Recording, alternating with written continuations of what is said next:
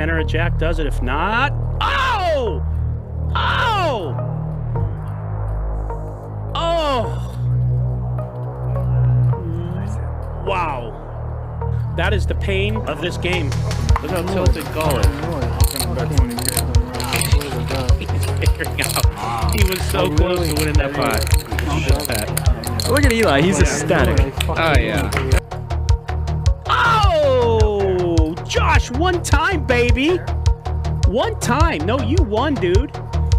All those bracelets and necklaces and hats and rings and glasses. Holy shit. Let's look at Jeremy's face. I can tell you right now. So sick. Like, there it is. Gutsy riverbed by Nick. Yeah, and that's just one of those spots where whoever goes for it wins. Probably going to see an all-in here from Josh. Snap call from Nick. You might win them both, buddy. He wins on both. Wow, Nick runs awful I had a feeling. here. You had a feeling you were going to win them both. You know when you know? Just count it up. Whatever you bet, I was calling. I knew you were gonna fucking fire, bro. I was like, please, I'm gonna call this motherfucker no matter what it is. This motherfucker owed me $17,456.33. And I was calling all of it, bro. He was the original raiser. Johnny 3-bet, he 4-bet, Johnny 5-bet, all in. It is 19,990. Okay, nice hand. Great laydown. That's a tough laydown, but a really good laydown by Nick Vertucci. You're not getting aces to fold, obviously. Queen? What was the flop, though? Yeah, I win. Queen was on the flop? You get queen? Yeah, I queen. I don't want to take him more than Why can't I just flat? And he's going to pay him off. You're gonna slow roll me, you motherfucker? Yeah. Yeah. You knew it, dude. You're gonna slow roll me, motherfucker. So there will be a big side pot, by the way. So Bryan is going to win the main pot, which is 18,000. Ludacris is actually going to win about 2,500. Mayhem has gone to Felt. And there's a 4 and there's 2 diamonds. 26,900 in there. Double M with the overpair. Garrett with a pair and a flush draw. Chris is all in. The pot is $110,000. That's not the player I thought would go all in, but he did it nonetheless. You got it. And the 4 is good. Oh, it's the king of clubs. Ludacris and Josh hit their king on the river, but it's no good. And Jeremy is going to win it all. There's the call. let's go. I really wish Ludacris had showed the 6 first. I wish he showed him the 6 first. I wanted to see Jeremy's reaction so bad. So here's my first question for you, okay? My first question is, was that the biggest pot you ever played tonight when you won aces against jacks? No. You know how it works. Yeah, now you did. It was. That'll give him a boat on the river. What does Chris do here? I mean, do you 3-bet this turn? Do you fold? Everyone has seen how cautiously Danny has played all Yeah, night. he just called with 10s full. Wow, Chris is going to call. He's out of position. And now what does he do on a brick river? Are there certain cards he's going to bluff here? I give up. Oh, no. I play the board? Oh no, I have a 7. 7 high? Yeah.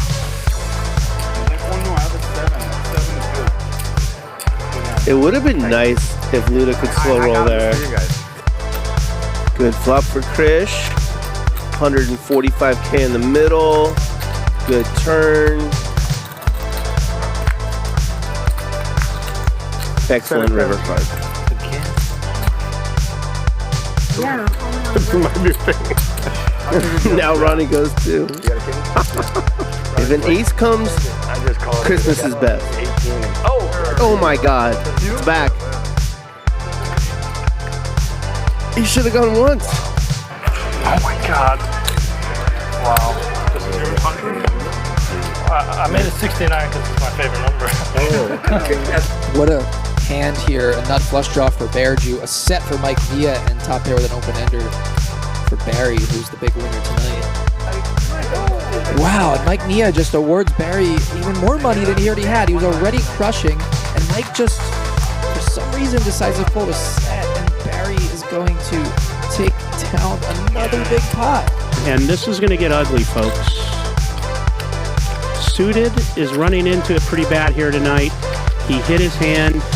He's crushed by ace-king. And the only thing Suited could do here is hope for a queen on the river. Oh my God. And there it is. It's the dirty, murky river. I've been in this position a bunch of times. This is so gross. Okay, they're gonna get it all in. They're going twice. Yeah, one of your sevens is dead, unfortunately. That's gonna sting. But stranger things have happened. There it is! Wow! The case 7. 2750. I could never fold for 2750. Make it 2800. Now I can. He gave him $50 to make the bet 2,800. Oh, and that is a disastrous card. A third jack. So Viffer now has a boat. But a worse boat. So many poker players would bet here. Can Viffer figure out that he should just check? He's definitely well aware. And he does check. Great check by Viff. Oh, that jack cost me some money. Great check by Viff. And you know what? He's right. If he bets there, he's not getting called by worse. I should have folded a raise on the flop. I gave him 1,600 more. Did you tell him what you had? He hit the first one. He's going to be sick. Oh my gosh, Scooper. Scooper for the bear juice. That's a sick beat for Jeremy flopping the stones. Man, who gets so lucky, man? So gross, honestly. Look at this. Look at this flop. Both times? Damn it. I'm already going to get running already. Yeah, I am kind of tilted No, I don't from play. that flop. Don't. Spade on both. Hey, if you get... Backdoor flush in the river. Andy gets paid $35,000 pot as Andy gets lucky. Yeah. The backdoor flush. Krish makes it straight. Gall makes his flush. Problem for them is they were drawing dead. It's no fun to be drawing dead and get there. Double M raised it to 30. Krish called, made it straight, and Double M wins a nice one here. Finally something goes his way.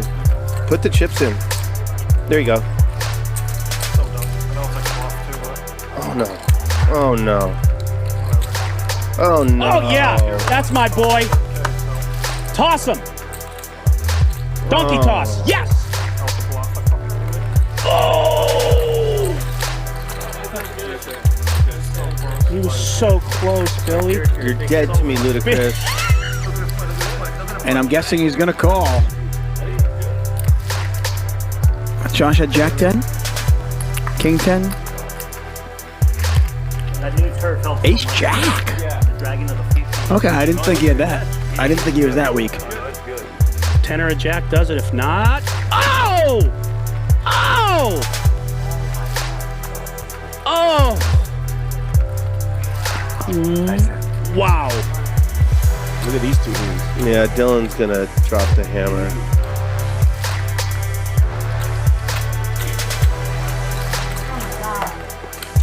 Krish, don't ship it. Oh no. Dylan wins a nice one. That's the hand I could beat. It's all going in. Yeah, he is going to get healthy. That's a misstep.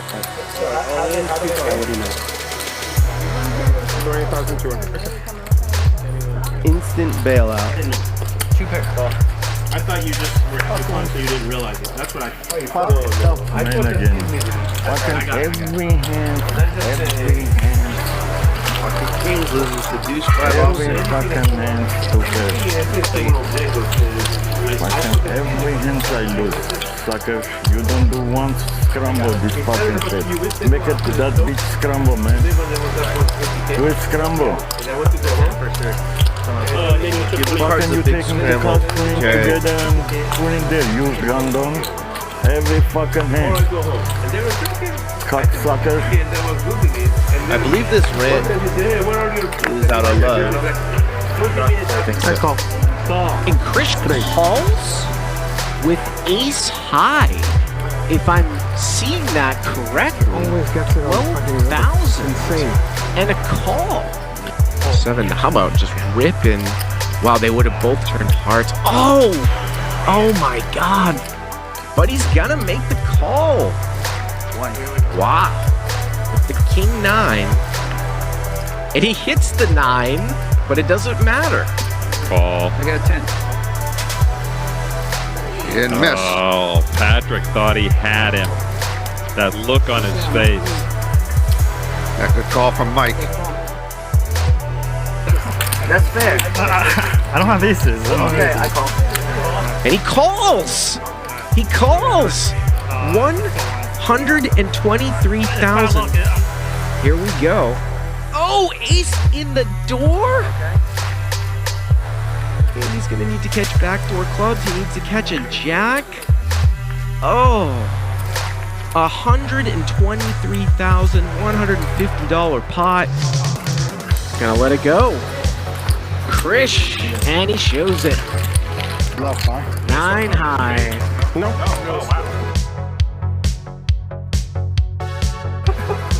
He calls. I have a straight. Nick is going to win a $44,000 pot. Please let me. Please let me. Pocket 8? Holy shit, I had the exact same hand. Look at it. I had the exact Look same at Patrick's hand. reaction. That's a good fold. This is about as long as I've ever really seen Andy tank. He's usually a really fast player. And he's gonna let it go. And he is correct. I swear in my head. I swear in my head. The only fucking hand. The only hand I beat. Just under 15,000. There's the call. And Andy's gonna get some back. How about 28,000 back? I have an ace. I know, I know. but fucking look, I flap it. I don't do no shit. That's bad, man. Sorry, bud. 50,000. That's like the only way to play. That's sick. Sorry, dude. Sorry, dude. I call. Good call, Kim.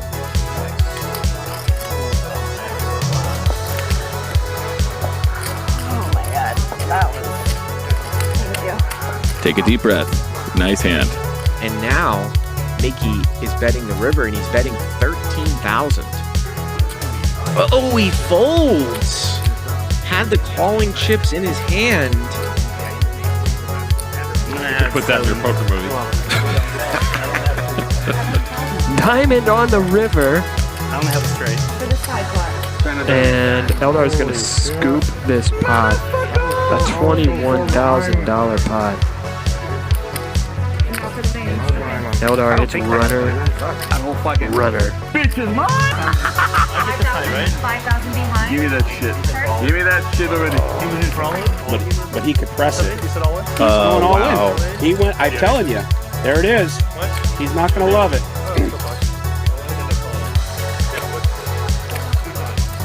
It's a $137,000 pot. This is for sure one of the biggest pots Chris has ever played. I know this kid. This kid now has chips, like playing chips. From the start, They're not locked up. No. This man could lose those chips respectfully in the right spots. Not saying he's a donkey, even though he is. So if you guys are fans of Andy, let's see you smash that like button for Andy. Send him good vibes on his vacation. He will be back in a couple months, but it will be a long couple months without him. So let's smash the like button for Andy. I don't think Mark's gonna fold. Whatever you want, it doesn't matter. You're dead. You're dead. Dead. No, he's not. He's not dead. Well, now he's dead. 5-5. He could get runner under 5-5. Yeah. I think he's gonna say all in. All in. All in. All in and a call. Ronnie just called initially. Set the trap. How dead am I? He needs a queen that's not a heart. He doesn't get it. He lets it go and give Dahl the credit. And it seemed like Dahl was just hemorrhaging since he folded that Jack-9 hand, but he gets it all back in that one. And he's told them what he has. The table knows he only has ace-high. And he calls. Oh my gosh, he calls. Oh, wow. And Luda doubles up Ronnie.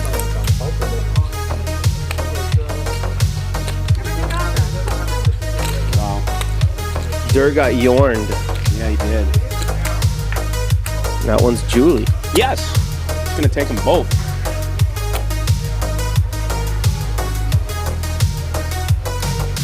Wow, so sick.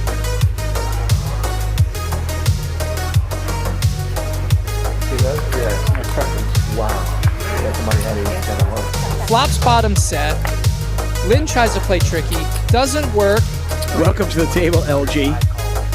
You are a distant third place right now. Oh, you gotta be kidding me. LG with the bigger full house. Wow! What is going on? I am taking crazy pills. He did really. I thought for a second maybe the cards were wrong. You ever said a 5? Yeah. I'm not good enough to mug, Mike. Nice hat. Flush with a 10. Back him out is going to get paid. Or 9 or an 8. Deuce! Oh, I didn't know. One time. And Mike, all in, $50,000 pot. Chris just needs to fade a 6 on the river. And Chris going to scoop a $50,000 pot. So you need a 5 of diamonds to be a hero, or any other diamond to just win the pot. Oh, diamond, yeah. I'm calling because I ain't got no boat. I'm gonna call so bad. Shit. Dahl may talk him into a fold here. All right. He does. Dahl talks him into a fold. He's gonna fold? Wow. Oh. Wow. Wow, you bluff. Don't show it. I don't want to see it. Wow. Don't show my hand. Wow. That's fucking sick, Josh. Ronnie, ready to gamble. Ronnie needs to find a 10 or a 5. There's the 5. Saved by the bell. Saved by the bell. Seems fair. We never lose taking a profit, babe. Back over to Josh. He calls. And he hits a 6. This might get him in a little bit of trouble. Oh, and the river's a 6. That's crazy.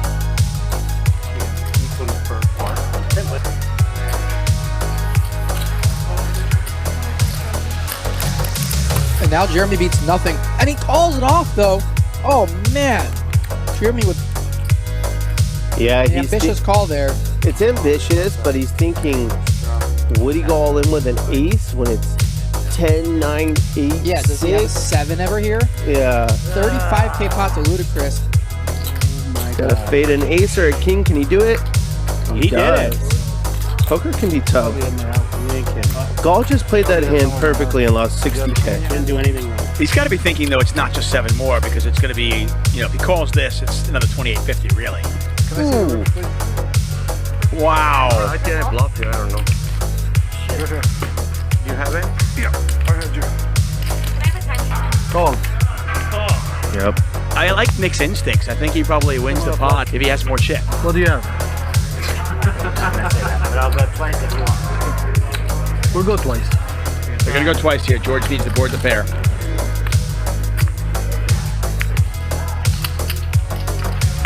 Doesn't happen. Ace, ace. Jeremy's going to win them both. So he did get a good run out here. Depending on how much Garrett bets, we could just see a call from Dahl. No, and he checks it back. I told you, he had the donk lead there. Wow. Garrett is too smart for that shit. Unbelievable. Wow. Oh, you gotta be kidding me. 3,000. Oh, no.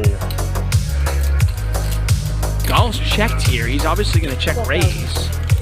I mean, the only thing I'll say is Krish's slow playing 28,000 total. actually saved him. Call. Dahl wins $180,000 pot. If he calls this, the pot will be $30,550. All in. And Bill just moved all in.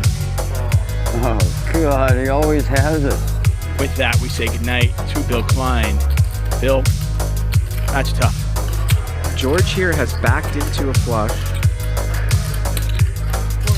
And Krish is going to raise here and a value own raise here on the button. Wow. Garrett makes the call.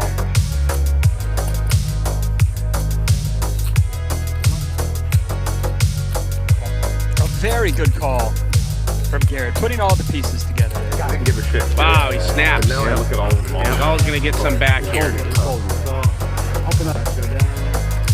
Well, folks, this is an indication when you are flatting what could happen to you. When I start this game, I go to commerce first time. I pay 10, 20, no limit. I start like this. Oh yeah, I'm bluffing all my life. My life is bluff. My life is bluff. My life is bluff.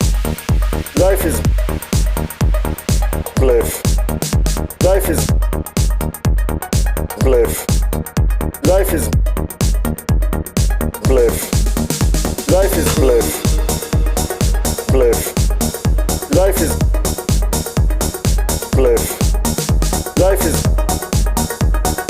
bluff. Life is bluff. Life is bluff.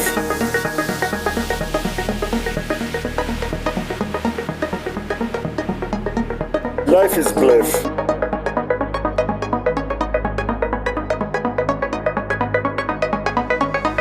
Life is bluff. My life is bluff. My life is bluff. My life is bluff. My life is bluff. Bluff. Bluff. Bluff. Bluff. Bluff. Bluff. Bluff. Bluff. Bluff. Bluff. Bluff. Bluff. Bluff. My life is bluff.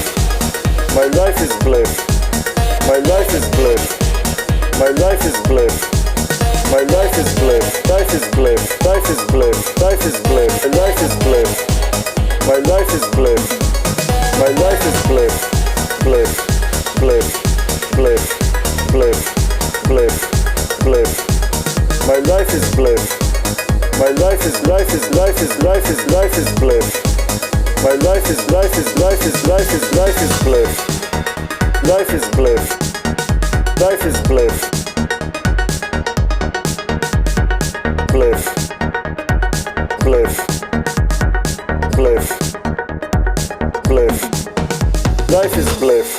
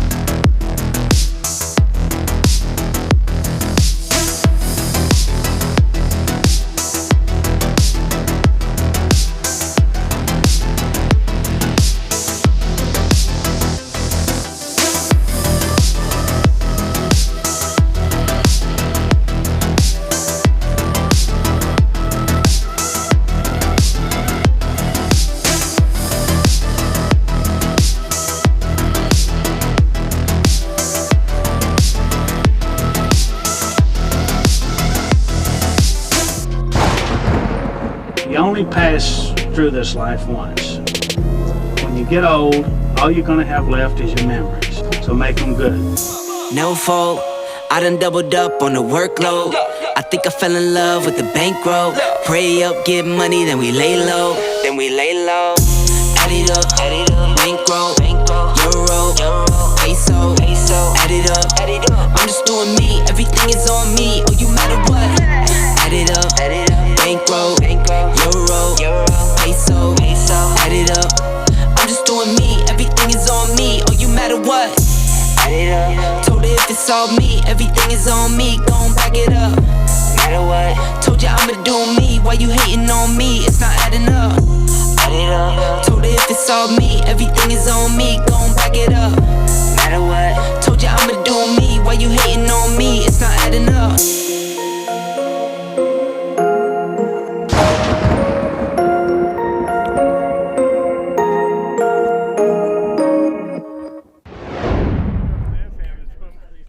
Hello and welcome to a high-stakes poker production. We are here for Hustler Casino, live inside Hustler Casino.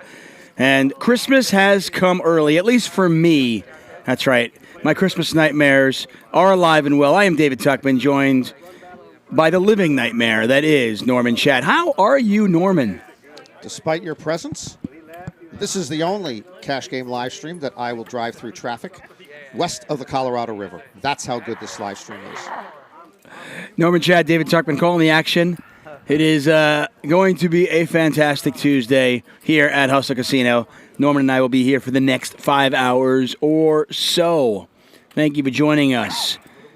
Jonathan, Alex, Era, Charlie, T-Bird, Aubrey Sharp, Eddie Vedder. I don't believe that's the actual Eddie Vedder.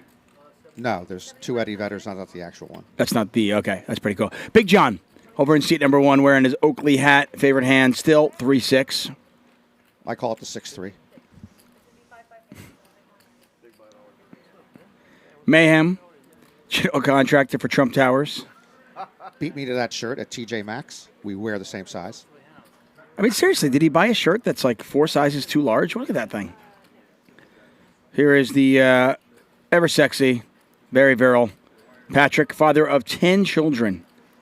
That's true, by the way. I know that is. I go viral sometimes. He goes viral.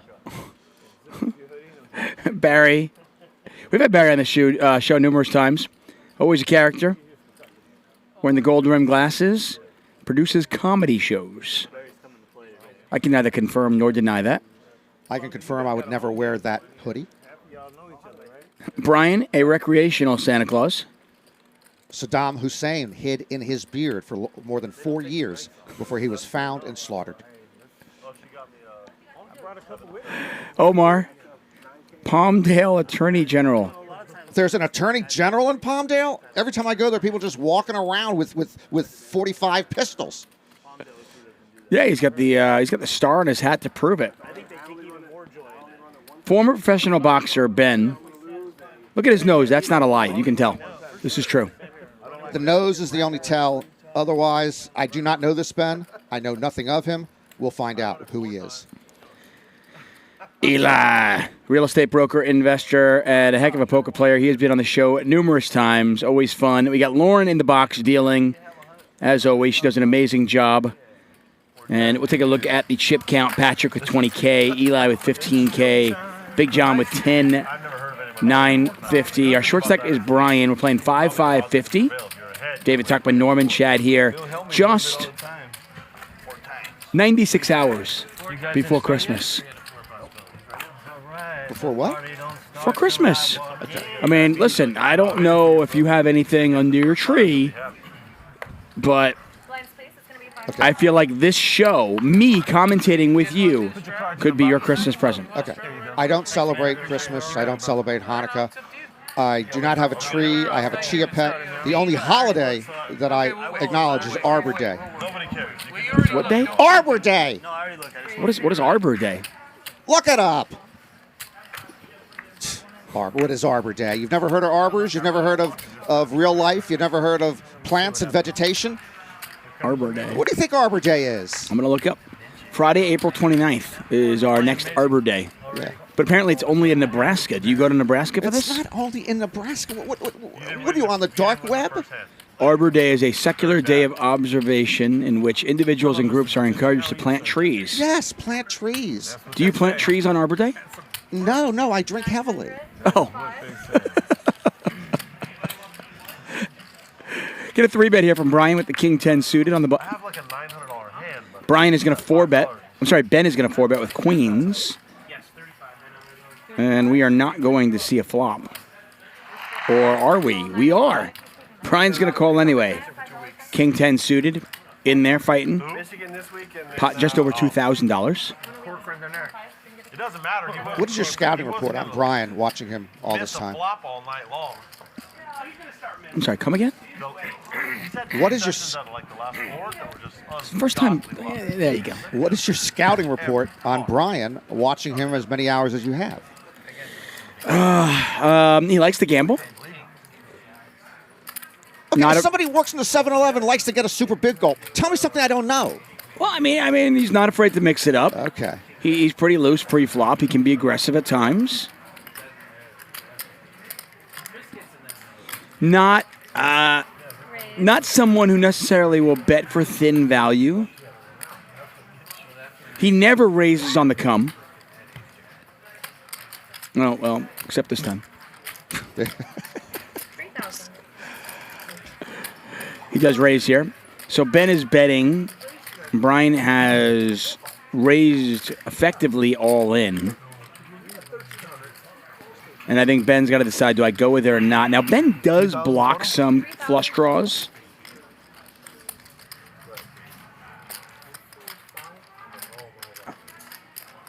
This is always a difficult spot for me, Norman, because you've got to try to figure out, did my opponent sandbag aces or kings? Is there a way that he could have 3-bet and then just called the 4-bet with aces or kings and now sprung the trap? Call. It's a good call, even though he's not that big of a favorite. Usually they don't sandbag aces. Once in a while you do. Does he have 9s here? Does he have 8s here? I block some flush draws. You even block straight draws. Yep. If you block anything. How about a king? Oh, he didn't block the king. No. See?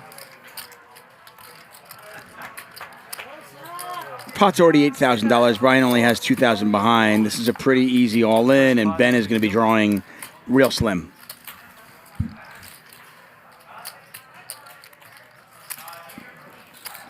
So my scouting report on Bryan. Bryan is the type to 3-bet with King 10 of hearts, flat 4-bets, get it in slightly bad, but get there almost always.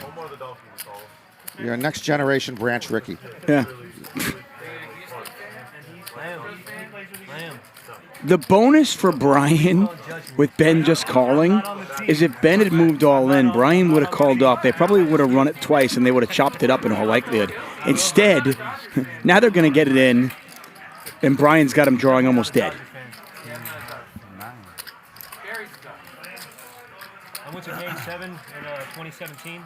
Celebrating with the Astros hat. I don't know how you call the flop raise and then fold. Yeah, I think he's calling. I mean, imagine your opponent has since then, Jack 10 of hearts, Ace 10 of hearts. All right, call. Once or twice. One time. One time. You got 2 pair, bro? One time, 9 of diamonds in the river, and Bryan's going to win it with King 10. Good game. Wow. GG. GH. That's some Palm Dizzy right there.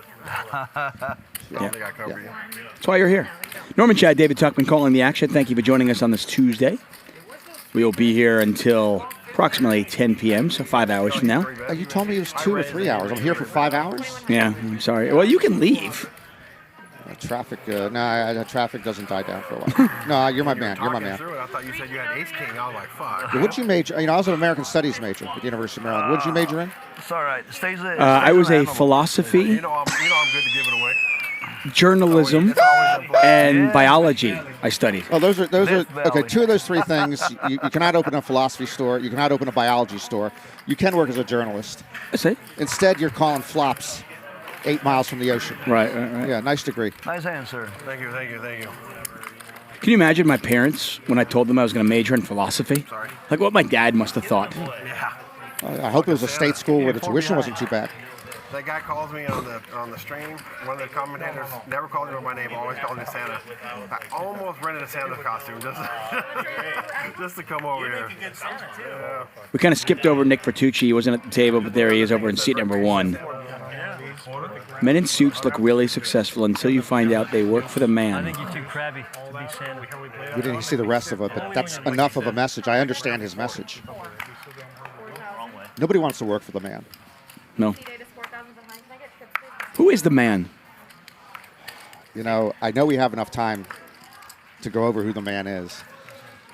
So the man is part of the system. What's the system? The system is rigged. Why is the system rigged?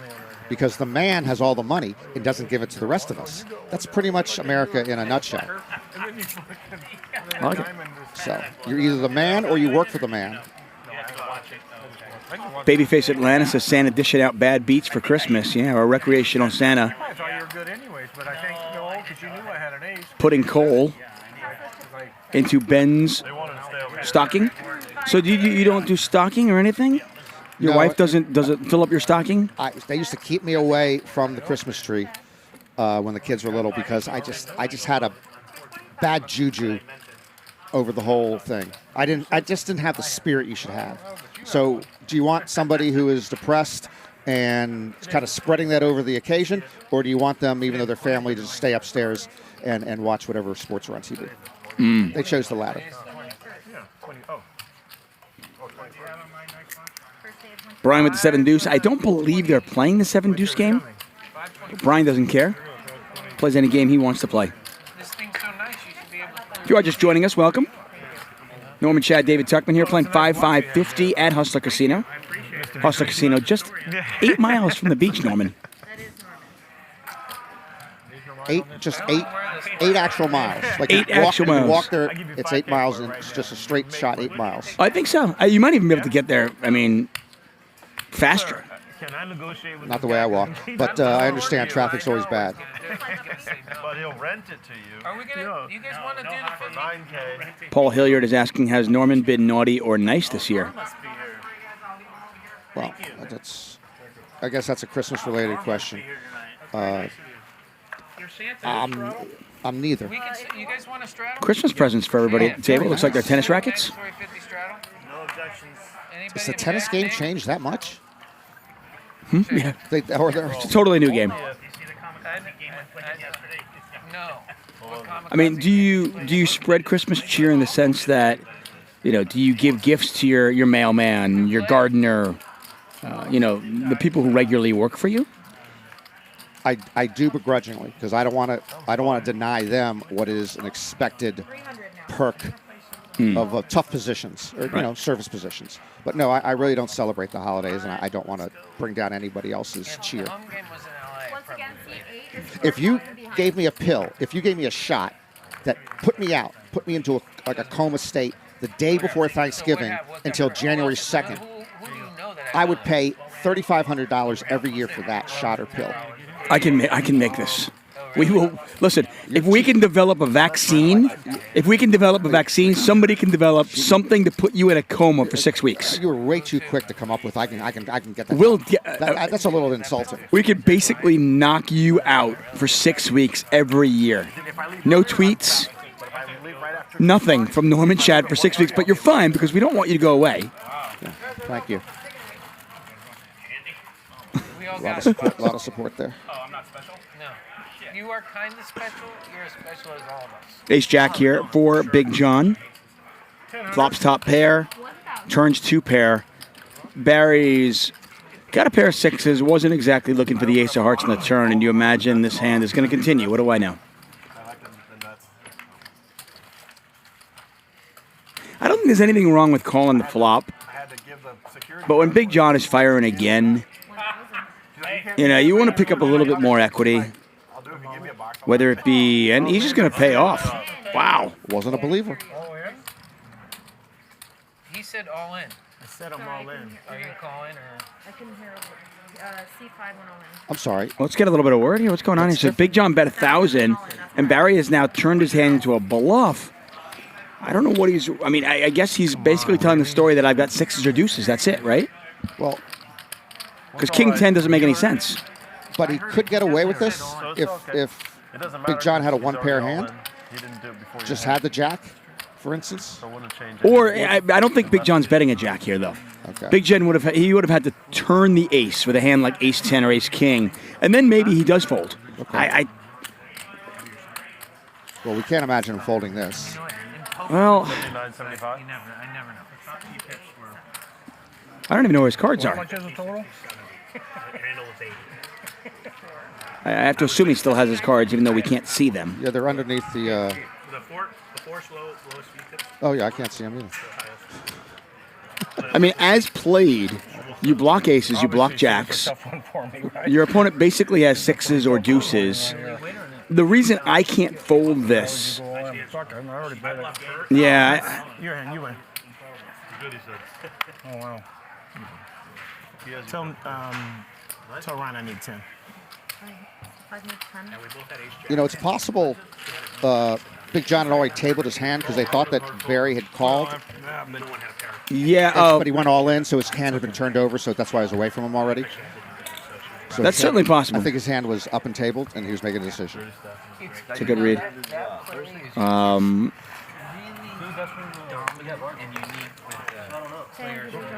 That's just a pure gamble. That's just I hope my opponent's got one pair and he can't call me, kind of situation.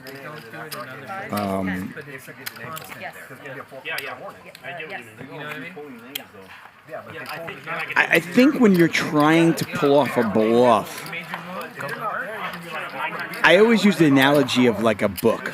Imagine reading the last page of a book and then going backwards. And you're trying to figure out, okay, how did you get there? Does the story make sense? And if it doesn't make sense, you know, if you got to the end of the book and, you know, you're in India, for example, but you never had a boat, you never had a plane, you don't know how to swim, you just go, this story doesn't make any sense. How did you get to India? You started in California, okay? Well, I mean, I feel like the same thing with a bluff. Like, what story is he trying to tell? You know, he's somehow he got to India without a boat, without a plane. He doesn't know how to swim, and obviously, you know, in that particular case, Big John looked at it and said, "Well, I don't know if Big John was thinking about it that way or just looking at it going, I got ace jack, I can't fold." I think he was, I got to ace jack, he can't fold. But you're right to look at it the way you said. And what you're telling me would have more credibility if I thought you actually ever read a book other than the Vinny Testaverde story. But you're right. You start with the last page of the book and then see if everything makes sense to lead to that conclusion, to that wherever they ended up. You dismissed the Vinny Testaverde story. It is a heartbreaking, amazing story. The year he gets signed by Bill Parcells, and he and the New York Jets look like they are on the cusp of greatness. And then Vinny Testaverde gets injured in the first quarter of game number 1 at FedEx Field. It's devastating. I don't want to hear it, okay? Who was the backup? Like nobody. Like, I don't even know. I can't remember. Browning Nagel, I think. That sounds like a Jets quarterback, yes. Browning Right? Nagel was a Jets quarterback. Okay. My cards were just a lot shittier. I would have nailed that board. True story. Brian's going to bet 600.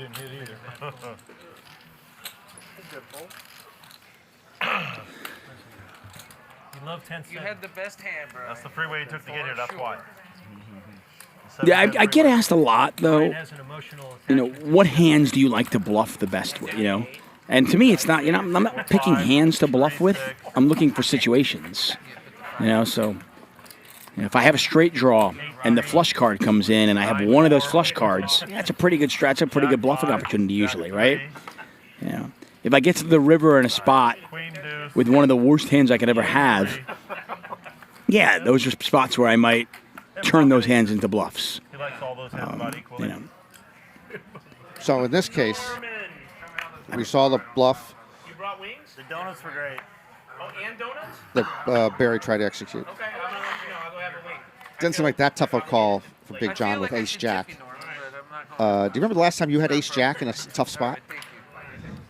Where you had to call an all in? Well, maybe we can send one up. Cash game or tournament? I got a massage for 2 hours. You want me to send Oh, no, I'm sorry. You probably had ace 8. Ace 7? Ace 7. Ace 7? Norman Chad is desperately trying to needle me, but messed up the entire story. I forgot it was ace 7. That's great. We got a 3-bet here from Omar. Original raise is Bryan. This is such an $1,100 hand in some countries. In fairness, that was not a difficult spot. It's actually a really easy spot. I assumed it was, and actually, we just came into the hand late, and you called the all in fairly quickly. Oh yeah, I was trying to get it in. Yeah. And Norman is, by the way, is referring to my knockout hand at the main event where I had ace 7 on an ace 7 deuce flop, rainbow.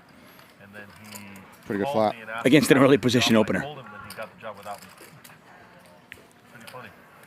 I stupidly thought maybe he's got Bryan's hand, which I was doing pretty well against. Yeah, they way overpaid. Of course. That was probably a reasonable assumption or a possibility. But he had ace-ace instead of ace-king. Yes. That was an unfortunate end to my tournament. I have to imagine this hand is over.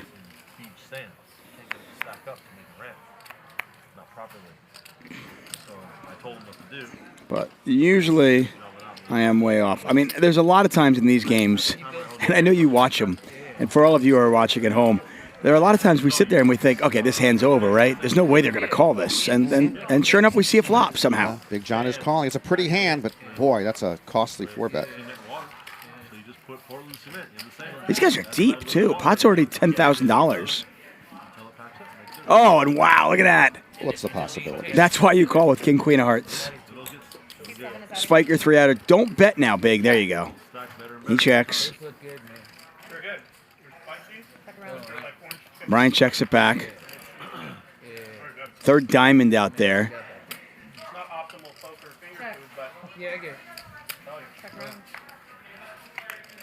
Fourth diamond. Does either player now turn their hand into a bluff? Oh, no. Bryan quickly checks it back and lets Big John get there. Yeah. Oh, glad you hit your king instead of that queen. Yeah. Bryan knows he missed an opportunity. No chips went into the pot post flop. My goodness. Yeah. Somewhat loose pre-flop, a little bit passive post-flop.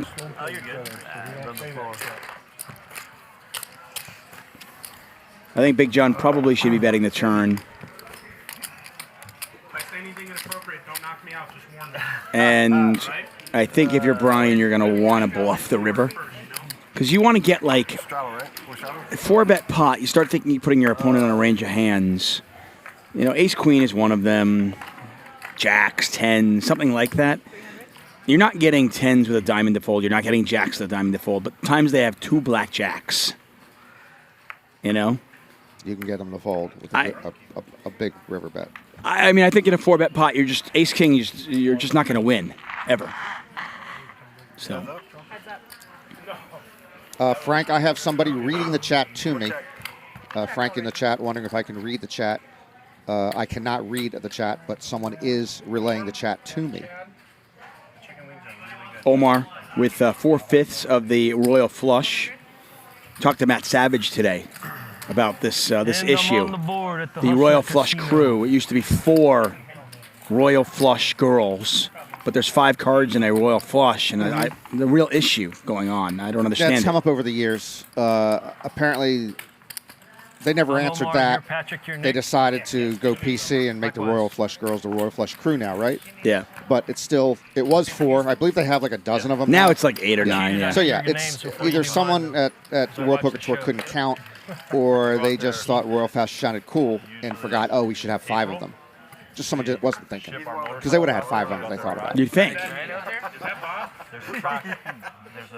Nitro Ice says Norman Chad is a chick magnet. Well, true story. My family, I grew up in the refrigerator magnet business. We owned 4 refrigerator magnet stores, including one here on Venice Beach. So people walked into our store. I was the lead salesman. Thus, I was a chick magnet by accident. Yeah. True story. Conroe, Texas. We called them gals or lasses back then. Yeah, COVID's been tough on the business, but the one in Venice is still open. Yes, indeed. Got to fight through the homeless to get in there, but you can. Well, Aaron Wilson says, my dad just said, is that Norman Chad? Such a memorable voice. Yes, Norman Chad is alongside me today. Eli with top pair, king of diamonds to boot. Bryan with 6s.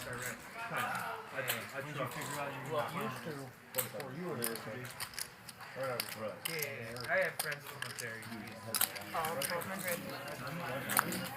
DM says Norman is the best. That's nice of him.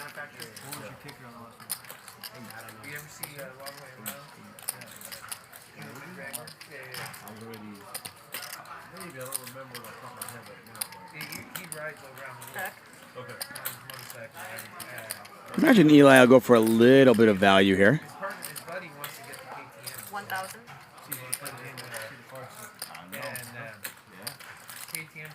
Raise? Raise.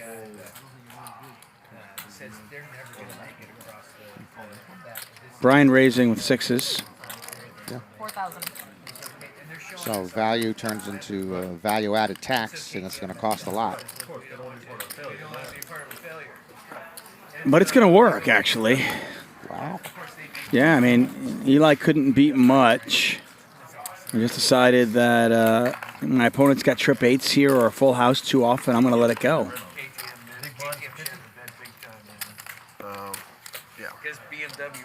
Big John quickly up 16,000. Bryan up 6,400. Rest of the table is down, including Barry and Ben. And he arrived late, but no action yet from our co-owner, co-host, Nick Vertucci, huh? Haven't heard a peep out of him. Don't get the chat started, okay? Oh, they were already on Nick for not playing enough hands. Oh, I thought Nick usually plays enough hands. Team members. Right. Right. Yeah, you can't raise the whole 1,000. I can. You know what's funny?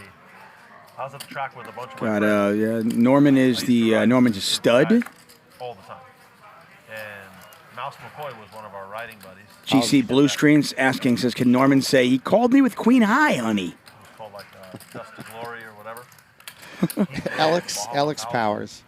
Whole thing all by himself. And he was like, Rest in peace. Rest in peace. One of my favorite memories.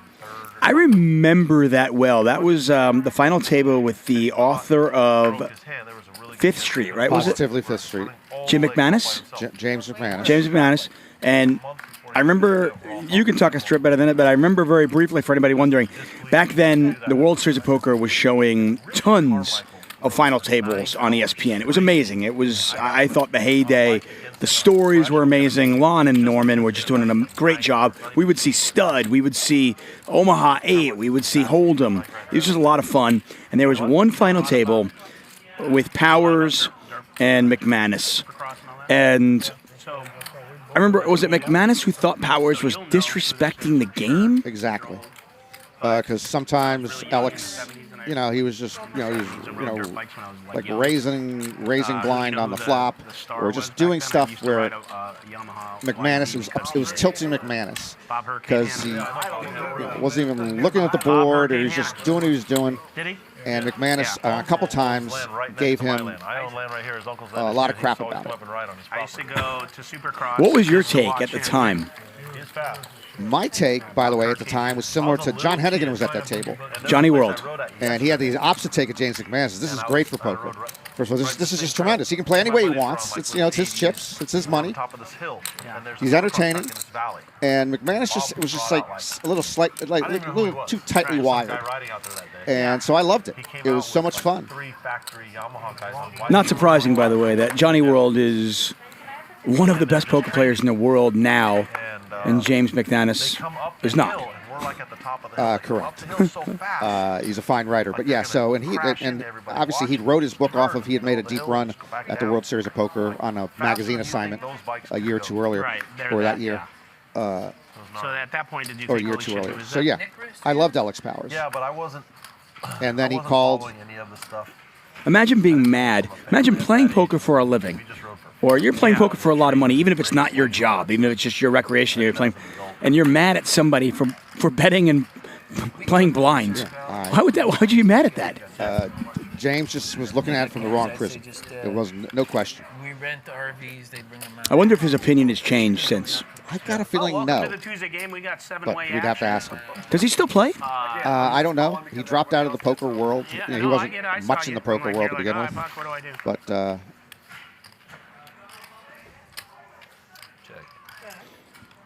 Queen 4-3, 2 spades out there. Nobody with spades.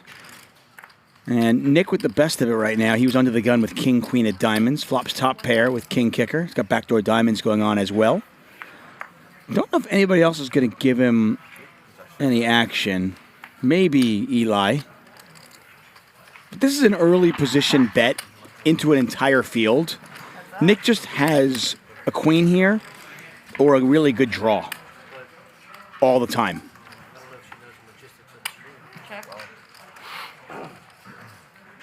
Something that I think a lot of players make the mistake of not factoring in. When a player bets into 5, 6, 7 players, how much more likely they are to have it. Right. One pair. And Nick is not going to go for any value. After that original bet, does win a small one. The weather's really nice when I go in April. Everybody says, oh, you know. So there, it seems to be a pattern. So writer gets assignment to go play poker, does well. Was it Maria Konnikova? Yeah. Is that her name? Am I pronouncing it correctly? I believe you are. So she got the same thing. She was told to write a book, right? Or that was her assignment, I guess. And I guess she had an assignment to do something in poker, and then she actually developed a book. Correct. Decided to contact Eric Seidel. Right. To coach her for a period of time with the plan that she'd go to the World Series of Poker. So, and she knew very little about poker. And she had some success. Yes, she did. So, and the book sold well, and it's a both of those are well-regarded books. Yeah, the book was on the New York Times bestseller. I actually just got it for Hanukkah. So, I'm going to have to give it a read. Start with the last page and work your way backwards. See if it makes sense. I tell you, it's really interesting that way. Seinfeld did an episode that way. It'll be very interesting. Fair enough. Big John raising it up with aces. Eli 3 bets with ace 5. All their bikes. They had all these bikes that don't even exist anymore. CZ and Make. And I would be, well, you never know in this game. They had Triumph, which came back. There's a 4 bet to 3,700. Bryan gets out of the way. Omar gets out of the way. Eli unlikely to call with ace 5. Hope he gets out of the way. Yeah, I've often thought about doing. I keep, Eli is a real estate agent. I go online again and again and again looking for dirt on him. There's no dirt on him. All he does is he gets 5-star reviews. Everyone says he's terrific. Their favorite realtor. I don't know if they know he plays poker. Contact him for all your real estate needs. Last week we had a 3rd grade teacher on the show. I'm just wondering, I go, my wife's a 2nd grade teacher. I want to know where he teaches. See if my wife can get a job where he teaches. Oh, I thought you were trying to remarry her off Molly. Well, maybe that too. Quite a collection. That's a lot. Yeah. But they're like, It's like Jay Leno type. Yeah. But it's like, it's all single-cylinder Ducati from like Big John. the 50s to like, Nice hand, Big John. more current ones. It was. I don't think that, Did you win a I'm going to say to Buckingham, or did you 2000. buy I Bucket don't think A3? he had something above 2000. Wow, really? Yeah. So you won some big hands early? Before I got here? If you are just joining us, those purple chips are 25. Yellows are 5, kind of irrelevant in this game, but you'll see some out there for tipping and stuff. Whites are 100. That's the difference here at Hustler. Often places you'll see black chips are 100, but in LA, white chips are hundreds. That's it's kind of an LA thing. The green chips on top of Nick's stack right there are 1,000, and if you see any chocolates, those are 5K. I don't see any yet. I mean, not that it's going to change anything. A lot of chocolates on Friday? Or no? On the Almost, Friday though. Yeah, always. Yeah. Usually, in fairness, usually on Tuesday we'll get a couple of chocolates as well. Probably just before I got exhausted, the front tire. So a raise from Nick out of the big blind with ace-king suited. Flops top 2. A little bit of something for his opponents. Big John with 2nd pair. Bryan with bottom pair. And I'm not riding today for sure anymore. Because my adrenaline was so. You've been there. You know what I mean? Ancient PK pointing out white chips are $1 chips at most places. Yeah, a lot of places the blacks are 100 and the whites are $1. I mean, I try my best to pull it off. Yeah. I'll stay on. David Black says the whites are 100 in the Bay Area too. So maybe it's a California thing. also a big guy for Do you remember the? It's a little easier when you're small. Do you remember the 50-cent chip? Oh. I mean, I'm showing you a 50-cent chip from Hollywood Park. I'm kind of a high roller. I don't They play don't with use these 50-cent anymore. chips. Okay, sorry. Okay, I'm Just sorry. like- I'm not in your lane. Because soccer All right, this is a bad spot for Big John. But your body is constantly stressed. Oof. Every muscle is constantly being stressed. So, Sports Illustrated, I don't know, 15. Yeah, just not a lot of believers in this game. They put soccer. Clubs missed. Wrestling. I mean, if I had an ace here, I would definitely be betting and betting pretty large. You're putting your opponent either on an ace or a king, and since clubs missed, you can really go for it. The average motocross race. I think you got lucky because you had ace-8. 45 Yeah. manhandling a 230-pound machine. What? I had a big game, but I knew dirt was an ace, so I had to get my own. Hard. On ramps. Motocross Always track hits is an ace. harder than dirt road. Oh, yeah. You got a motocross track, just a tight ass corner, break bombs, jump, land, turn, jump, land, turn, jump, land, turn. So has Nick's game evolved over these 100 days of the live stream? I know he's always a lightning rod figure in the chat. Yeah, I think so. I think he's. I mean, listen. Anytime you play something as much as he does, what's the saying? 10,000 hours to become an expert at something. Yeah, that was a Malcolm Gladwell. I think it was 10,000 hours. Yeah, I don't know if he's quite at that threshold yet. But anytime you play a game or a sport and you put that many hours into it, you're bound to get better. I'm not saying that Nick was a bad player before, but yeah, I mean, I think his game has definitely evolved. I think he's smart. I think early on in his poker career, he actually splashed around too much, and I think he kind of realized, he goes, you know, if I'm playing 45% of my hands, I'm going to lose, and that wasn't much fun for him. So you know, he plays a little bit tighter now, but he picks his spots. He's still 3-bets and 4-bets in certain spots. Just kidding. They don't know you have to be the You guys something else or something? I also think he adjusts based on the table dynamic better than he ever has before.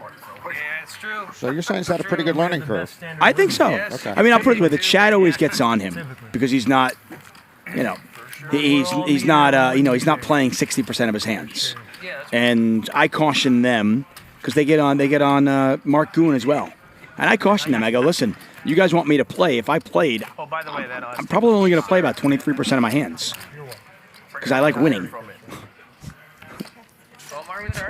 If that's the way you want to play it, sure. I'm not good enough to play. I mean, Ludacris can play 50% of his hands. Maybe Garrett can too. I'm not that good. One guy coming back? Barry, yeah, his glasses are here. So when you were knocked out in your deep run at the World Series of Poker main event, you were asked afterwards about if it was going to maybe encourage you to play more tournaments. And you say, yeah, I'd love to play, but realistically, I'm not going to. If you could only play, if you were told for the rest of your poker life, you could only play all cash or only play all tournaments, which one would you do? I think it's an easy decision for you, but I might be wrong. If you don't, only one or the other, you never get to play the other one. I would begrudgingly. Oh, it wasn't an easy decision though. Say cash games. Okay, I thought you'd pick cash. But I would do it if my life were different, if my circumstances of my life were different. I might choose tournaments. I really do enjoy them. I love the competition of them. It's such a different animal. Set of 8s here for Big John. Everything going his way right now. Ben has some equity, though. He's got a king of diamonds in his hand and a 2-diamond board. He's got a small stack, too. Oh, he's all in. Yeah. He's going to get called. Who cares how much it is?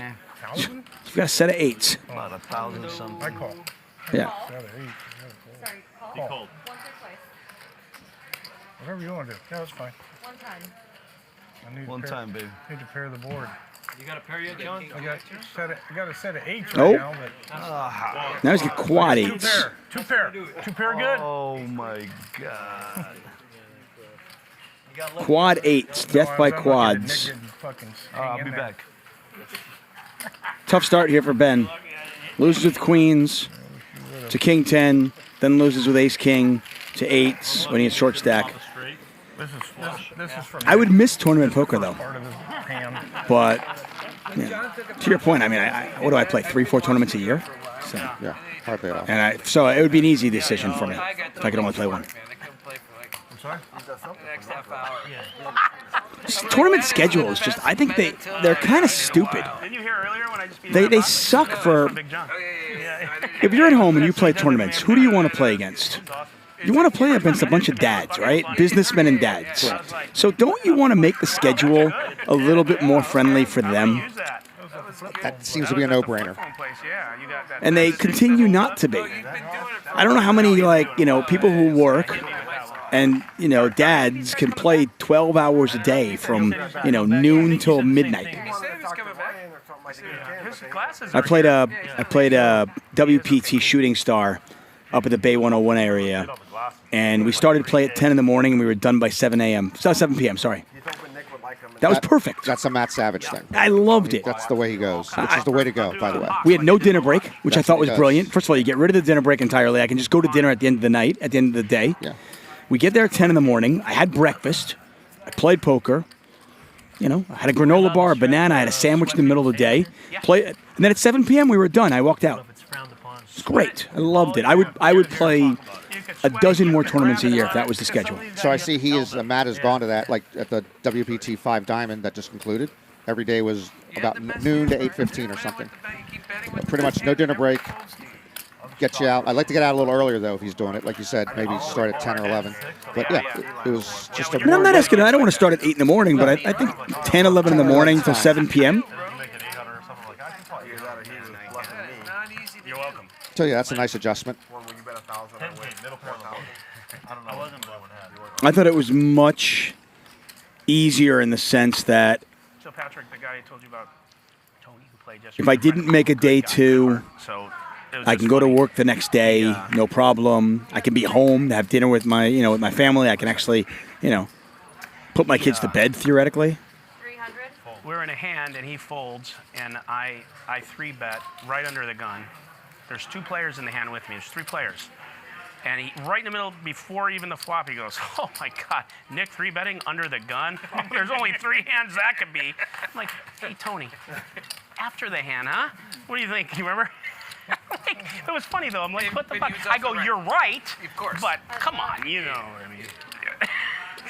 Queen high flop here. Bryan with top pair. He continues to run they put me to well. the test. Yeah, I had to face 2 barrels on the river. It's not an awful flop for deuces. Yeah. And only one overcard. Unfortunately for him, it's the one that connects his opponent. Santa, be careful, man. Jeez. All right. That's not how. 300. No, I know. No, this you win. Thank you. Nick loses the minimum. Queen. Yeah. 6. Yeah, I figure you were trapper johnning me. But yeah, it was pretty funny.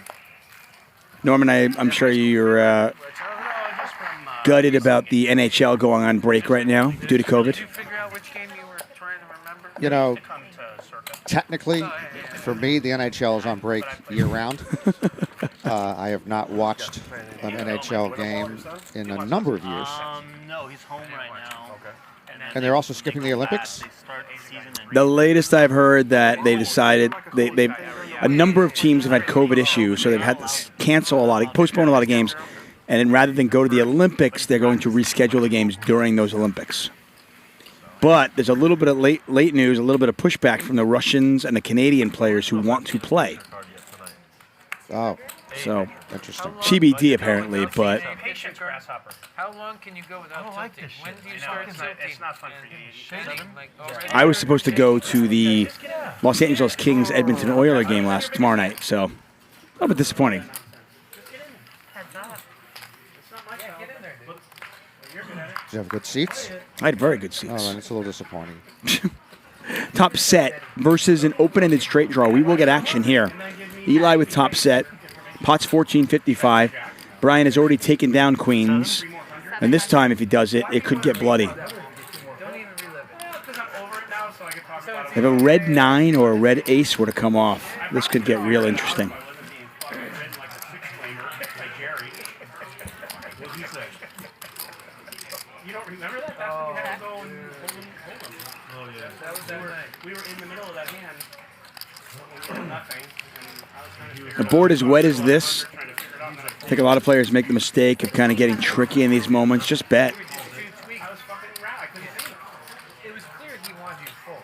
All I could focus on was wanting to strangle somebody. Brian's going to make this call. Looking for an ace or a 9. There are no aces or 9s left in the deck. Story checks out. 5 of clubs on the river, and this is going to go check, bet, fold. Well, then why don't they just push the pot to Eli if you know it's going to go check, bet, fold? Well, because we're on a delay. This happened an hour ago. Otherwise, I would. Well, if this was like a Twilight Zone episode or Alfred Hitchcock, somehow we could get through that. Hour delay.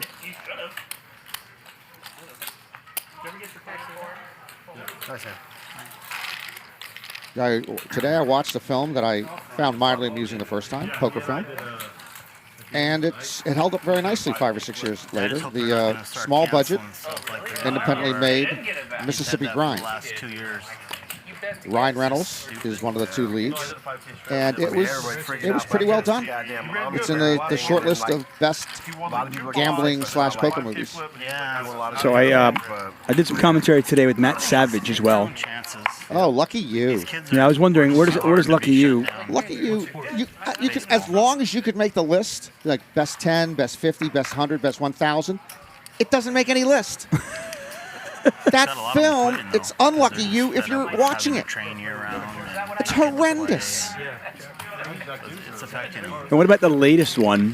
The Joe Stapleton, well, the one that he consulted on that it was touted as a poker movie, but it's not a poker movie. It's about card counting, right? It's not about card counting either. Even it's called The Card Counter. What's it about? It's not. Before I tell you what's it about, which is not good. The Card Counter made Lucky You look like Raiders of the Lost Ark. That's how bad The Card Counter was. I would sit through Lucky You 10 times before I would watch The Card Counter a second time. And this is not Joe Stapleton's fault. He was a poker consultant. Very little poker in it. Very little blackjack in it. So what was it about? You know, a guy there's got an attitude. He's searching for somebody who screwed him up years ago when he was working sort of in a military operation. And it's a very dark film. It's a very dark film. I couldn't wait for it to end. I couldn't wait. I saw a matinee. I couldn't wait to get back out into the sunshine. I was sweating from darkness watching this film. I saw it with, this is true, Mr. David Tuchman. I saw it with 10 other people in the theater. 2 of them walked out about midway through. Okay, so that left us with 8. And then of the other 8, one of them left, and she didn't know she was leaving the set. She left, I guess, to go to the bathroom. Just didn't come back? And she came back when the credits were rolling about 10 minutes later. So 3 of the 10 people essentially said, to hell with this film. Right, if you're leaving a movie with 10 minutes left, something to go to the bathroom, something's wrong. You can't hold it in for 10 more minutes. Bet on the flop with the ace-queen. Omar called with a flush draw, took 1 off, but did not get there on the turn and decides, you know what, I could be up against a full house already. I'm going to let this one go. Take a look at our big winners here. Big John is our big winner, up 19,000. Nick's up 4,400, quietly. Bryan up 2,600. Rest of the table, either basically even or down. Barry and Ben, both down 5 figures. I don't know if Barry is done for the night. I assume not. Maybe I don't know. Barry and Ben are not here. I think there's a good chance they both decided to leave, to just go home to listen to me on the live stream. Very good chance. Just take the 10K loss, and then that 10K, don't get it any worse. Just go back and my voice is essentially the Barry White. It's the Barry White of poker. So they might want to go home and just, kind of soothe their evening night and get it going maybe with a little lady. I love you, baby. I would never describe you as the Barry White of poker, but I like it. Yeah, I can go really gravelly and, hey, baby, let's go to Popeyes, get a 3-piece combo, and then come on home and do the wiggly wiggly. How bizarre, though, to sit down, bluff it off with 7-6, and just call it. I mean, I'm surprised that he would leave if he did but leave. that quickly. Yeah. I mean, he was here like, I don't even know, what, 9 minutes? Yeah, that was one of the first 3 hands we played. By the way, for those of you wondering how you get into these games, you want to know how you get into these games, if you are a regular at Hustler Casino, a night like this, if you're one of the regulars out there, this would be the kind of night we could get you in, maybe. Precisely. And then once you're in, if you're fun, you're in. Yeah, not only are you in, obviously you're not going to be replaced that evening. They're not going to say, I'm sorry, you have to leave the table now, blah, blah, just walked in. But if you are fun, you are in then again. So it's, right. Yeah.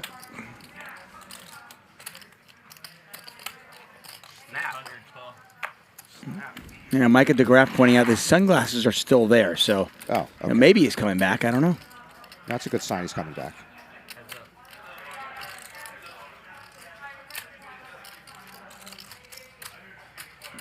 Pair of 6 is still good here. Nick with a gut shot. If he fires again, he'll probably win the pot. And he is going to fire again. As sticky as the players are in this game, I think this is a really nice bet because when another card comes on the turn that also beats second or third pair, there's just more your opponent will fold to. Even though Nick is not betting Queen Jack or Queen 10 here, it does get a lot of. You see here, Mayhem folds to 6. Very well done.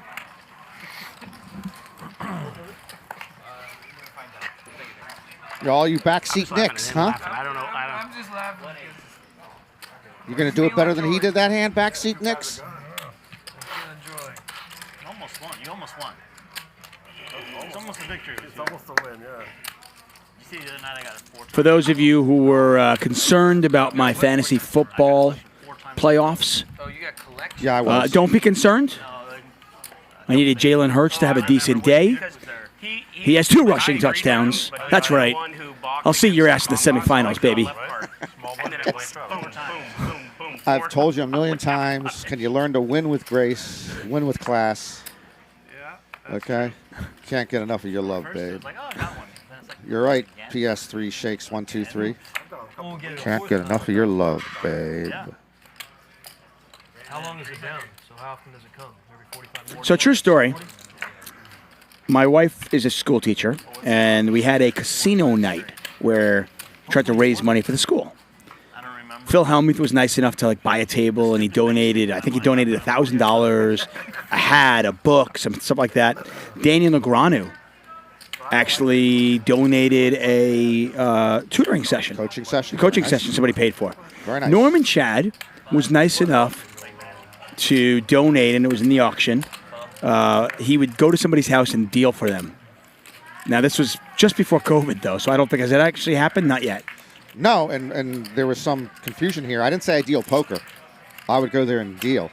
And but no, it hasn't happened because it was just before COVID. Right. And I love doing that, by the way, dealing and talking for somebody's home game. It's so much fun. But it got me thinking. Not only would I would pay to have you deal poker, but I would love to actually have a karaoke night with Norman Chad auctioned off for charity. Is that a possibility? I'm sorry, a karaoke night, which I don't like the sound of that. I know, shocker, right? What do you mean, me auctioned off for charity? Karaoke with you, where you've got to go up and you're going to be singing. You're going to call. And what are we auctioning? What's being auctioned off? You're joining that karaoke party. Or you just have to go sing. I see. I'd rather be somebody's Boy Friday for 2 years. Just go and do the shopping and the groceries and the Swifter. Yeah, I'm not a karaoke guy. No. Okay. No. I thought maybe the Barry White. That's different.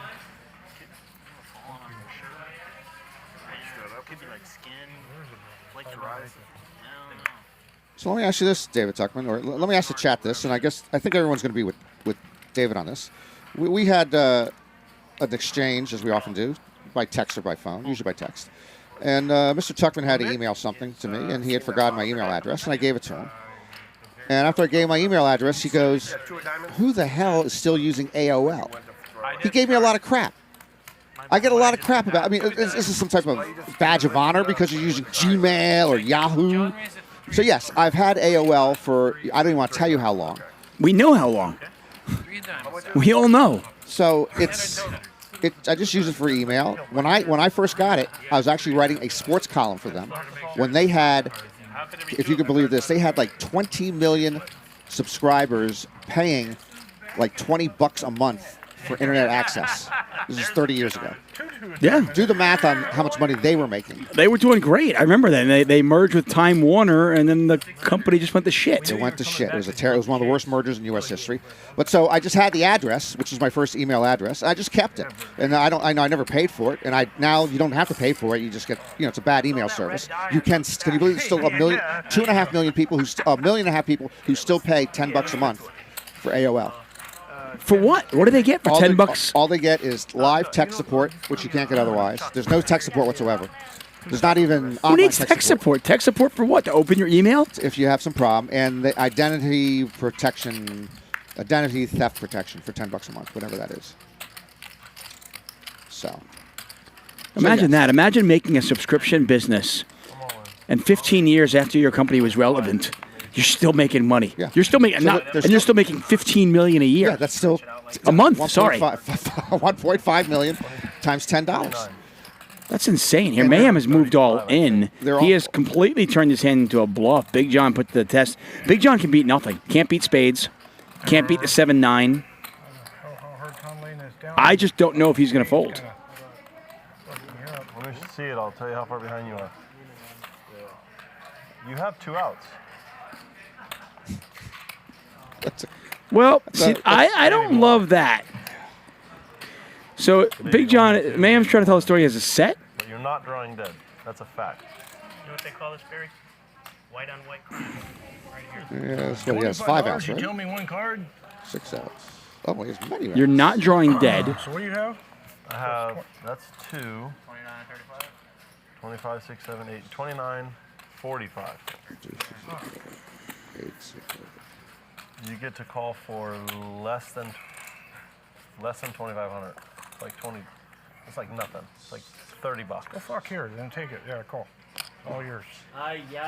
There's the call. He's got 10 outs. You called with 2 red aces against 8 all in. Big John couldn't beat much. Can't beat spades. Couldn't beat 7-9. Can't beat 6-5, and does make the call. Oh, okay. You want to go 1 or 2? I don't care. Let's go 2. 2 times good. I have 2 pairs. Big John looking for a deuce, an 8, or an ace. There's one. That's yours. That's you. And that one is Mayhem's. They're going to chop this one up. Chop it up, baby. That would have all been yours if you had 300 more. Nice call, Jimmy. Nice call. I've said it before. I hate driving through traffic That one's gonna kill me, to see it chopped because we run it twice. Man, I can't believe it. I got him twice. I got him that one. Not on my watch. What? You're not the chopping type, huh? No, I'm the run it once type. That's it. And on television, it's run it once or don't sit down at the table. This is from I said you had 2 outs, and then I realized. Hey, if run it once is good enough for Phil Galfond, it's good enough for me. There you go. Very good point. Barry Greenstein actually wrote about in Ace on the River, he wrote about running it more than once. And he said that he likes to run it once. And he said one of the main reasons for it, he said, is intimidation is part of the game. Fear is part of the game. And he said, if I can elicit some folds that are fear-based by having my opponent run it more, by the fact that my opponent knows he's only going to run it once with me, I want that. Now, I guess I've heard people say the other side of it, though. If you can elicit bad calls because people think they can run it more than once, that's also good. Yes. So I've heard both sides of the I argument. like both sides. I do like Barry's point very much. That's a great point. That's better than that book, which I haven't read in a long time. I did read it. Very short chapters if you want to go read it. Every chapter is like, you can read like 4 chapters while on the can, depending on what type of can you're on. But I think chapter 37, which was maybe titled Companionship on the Road, I don't know if that's worth reading or maybe that's worth the book alone. Okay? Is this the chapter where, and Norman is not joking, and I want to make sure that we're on the same page. Is this the chapter where he advocates before playing in a poker session or a tournament to make sure you have sex, so to avoid being distracted at the poker table? No comment. But this is legitimately in the book. You do want to look in that chapter in the book if you have it anywhere, you find it anywhere. That's my both favorite and least favorite chapter. Trip 7's here for Patrick. Bryan's got 2 pair. Barry is back at the table. See 2 diamonds out there. Barry's got the queen of diamonds. And Barry just came ready to fire.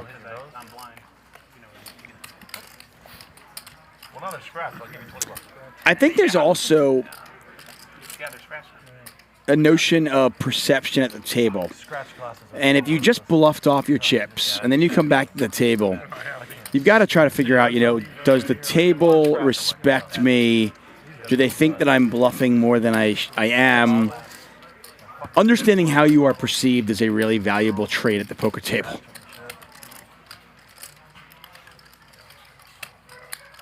I should start buying gas. And if I was Patrick, I would most definitely just call this.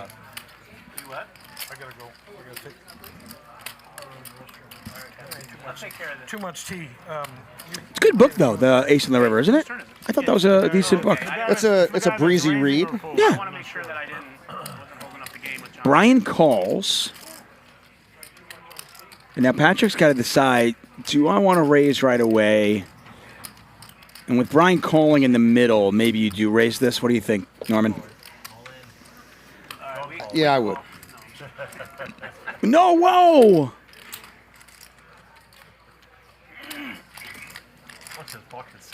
Wow, so you get a bet from Barry and all in from Bryan. Okay, I can't even. I cannot complete the sentence. Do you wonder? See, this is why I ask you. Why don't you play No Limit Hold'em? I'm terrible at it. I mean, you don't have to be good. Everything's relative. I understand, but I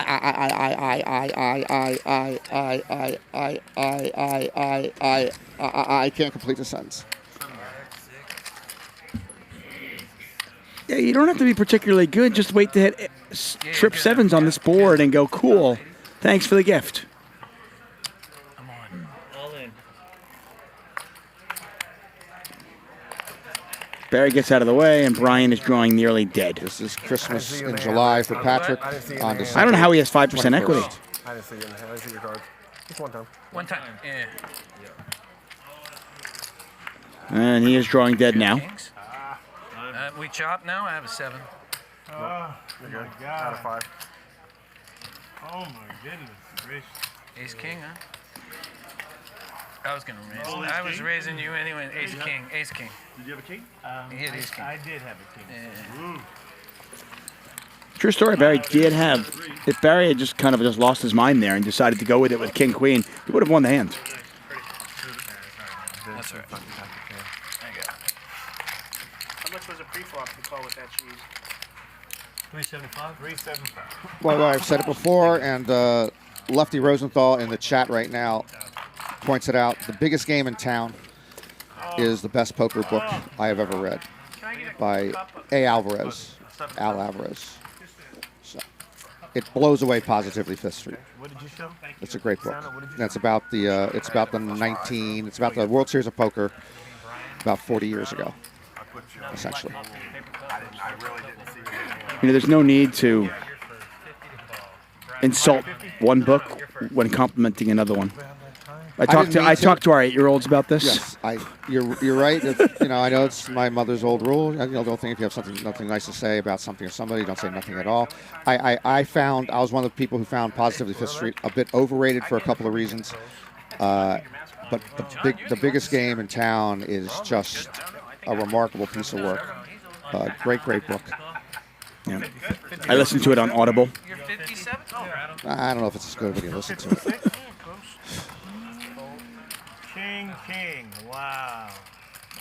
It's either 56 or 54. I can't remember. Yeah, it would have been really interesting I think we're getting a raise no matter what on that flop, and I don't think Barry is going to see the turn. But if somehow it goes bet, call, and you decide to slow play the ace-7, and we've seen players do that, Barry sees the king on the turn, and then he's not folding.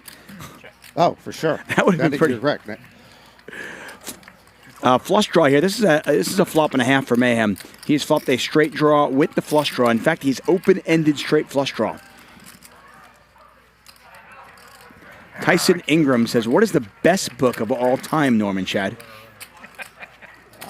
You know, I can't. I've never actually thought what the best book of all time is.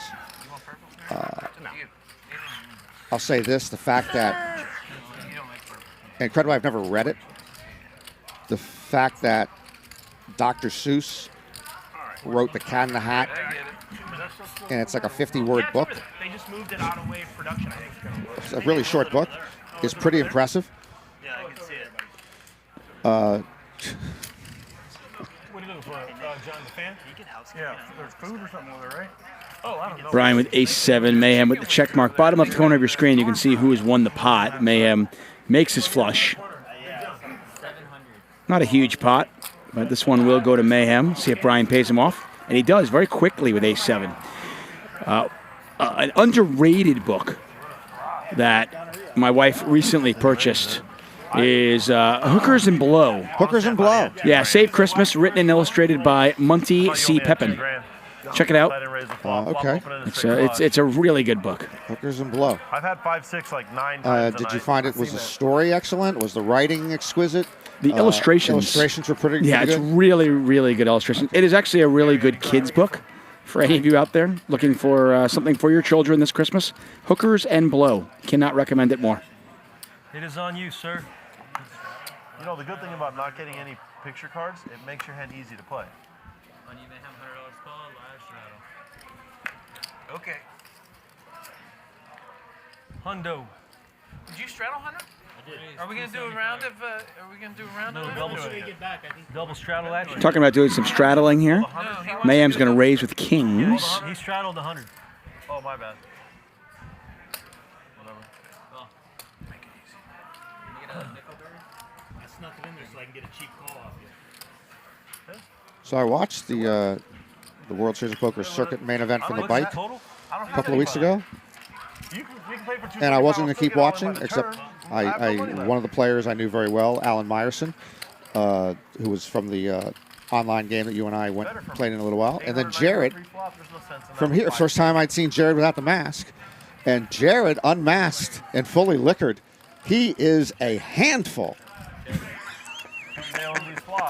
Yeah, our own Jared crushed, came in 4th place in the World Series of Poker Circuit event last week. He was delightful to watch. Yeah, it was a really good score for him, too. I think he won himself $39,000. Awesome. John did. Oh, John is the one that hit you over the head? Hell yeah, John. We're very lucky here at the Hustler Casino. Got some great dealers. I want to welcome all of you to the broadcast. Can I see a turn? Mayhem's going to win a small one. Yeah, Jared, my second favorite dealer here. No. I mean, Lauren. You know, Lauren's right Lauren. now. Lauren's Lauren. 15, 14. Who can argue with Lauren? Yeah, I think 85. Just after a show, Norman and I were walking downstairs, and Lauren was just finishing up dealing, and Lauren asked Norman Chad to sign her shirt. And flattery will get you everywhere with Norman Chad. That's really a cheap shot to my character. Has Jared ever asked you to sign anything? I said I love Jared, no, and I would sign the top of his dome anytime he wanted to in a Sharpie, and that would not come off in the shower. Whatever, shake it off, man. All that shit. It's not gonna happen.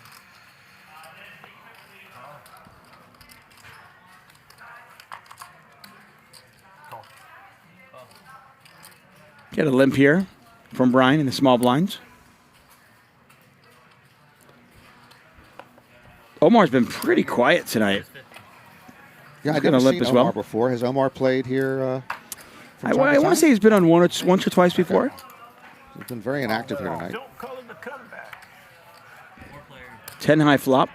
That didn't really hit a whole lot of people. No. Bryan actually with the best of it, pair of threes. Barry's going to bet.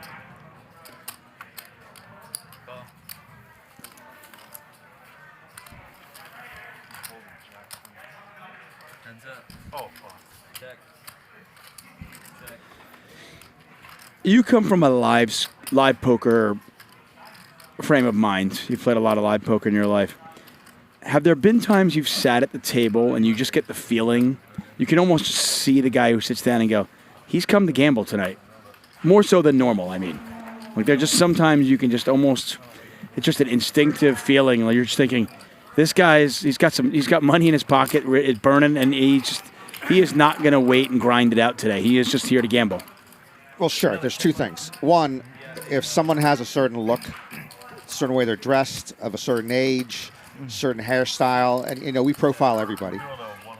You think that, and then if that's it, sometimes it's not that person, but if the person's sitting down, like as they're just taking the chips out of their rack and casually look at their hole cards and just throwing on their very first hand a call or a raise, like, oh, this guy came to play. He hasn't even sat down yet. Right. He's putting chips in the pot, and he didn't even think about it for more than a second. So, and if you have that guy who looked that way, do that on the first hand, you go, all right. Any hand you're in with him, you need 2 seatbelts. So at this table, is there anybody that you would think that when they first sat down? Well, without a doubt, and yes, I think it's awful in some ways to have stereotypes, but in poker we have to. So yeah, without a doubt, you're always doing that. But I was actually referring to somebody you might even know. Like let's say we've seen Eli. We've seen Eli on the show a dozen times or more at this point. But there are some days where Eli comes in and he's ready to grind it out. He's gonna play his A game. And then there's some days where he comes in and he goes, I want to gamble more today. I'm not even. And you have it. You think you might have an instinct that you can sense that? Yeah, I was wondering if you do as well. Oh. Just when one of the regulars. Yeah. For whatever reason, today he's come to gamble. Yeah. More so than normal. Off the top of my head, and talking about off the bat of when they first sit down on Jump Street, that's over my pay grade. I usually don't have that instinct. Okay. Because Barry, I've seen Barry on the show numerous times at this point, and I feel like Barry is somewhat of a conundrum because sometimes he'll sit at the table and depending on what Barry you get, he plays very different. And he's not playing very different based on table dynamics, just from the get. It's hard to know. Look at this. He was here 6 minutes and he bluffed it with 7-6. Then he tried to bluff with King Queen on the 7-5 board. I didn't order Red Bull. Black coffee. Oh, you weren't in that. It's hard to know. Maybe it is a table dynamic thing. Maybe he sat down and he knows who's at the table and he thinks, I can bluff these guys more. I don't know. I have 6-8. I could have called his shot. Mayhem's going to bet. Mayhem's going to take it down. I knew I had to go all in. So the Mayhem's flannel shirt here, is that the kind of flannel shirt jacket? It looks heavy enough that it could be, but I don't think it's the jacket. It's an expensive flannel shirt, actually. He can buy himself another one. He's got $2,100 in the black. Nick's up $5,000. There's the V-pips. And this is where people get on Nick. Take a look at the V-pips. At the bottom, 26%. Right. Boy, who was 86%? That was Ben. Ben, wow. And Barry was at 75%. Well, keep in mind, Ben's no longer with us. Right, Ben's gone, so that number's not going to change, and he was here very briefly. That's not obviously that's too small of a sample size. He barely played. For those of you who are concerned, Ben is not dead. He just was eliminated. Lost with queens to King 10, then lost with Ace King. Self-eliminated. Decided to. Zachary LaRue says Norman Chad is a nice addition to the stream. Yeah, we've had Norman Chad on a number of times. And I have, kidding aside, I have been lucky enough to work with Norman on the World Series of Poker on this show and gotten to know him over the last decade or so. And believe it or not, and I'm going to say something nice for the first time ever to Norman, he's actually better in person than he is even on the stream. He's even wittier in person. First time I had a meeting, I was at the World Series of Poker many, many years ago. It was the first time I met him and Lon. And I went into a production meeting. And I was just a huge fan, right? I'm a fanboy watching Norman, just like you and all of us on ESPN. And just thinking, wow, what a legend. And we're in this production room, and I'm thinking, okay, how many ex-wife jokes are we going to hear, and blah, blah, blah. And the jokes and the wit that came out was just amazing. And I realized that 90% of his good material he couldn't even use. Well, I appreciate that, Tuck. And it was your first meeting, and just because of where you were seated, you did not note that there was a teleprompter in the back of the room that I was reading from. So I was not nearly as witty and spontaneous as you might think. Yes, they even script me in the production meetings because I got a reputation. I'm telling you, don't worry about it. Pair and a flush draw here for Eli. See how he plays this. I thought I actually was trying to put him on King Jack. So Omar's going to bet with ace-4. Big John's got ace-jack. He has the best hand here. And he's got to be a little bit worried. I mean, you get a bet and a call. Ace-jack starts to wilt a little bit because, what hands can you beat? You can beat flush draws. But do both players have a flush draw? You can beat ace-10 exactly. You don't normally think that your opponent might be betting a hand like ace-4 that aggressively. So while ace-jack is the best hand here, you got to be a little wary. River's the queen of diamonds. Jack-10 got there. If somehow somebody got there with Jack-10. It was hard to get through the flop with Jack-10, but yes, Jack-10 got there. It would have to be like Jack-10 of spades in all likelihood. Yeah, Big John's just going to bluff catch right now, right? I have to imagine Omar's. I mean, if he bets here, he's bluffing. But the problem is he only has $2,665. Yeah, he checks. Good read by Omar. So told Big John, I don't know if you're folding ace-10. So he didn't go for it. Yeah, and that's a really, if I was sitting at the table, I would be, acutely aware at least, okay, Omar's probably a pretty good poker player. He knows where he's at. He knew he was behind there, but it was also wise enough not to bluff it. Andy Wall wants to know, Norman, when does the stud 8 game start? As soon as I sit down. And I'm disgusted by the fact it usually ends 2 minutes after I leave. Figure it out. By the way, William Lynn, good memory. William Lynn says, we'll see you at the next Norman Chad wedding. So my current wife and I got married at 2007 at the World Series during the main event on an off day. And the production company filmed it and made it like a 5 or 10 minute video of it, like a real World Series thing. And they had Lon do the voiceover on it. And Lon always at the end of the World Series during the year, he'll go, for Norman Chad, Islam, and Curran, we'll see you next year at the World Series of Poker. And at the end of this thing, he said, we'll see you at the next Norman Chad wedding, which was pretty darn funny. And that's coming up, I think, in about 2 or 3 years. I mean, especially, it's really funny considering it's from Lon. I mean, that's next level for him. That's not fair. I think it's true, though, but that's not fair. He's not here to defend himself. We've had Lon on the show as well, by the way. It's been a storied first 100 shows here at Hustler Casino Live. Tom Dwan, Phil Ivey, Antonio Esfandiari, Norman Chad, Lon McCarran. The list goes on and on. What I would like to see, which Ryan's probably not going to do, just to make this even better, is I would like to see either at the end of the month I put you on Queen 10. the numbers for where everybody's plus and minus who plays. I'd like to see the lifetime numbers on this stream of where everybody is plus or minus. I understand it's probably not going to happen because it's bad business. It's probably bad business, and players certainly who are down don't want to say, "Oh, look how far I'm in the hole," blah blah. But it just makes it more real to me. But I understand it's probably not going to happen. Right. I have long been an advocate and a proponent for keeping tabs of poker tournaments like baseball, batting averages. You're absolutely correct on that. If you're going to tell me you have 190 hits, I need to know, is that over 660 at-bats or 587? Because it makes a difference. So if you tell me you have 1.1 million in lifetime earnings, I need to know what the entries are before I know, okay, is that good or not, right? If you play every high roller and you have 1.1 million, you're down a lot of money. There's a reason why, though, that's not the case in poker. And there's also a reason why that would never be done here, I would imagine.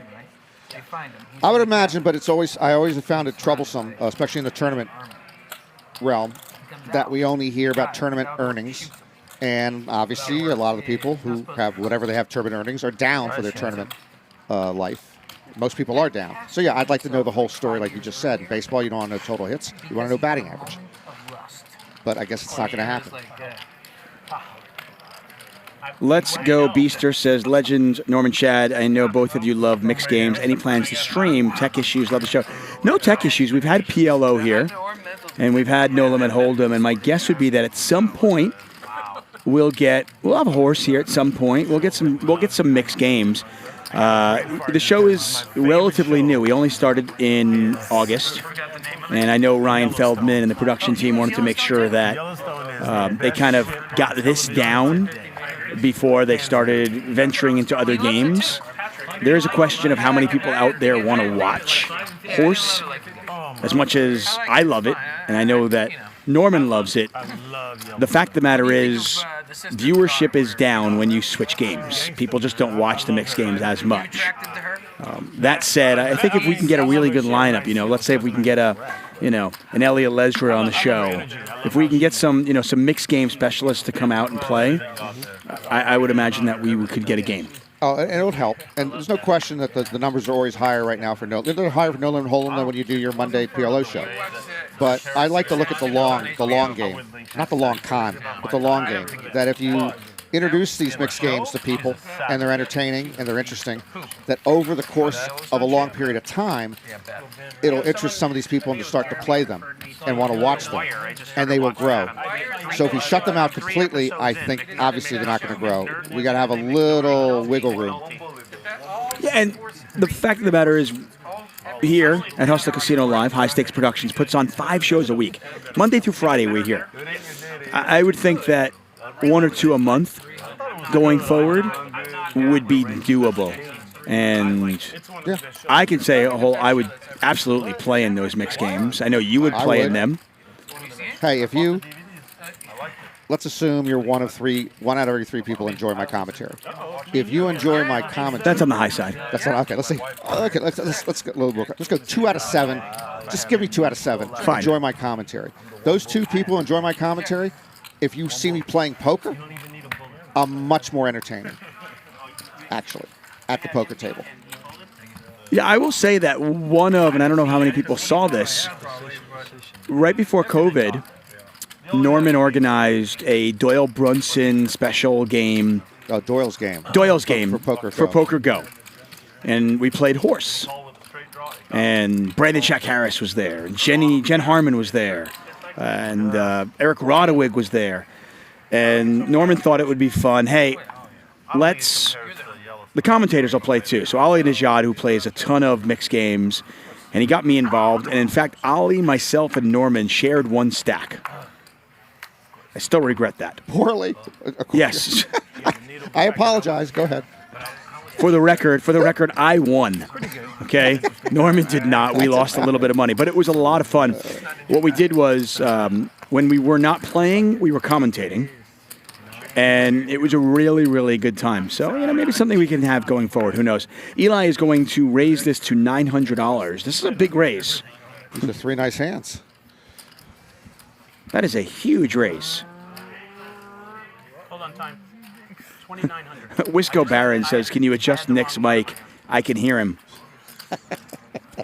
Well played, Wisco.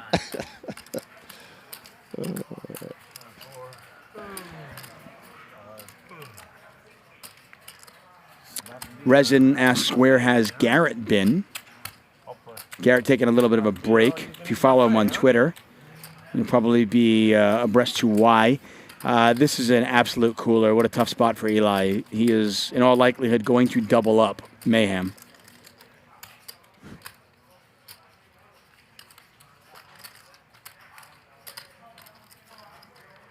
You got me killed, John. I shouldn't have called that. I shouldn't have told you what it was. Brian so badly wants to see a flop. but At King 10. most of his cards. Where are Bryan's chips? Are gonna. Yeah, he's got 17K, right? Where? Where are they? That's a good point. Color them all up or something? I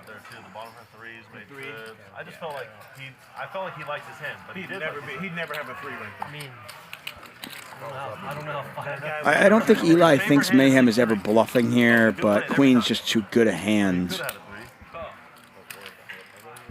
He's going to call. And the graphic is correct. The 3-better in this hand is actually the gentleman with ace 10. The 2 other players just called. I don't think even that's his favorite hand. It would seem to be all in for Mayhem, would it not? Mayhem was not the 3-better, though. I know, it was Nick. Why not check? 1,500. Okay, that's an odd. I don't think anything changes. In all likelihood, this is going to check through. Maybe Eli would have bet. I don't think Nick was going to take a stab at it after 3-betting and then flopping nothing. Would Nick possibly pump it up here? He looks like he's just going to call. Yeah, this hand is... I felt bad because he was making it and I leave and everybody knew keep giving it a try. Yeah, this is just one of those that play themselves. I'm all in, whatever it is. 12, 13, 15, 25, 26, 27, 28, 29. I have under 3 grand. I'm not demanding it by any means, but I would love to see those hands at the end, but if not, it's okay. I just would, but I'm not going to... Up to you, whatever you want. I don't care. I mean, I don't have any money. Make a decision, guys. I'll go once. I'd like to push this for the whole running it once, running it twice thing.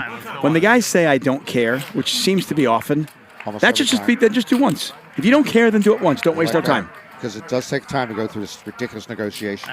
Right. If you care, that's fine. But if you don't care, then just run it once.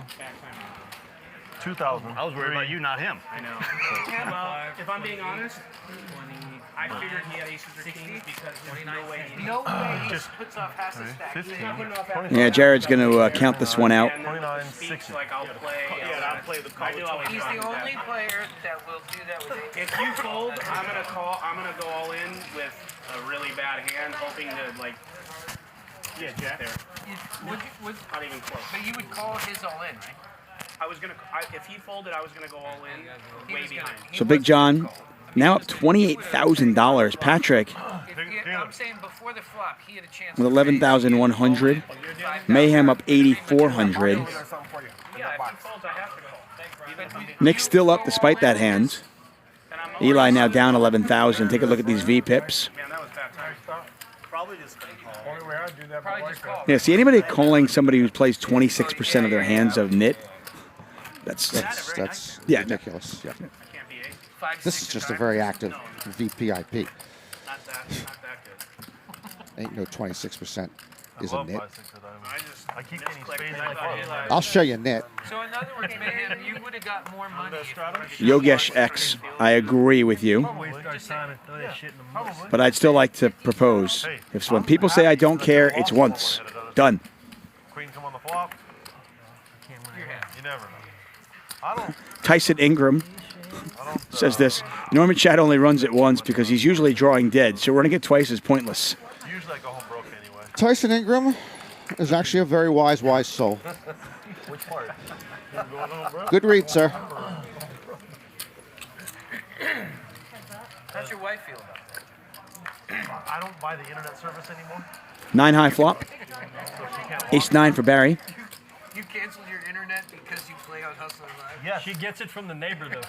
I'm telling you, no, they don't have any time for that shit. She just bought an extender. I stay here late. No, see, the secret is, I learned this from John a long time ago.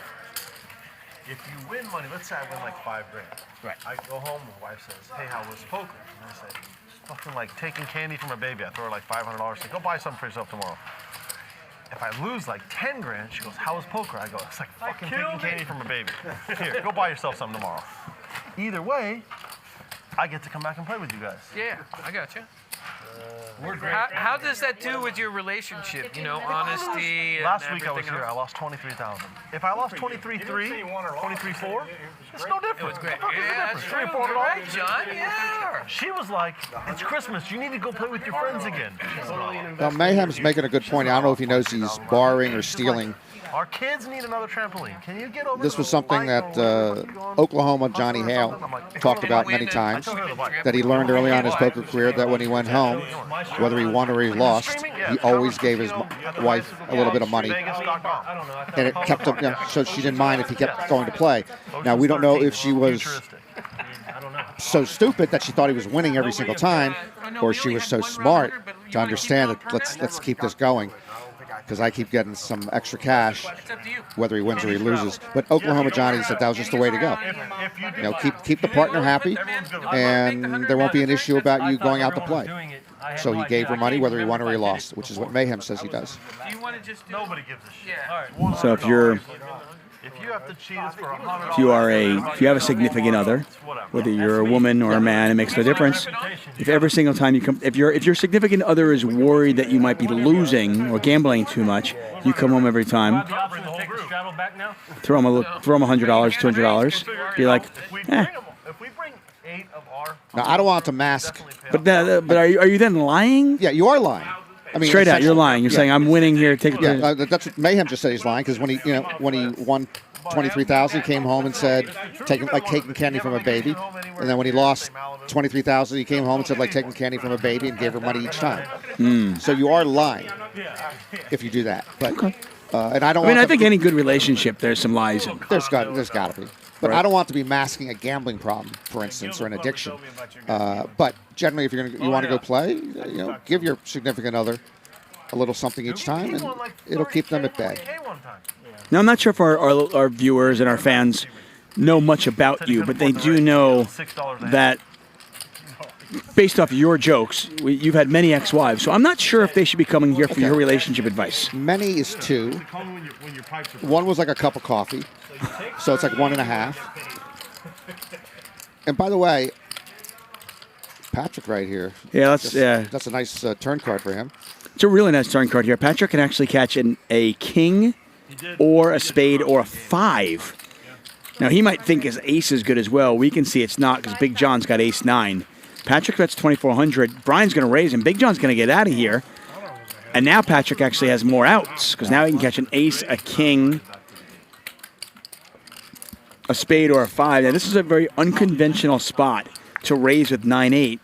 But Bryan has this kind of, he's almost got a little bit of a genius behind him. He raises here. He raises the guy he's ahead, and he gets the guy with ace 9 to fold. I mean, and he's 60-40 to win the hand. I mean, that is some next level stuff. Can we go twice? And he gets value from a hand that's worse. Don't try this at home, kids. And he's good. Check. Okay. He's ace high. I mean, you see that turn card, and you tell me, how does Bryan win this hand? Against ace 9 and ace king of spades, he's got 9-8 of diamonds. He is literally drawing dead to a non-spade 8. So he's got 2 outs. But he made a raise that got out the better hand. And gets more value from the worse hand. From the worse hand. That is hard to do. Very impressive. He's also somehow made 20,000 chips look like 11. This is like the World Series of Poker all again. They just keep ladder. By the way, are you pro enormous huge stacks the World Series of Poker, or are you against them? I know there was some Twitter chat about that. Yeah, I know. I brought it up during the live stream that I'm big on pace of play and the tanking. Okay, in general, in all tournament play, would like to see an action or shot clock just because it's gotten out of hand. And I thought we could legislate it ourselves, but it's gotten out of hand the last few years. I went to Norway. The action clock for sure. What about the chips, though? No. So when I brought this point up, people say, "Oh, but you hate slow play." I realize that more chips slows play to a very small degree. But yes, for several reasons, I prefer to have more chips onto the table.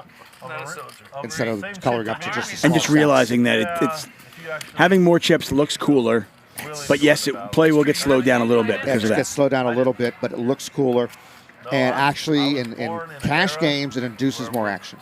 By the way, those chocolate chips we were talking about, those are on Bryan's stack. He has picked up aces. He has raised to 500. Eli is going to call with Jack 8 suited. And I feel like we're blessed time.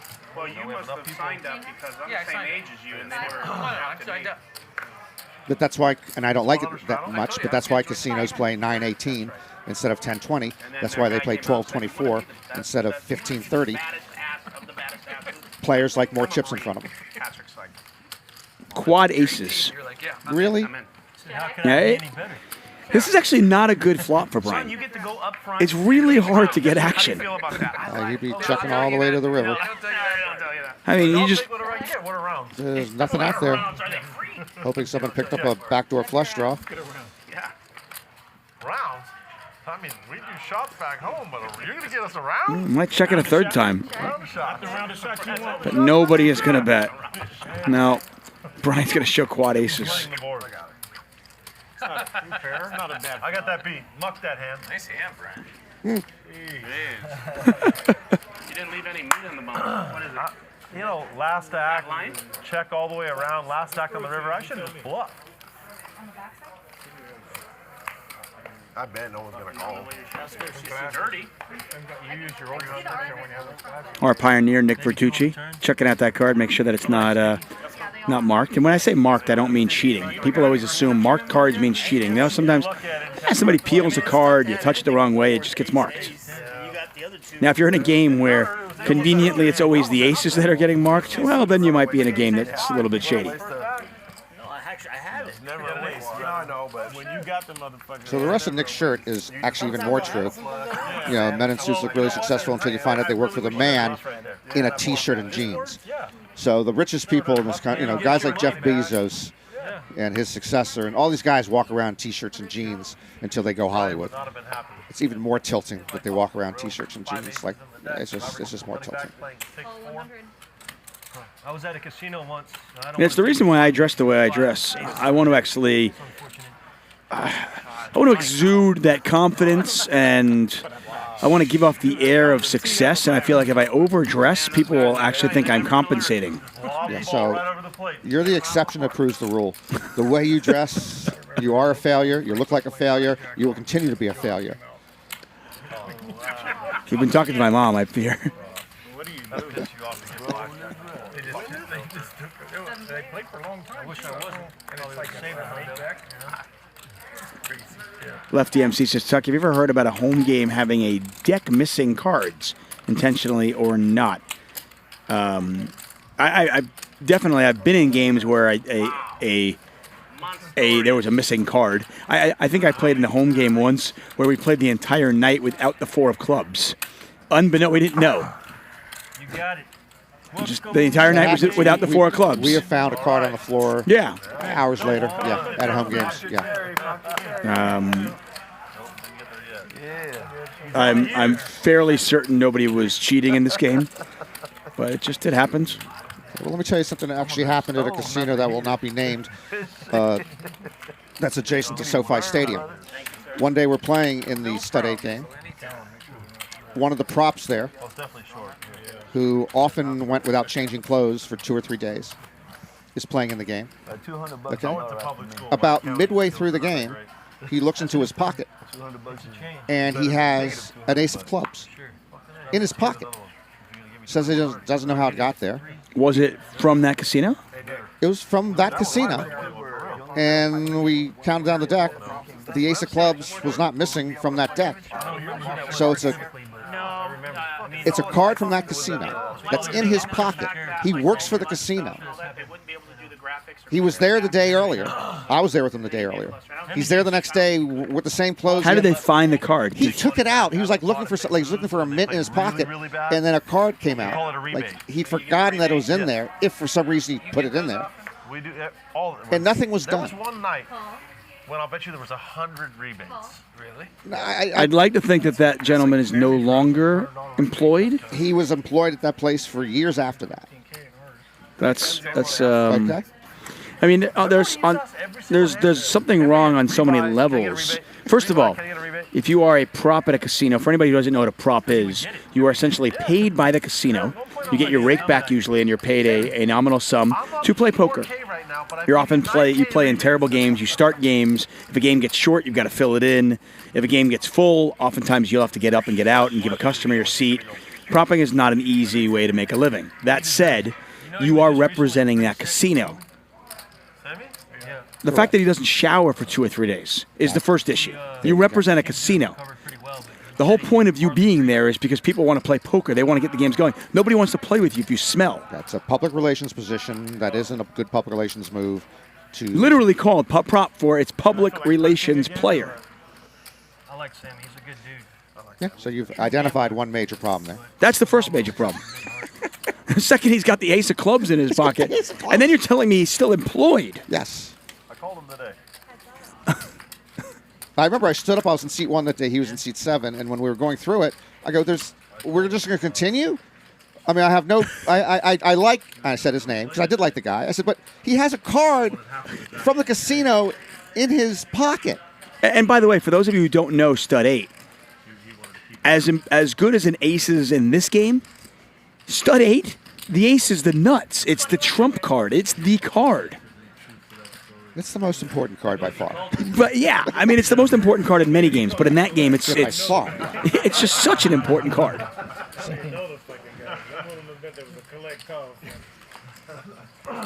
Wow. By the way, smart choice that he was sitting in seat 1 and you were in seat 7. No, I was in seat 1. He was in seat 7. Okay, still smart. Nice distance between the two of you. Oh, that was just by chance. It was not strategically. Have you ever gotten up from the table? This is another reason why I choose cash games over tournaments. Cash game, I have gotten up from the table because somebody either A, had not brushed their teeth, or they just smelled so bad I could not deal with it. Yes.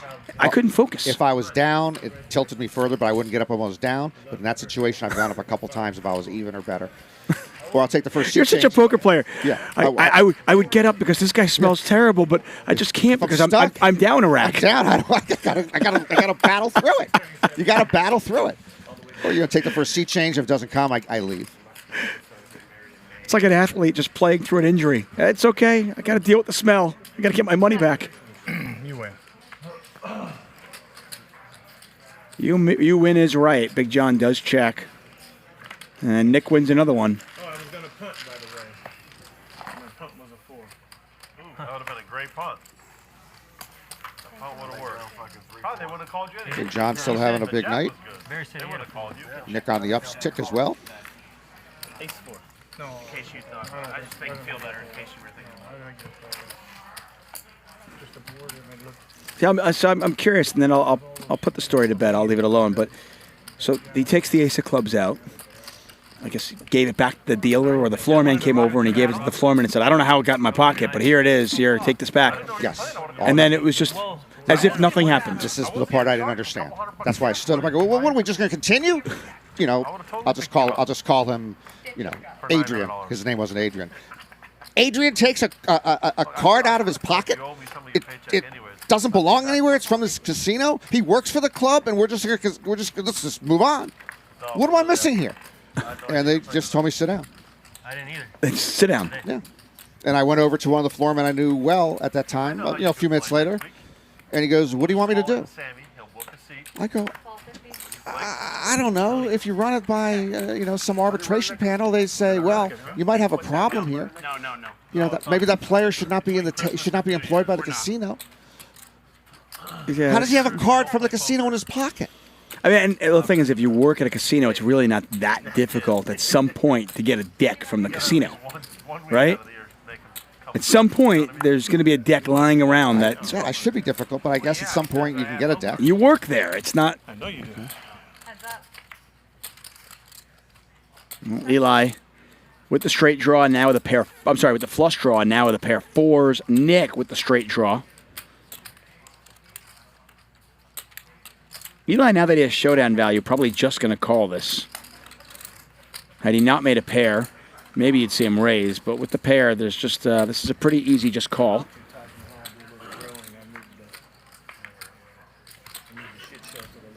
And Eli already had the best hand. Gets better.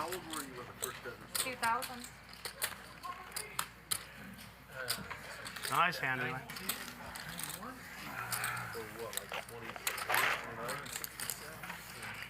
Well, just to now put a button on the Oklahoma Johnny Hale thing about giving your significant other money whether you win or lose. So my current wife, Tony, very lovely, she doesn't like that I play poker. She doesn't like that I'm out late, playing the hours I'll play. But again, as I've always done, when I win, I would want to give her some money. If I lose, I just move on. And it's a good deal for her because I do win about 75% of my sessions. Now, one of her least favorite, she's a caterer chef, and one of her least favorite things in the kitchen is the microwave. She hates the microwave. She'll use it when she has to, but she hates the microwave. So to try to turn a negative into a positive, when I won, I would leave the money in the microwave oven. And then, she figured out that I told her that's where it is. So then she has to look in the microwave oven, when she wakes up in the morning and I'm still asleep. And then most of the time she's going to look in the microwave, an appliance she hates, and she's going to find some money in there. It's genius for me. I thought it was genius. Yeah. She told me to stop leaving the money in the microwave. Okay. My first wife hated a microwave so much we didn't have one in the house. We lived without a microwave. Can you believe to live with, especially a guy living without a microwave? Didn't have a microwave. Or someone who can't cook? Yeah. Did not have a microwave. That's impossible. That's like having no air conditioning and no toilet.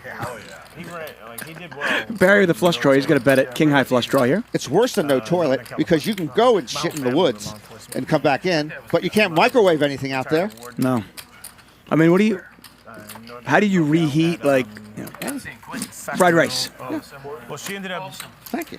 She was in the Bay Area She was in the Bay Area in the 80s and 90s. Well, she was at CIM and CRC right here in Chino.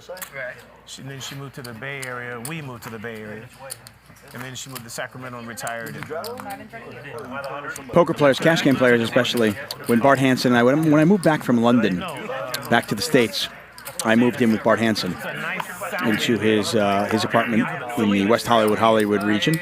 He was in the Russian area of the West Hollywood area. Anyway, we both were playing cash games for a living at the time. And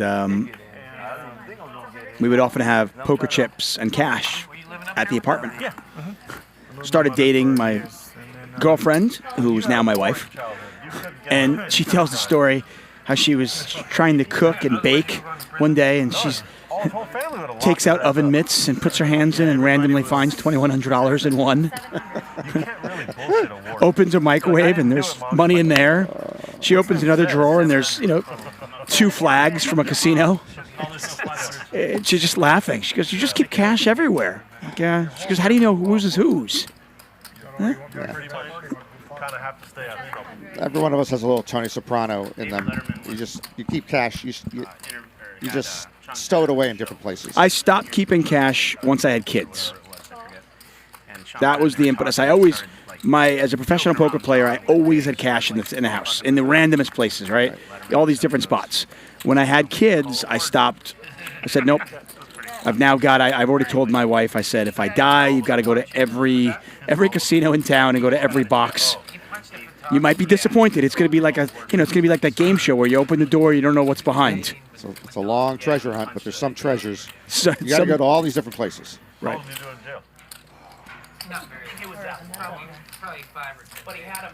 A bet here from Omar,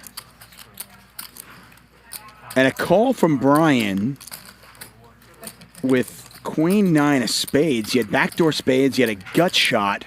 I'm always a little bit wary to go for those gut shots when gut shots are hard enough to make. But if I'm going to go for a gut shot, I want to make sure it's a gut shot to the nuts. I don't want to hit my gut shot and then get coolered by ace queen.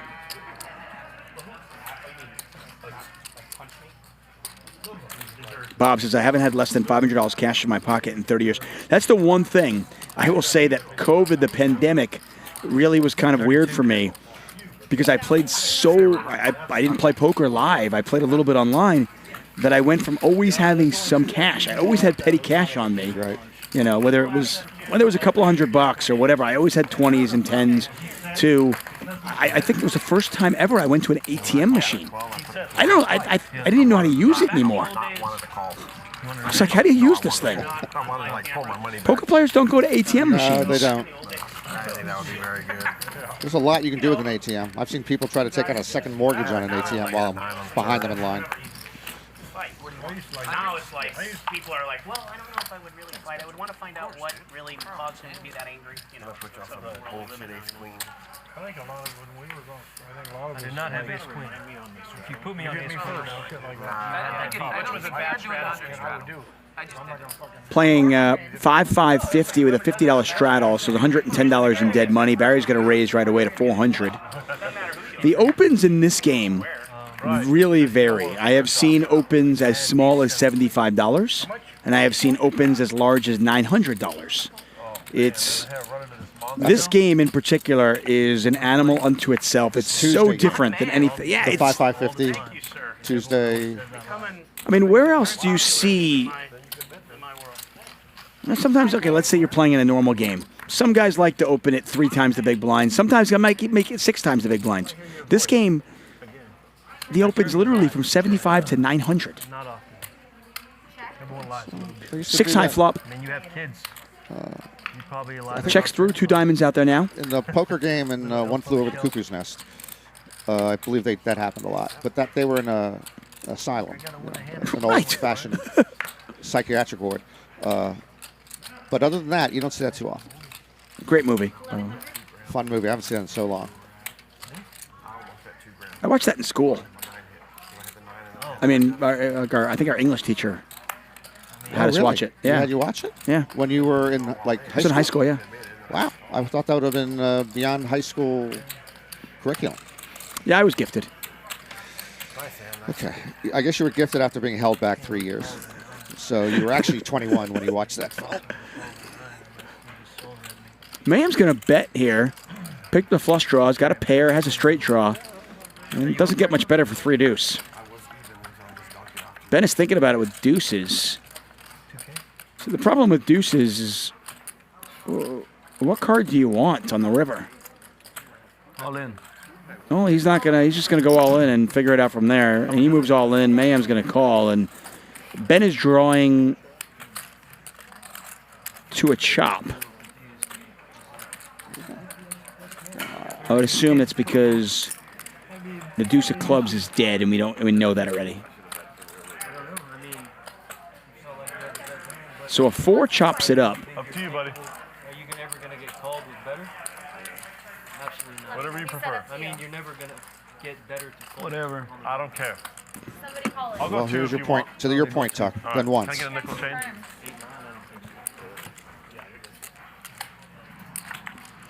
Nope. That's probably you. Nope. That's you. I got Nope. an An ace? Lucy. Oh, yeah. I got 3. All right, I'm out. Nice playing with you guys. Yeah, tough night for Ben. He thought maybe his opponent had a draw. His opponent did have a draw. Unfortunately, he had a pair to go along with that draw. And for Ben, yep, double felted. Felt, break, felt. This is from the razor right here. I want to thank all of you for joining us here. We see you in the chat. Hope you guys are enjoying Norman Chad. Try to get him on the show once a month or so if we can. Take a look at our big winners. Big John still up 22K. Mayhem up 10,000 now. Nick's up 6,000 quietly. Just continues to do it. Barry's down 13. Ben's down 12. Eli's down 12 as well. No.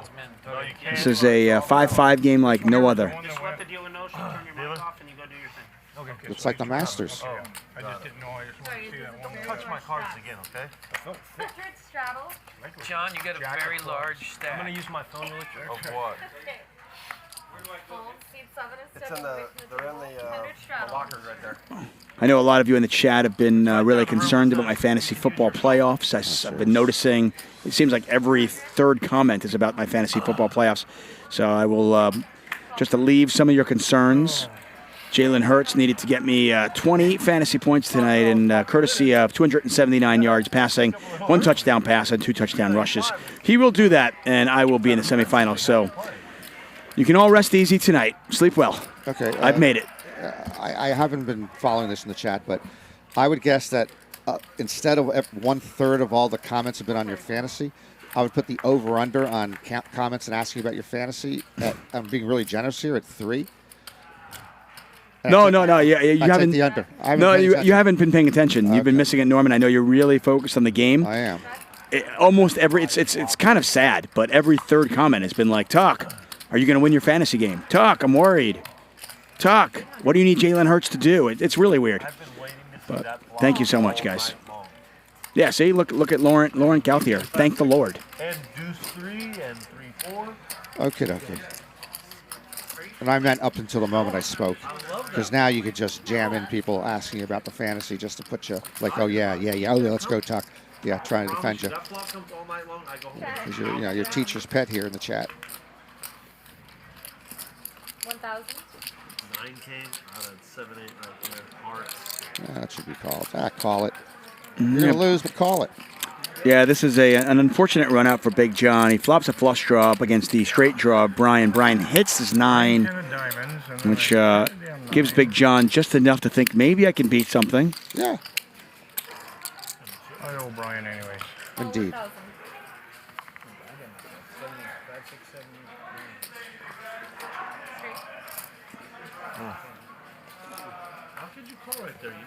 Look at Rye Guy Poker. Rye Guy Poker says, I appreciate David's sports betting insight. Thank you very much, Rye Guy. I appreciate you. For those of you who don't know, Norman and I make an annual baseball bet. Every single baseball season, we gamble on one team. We pick one team. We go over/under. I literally give him a choice. I go, which team? And I go, I'll give you a few choices. You can pick any of these. And we have done this 3 years in a row. And 3 years in a row, Norman Chad has lost to me. I don't drink much. You know, the only thing... Well, I don't know who doesn't know this anymore, because anytime I'm in a public setting with him, he tells a story. So up to 280 million Americans out of 330 now know this. Second of all, the only thing that tilts me more than powdered eggs is this is the Tuck tell this stupid story again and again and again. Yeah, well, the good news is more people know this story than are vaccinated in our country. Just going to put that out there. That would be correct. Yes. Mandatory, the 100's been optional. Just looking for the 4th.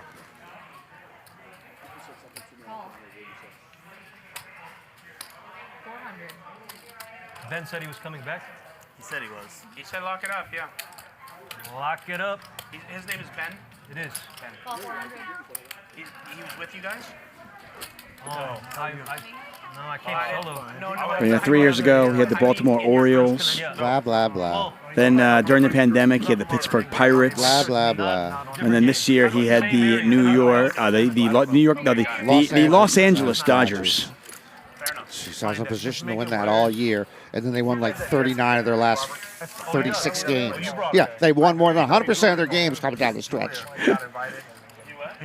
Cocktail? Yeah. Cocktail? Okay, thank you. Oh, wow. How's that guy doing? Oh, she's big on. She couldn't make it, but she said, hey, there's Ben. Patrick, He's an action player. betting the 9-8 here. Brian's got a call. I did a little reconnaissance work or research. Patrick, as you know, has 10 children. I talked to all 10, and by a vote of 7-3, they said he's a good dad. Now, at the current time, the 3 who said he isn't a good dad are going to remain anonymous. But I will bring them on to a future stream, all 3 of them, to give their argument. But he won. Patrick won 7-3 among his children who said he's a good dad, which is, that's not a resounding victory, but it's pretty solid. It really is. Yeah. I don't... 6-4 is kind of close. 7-3 is overwhelmingly good, Dad. It would be for me. Obviously, like 8-2, 9-1, 10-0 is unrealistic. He'd like to be 8-2, but 7-3 I think was a pretty good endorsement of him. I mean, imagine how difficult it is to be a good dad when you have 10 children. That's a very good point. I mean, you have trouble. You have 2 fine kids. Yeah, and mine's 1-1. Yeah. It's one parent for each kid. Oh, it's 1-1? 1-1. Oh, and I know which one is. Yeah. One of them thinks I'm a good dad. The other one's not so keen. That's an easy one. Queen? Yeah. I didn't have one, but I was just curious. I know you didn't have a queen. This effing guy says, Tuchman, can you bring on Stapes? I would imagine so. I don't see why not. I talked to Jamie Kerstetter about coming on the show, and I would imagine we can get Joe Stapleton on at some point or another. Ryan is magical. He has magical powers. If you dream it, he will probably be able to throw some flurry little dust in the air, and he'll bring whoever you want on the show. Oh, that's a one-trick pony. Magical powers. Let's talk about Ryan's personal life. Let's talk about his intellectual life. Any of those, I don't think he has magic powers. Yeah, I don't know about his intellectual life. I'm not sure about it. Yeah, his personal life is lagging. Yeah, that's a given. That's for sure. Big John picks up King Queen of clubs. So Big John with a big hand here. But yeah, I mean, it was funny. We were talking about Tom Dwan, and then like 72 hours later, he was on the show. We had Mike the Mouth. We had Matisow on the show. I mentioned Jamie Kerstetter. We will definitely get Jamie on the show at some point or another. It's gonna be tougher now. She's a new mom. She got a pup. And she's not going to come on anytime soon. But now if she comes up to L.A., you can babysit the puppy. I'd love to. I'm not going to. I don't want to see her though. 2,300. Get a 3-bet here from Omar. So Omar has kind of been like laying in the weeds. This is a really tough spot. I mean, I think I just fold almost everything. All right, favorite cartoon show? Favorite cartoon show? Well, when I was really young. Omar hasn't gotten on the line all day. No, like the adult themes. Yeah, but I'm saying. Veronica Brill, somebody mentioning? Yeah, we'll get Veronica on the show, that's for sure. I love me some Veronica Brill. Oh, yeah. She's done a great job on Poker After Dark. Mine was Beavis and Butthead. And she's always a good time. Same thing, right? Living Truth asking for Kevin Hart. Is there a poker player, or actually, I'll even throw this at you. Is there a person out there that either is or is not a poker player that you haven't met that you would love to have on a live stream and get a chance to meet? You kind of resemble him. Somebody who I have never met. Or possibly met, but somebody... No, someone I've never met who I'd love to have. Like on this show and you can meet him. Or her. They go the gamut about everybody. They go deep, But yeah. deep, man. Yeah, they go Was deep. the spoof a Family Guy spoof, the Wheel of Fortune thing that I asked you about? Do you remember that? Yes, it was. It was Family Guy. I have to think about that for up to 30 seconds. It's so And then I'll give you a name. I swear, because I wasn't ready. There's a handful of people I could say that I would love to play poker with, commentate on. Mark Cuban would be a fun one. I'd like to see him at the poker table. Have you seen Big Mouth? Some people saying in there Jennifer Tilly. Both Norman and I have had the pleasure of meeting, commentating with Jennifer Tilly, and she is even more charming than you could imagine. She is just an absolute breath of fresh air. For me, she was just as charming as I imagined. She was not more charming than I imagined, but maybe you had a lower expectation of her. Maybe. Okay? Fair enough. But it's so hard to watch. I watched it. Okay, so it's hard to get into in the beginning. The first episode is like. Yeah, my answer is pretty obvious for me. Yeah? Yeah. Because he actually plays poker. Or used to play poker. He's a big personality. I've seen him on talk shows, and he's incredibly funny and delightful. You do all kinds of work over there. I kind of Barack Obama. Ah. I just, I wouldn't mind being in a poker game with Barack Obama. Nice hand. That'd be kind of cool. Somebody I have not played poker with, but I know is a poker player, Bryan Koppelman. You get a chance to play with him? No. I've met him a couple times, but I have never played poker with him.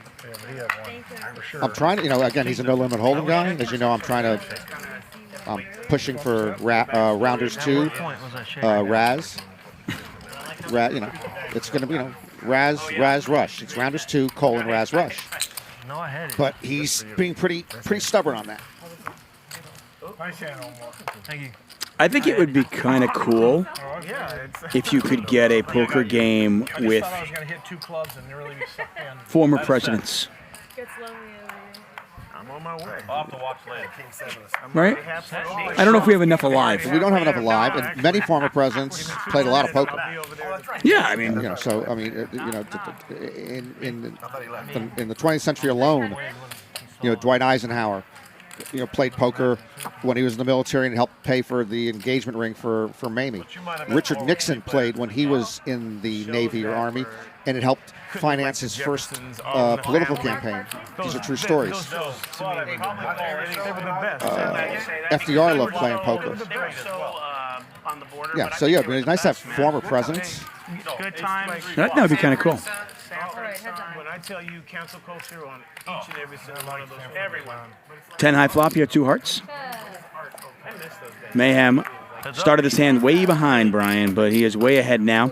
Not only does he have top pair, but he also has the ace of hearts. So Bryan drawing pretty slim. He's not going to go anywhere just yet, though. Catches an ace on the turn, he'll get himself in trouble. No, instead, he hits his 3-outer. Uh-huh. So suck out, re-suck out.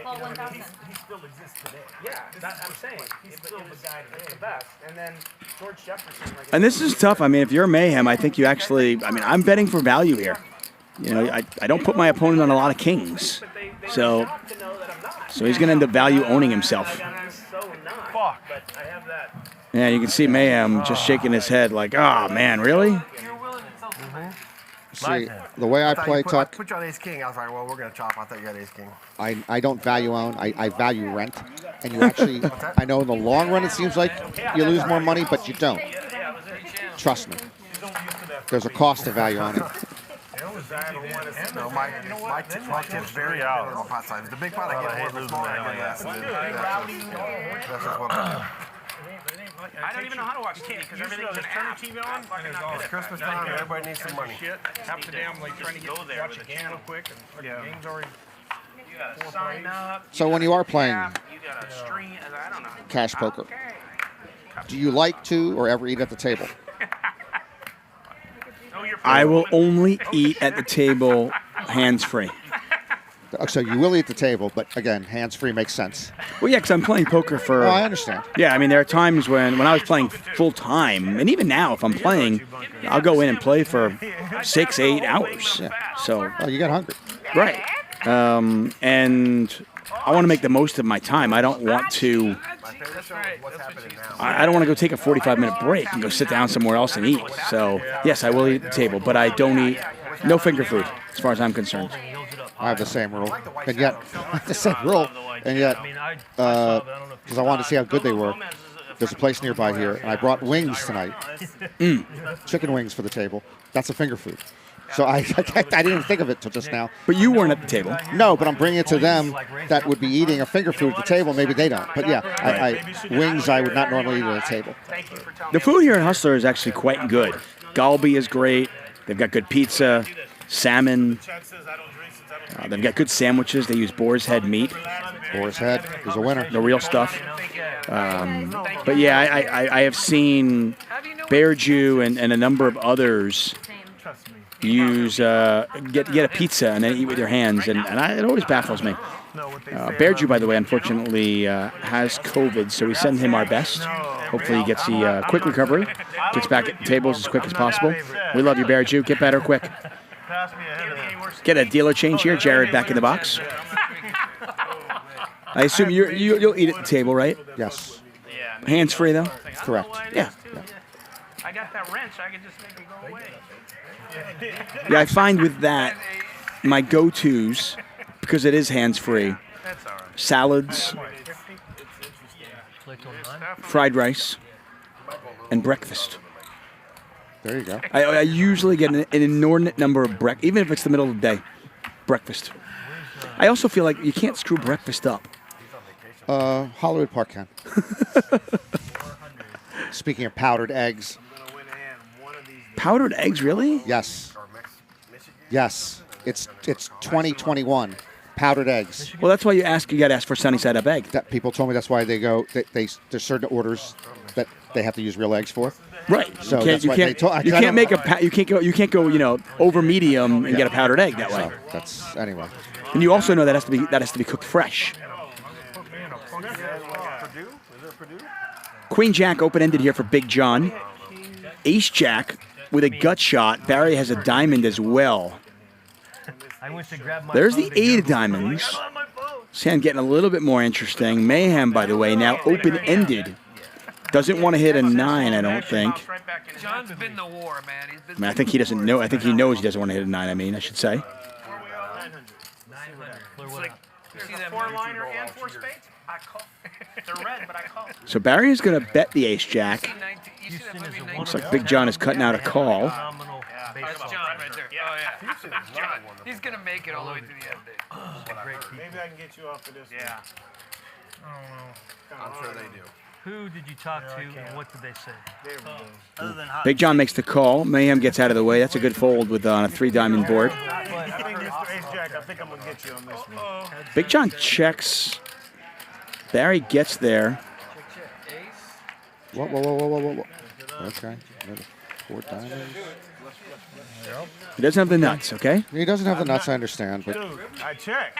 You goddamn right I checked. I was afraid of the fucking diamond. I was afraid of the ace of diamonds. There you go. all right.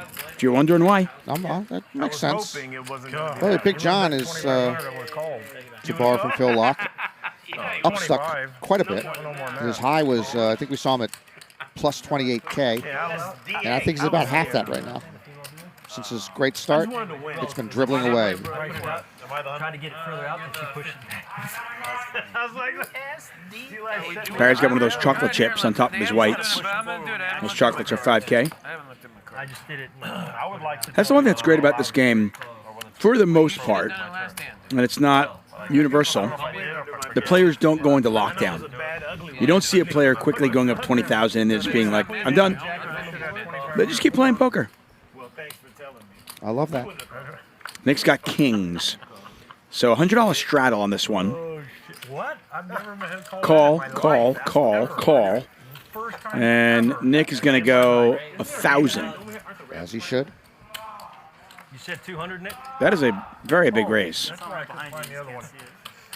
So what upsets you more or frustrates you more, somebody who hits and runs or the lockdown?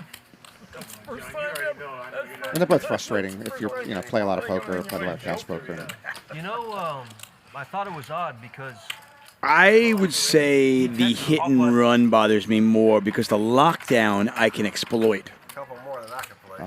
If I know somebody is on lockdown, like I try to point this out to people. I go, the more information. Let's quote Daniel Negreanu. Everything you do at the table conveys information. Okay, but in truth be told, Mayhem's calls us for 5s, by the way. Pot's 25, 55. No 5 out there. King's still very much in the lead. I have seen players, and I'm sure you have as well, go from stuck to even, and then take the chips that make them even and put them on the side. It's a good pickup if you see that. And sometimes they'll outwardly say, they'll tell you, they'll be like, I'm finally even. They'll say it. And then they'll take those chips and put them on the side. And if you can make a bet to make them go into those chips, I would say that you're probably 18.4% more likely to get a fold. You can exploit these things. So if I know a player is on lockdown, if I know a player's finally got unstuck, if I know a player is leaving in 20 minutes, these are things you can exploit. I can't exploit if a guy leaves. If a guy hit and runs, I can't do anything. I like the Bears. He's gone. So that's frustrating, especially if they're action. Yeah. I mean, generally speaking, the hit and run guys are more often than not terrible poker players, so I don't really hate on them either. They're going to come back and they're going to lose their money eventually. Just hopefully it's to you. I don't hate on them, and I don't like that when it happens. What I do hate on is once in a while they do what we would call the delayed hit and run, which is they'll get up from their seat, leave their chips on the table for 25 minutes, then come back and pick up when there's a board. You just want to take them and hold them upside down till all the change falls out of their pocket. No, I'm not a winner.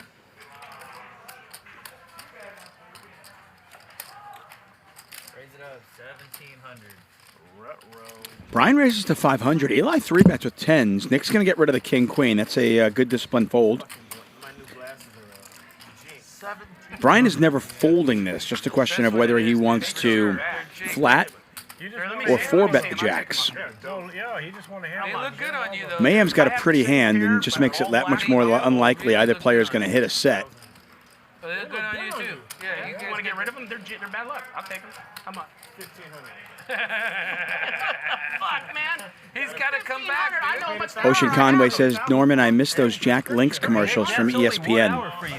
Jack Links commercials. 1 hour of play.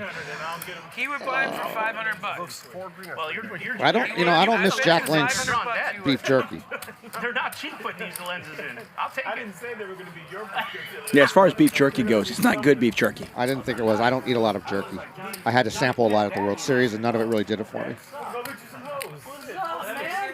Bryan considering what to do here.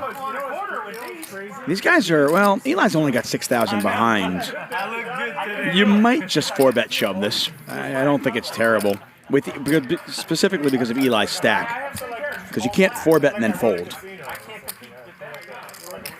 Oh, I can do that in a hurry, but you're correct. What are you going to 4-bet? You're going to 4-bet the 4,200 and then fold for 1,800 more? I'm capable. I just got sponsored by Dito. Hey, you start winning, that 4,700 double. There's 4-bet the 4,700. So effectively all in. Eli with just 6,000 behind. Let me see if Eli can find this fold.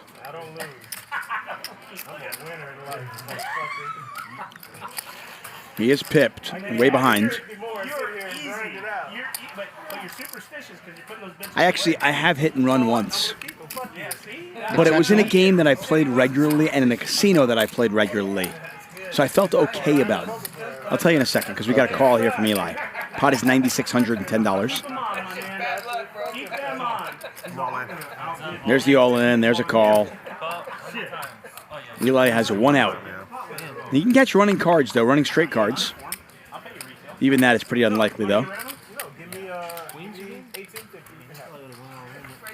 Oh, hold on a second. Oh, wow.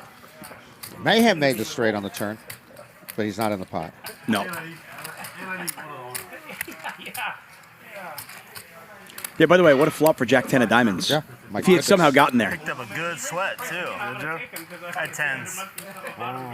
So tell me why your hit and run was legitimate. Yeah, so it was in a game. No, it wasn't legitimate. It was terrible, but I had just gotten to the casino to play cash games, and a buddy of mine came into town and was like, "Hey, let's go hang out. Let's do." And he had a really an awesome night planned. But I was trying to be disciplined because at this point I was just full-time cash game player, and I was like, "I got to play poker. I'm sorry. I'll see. You're going to be here for a couple of days. I'll see you." And he was like, "No, but I got reservations at amazing restaurant, and we're going to go here." Well, I think we were going to go to a sporting event, and he was like, "Come on, it'll be amazing." And I was like, "Nah, I got to play." Anyway, the very first hand, not even kidding, the very first hand I sit down, I flop the nuts, and I get about 1.5x my pot, my stack. Right. I more than double up, okay? I go up 150% for my buy-in. I had just gotten off the phone with him. I look at the table and I go, yeah, I look at the table, I go, you know what, guys, I'm sorry, I'll see you tomorrow. I'm going out. I left. That is so terrible, wasn't it? That I can't believe you were 1 and out. Pure scum.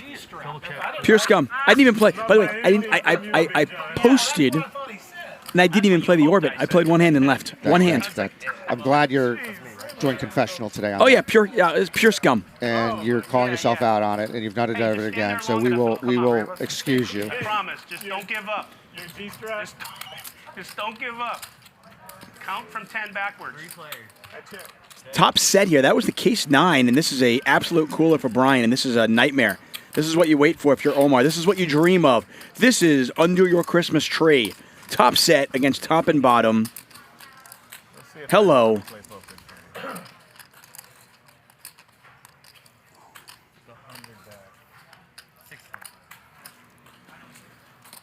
And you're going to get a call here from Barry. Here comes the raise from Bryan on what is a pretty wet board. And then it's just a question of how the chips go in, not whether they go in. You're just spoiling it all for me. Sorry. You're telling me exactly what's going to happen. Well, I don't know exactly how it's going to happen. I just know it's going to. It'd be very difficult to imagine a scenario where Bryan does not double up Omar in this spot. But I'm not smart enough to figure that out. So that's why I'm here. I like the.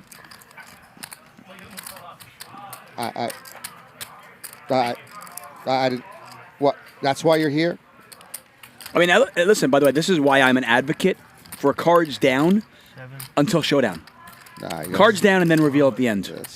That's a whole different live stream. Why don't you just drive away more casual people? You sit here No, it's talking. like- it's you like- sit here talking hand ranges for 6 hours. I will sell you on this in a moment. Well, you sell me Give me a nothing. second. You're a used carpet salesman. 11. I'm the best used car I didn't say you carpet weren't salesman, the best. okay? Yep, there's the all-in from Omar. Bye-bye, Barry. By the way, this has gone the way you said it would go.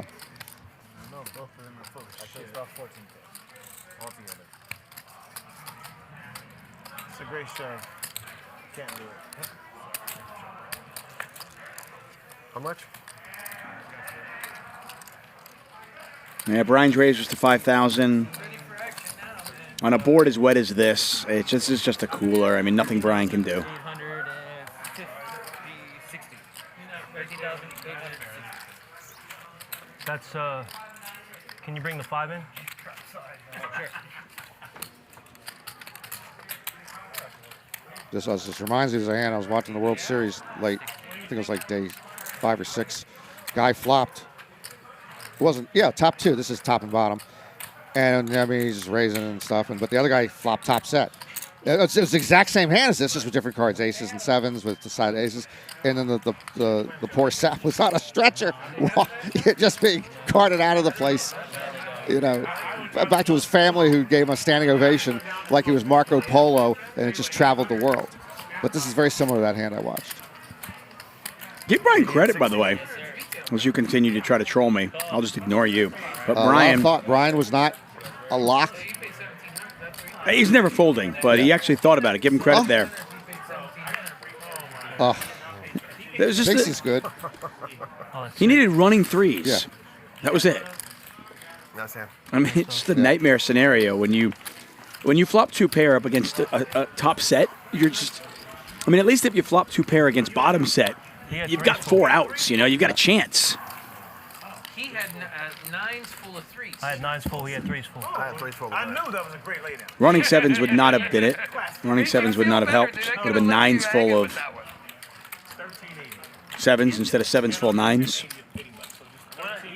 Full double up there for Omar. That's what he was waiting for. Okay, so I'm going to sell you this. I'm going to sell this on you to you, Norm. Okay? I'm listening. Think about game shows. Really, really popular game shows out there. Name me a few. Jeopardy. Okay. What's another one? Wheel of Fortune. Perfect. Good 2 examples. Okay. When you're watching Wheel of Fortune or Jeopardy, do you know the answer? No. Okay. Do you, either one? I mean, they put those letters up there. You got to spell something. You're playing Hangman, right? You try to figure out what the word is. Mm-hmm. No, you're playing along with the contestants, right? Yes, you are. Jeopardy, same thing. They put a question out there. You're Yes, you playing are. along with the contestant, right? Yes, you are. Only in poker do you watch it at home and you already know the answer. Yes, you do. Which would be now imagine this. Now I will try to. Now imagine in Jeopardy if you didn't get the question, but at the end you also didn't get the answer. That would suck, right? You need the answer. You got the payoff. Yep. So in poker, having no hole cards and then never revealing them, that's no fun. Because I got to have a payoff. I have to know if I'm going to play along with the contestant, then I got to know if I'm right at the end. Mm-hmm. Okay? But if you get the answer in the beginning, it's not fun. I'm not going to sit there and watch Jeopardy if I know what the answers are. That's not fun. I want to play along. So imagine watching poker, right? You don't get the whole cards in the beginning. You're playing along with everybody else at the table, and then at the end, you get the payoff. Oh, was I right? Was I wrong? That's cool. Thank you. I sold it, right? I'll let you judge. You may recall there's something called Dead Poets Society. You appear to be the president of the Live Moron Society. Okay? You're not even comparing apples and oranges here. Okay? You're comparing apples to wildebeests. You're comparing apples to fire hydrants. You're comparing apples to potholes in the road. These are completely separate things, and I don't even want to take the energy, the time, and the moments out of my dwindling time on this earth to explain to you how stupid your analogy is, that if that's the way it goes there, that's the way it should be in poker. My goodness. It's not even close. Especially like with Wheel of Fortune. Trying to figure out the Wheel of Fortune puzzle, which is like says the price is right. Well, I don't mean to use that. That's another game show. You know, that's a lot easier for the person than they have no cards up and you're trying to figure out what they have as they make all their bets. especially for casual people who do not play poker at a high level. And I'm stuck 13,000. If you were any dumber, you would be the dumbest person I ever met. And as it stands, you're in the top 25 right now. 300. I mean, What I'm hearing right now, what I'm hearing is that you love the idea. That's what I'm hearing. I'm hearing that you love it. Jeez. I only got 4 hours left to clip you. Now, in your defense, I do not mind cards down on occasion. Once in orbit, just as for a change of pace, because it is a good learning tool. It is interesting that way. But I would keep cards up minimum, 90% of the time. No, just a fact. The fact that you've gotten this far in life with a modicum of success is a statistical improbability. No, I didn't say my house is paid off. You said all my house. The fact that you actually dated your wife before she decided to marry you, I would have thought it was like a lottery and you found each other. The fact that you dated her for a while and she still said yes is a statistical improbability. Why? I'm sitting in a chair with a shotgun right behind it. You know why would I lock it? I can't even argue with any of this. Can't argue with any of this. Mayhem's going to bet ace-king. He's got the ace of diamonds. Patrick open-ended. Patrick in position should be able to take this one away. Unless Mayhem wants to bet the queen. He can rep that queen. But he checks. Patrick's going to bet. You got a family of ducks coming in, huh? Mayhem having the ace of diamonds makes it a little bit less likely his opponent would have a flush draw, and he does give up the ace-king. Nice little bet there from Patrick.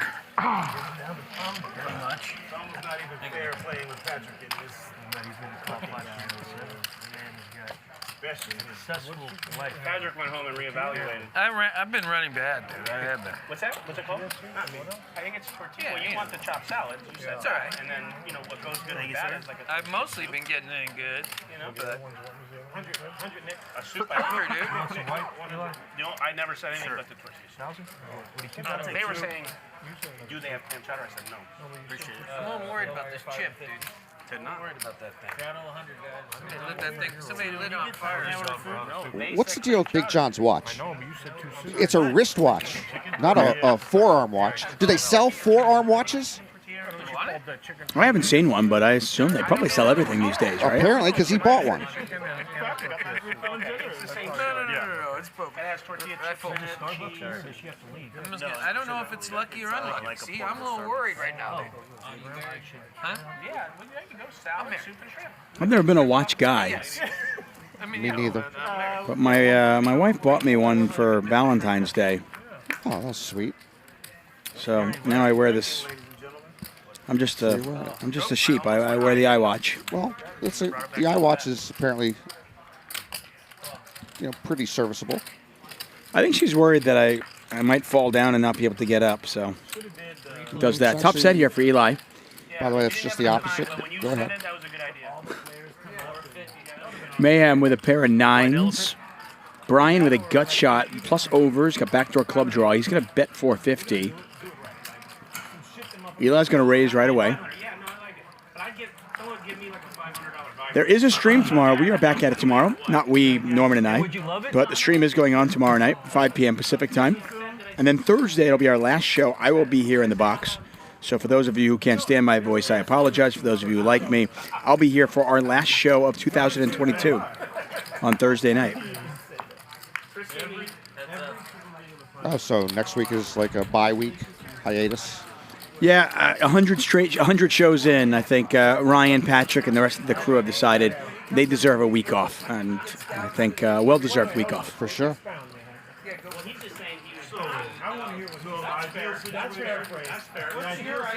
Bryan continuing to bet here. He bets 2,000. Eli still has the nuts.